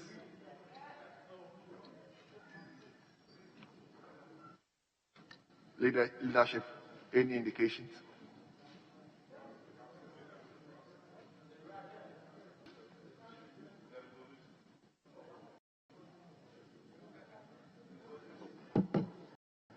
Thank you, Mr. Speaker. Mr. Speaker, I couldn't get any other time to do it, maybe now. On the vote on Proceedings 16, Gakwe Kwame Jujoli was present yesterday. He was very active here. But his remark after, and he's worried. So I thought I just needed to mention this so that the table of it can make the correction. Thank you very much, Mr. Speaker. Table office, please take note of it. Under the circumstances, I think that we may adjourn. We are squarely in your hands.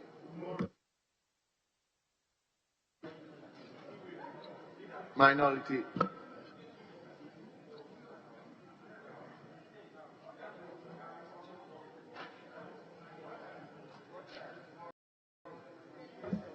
I think 10 will be good enough. 10. Okay.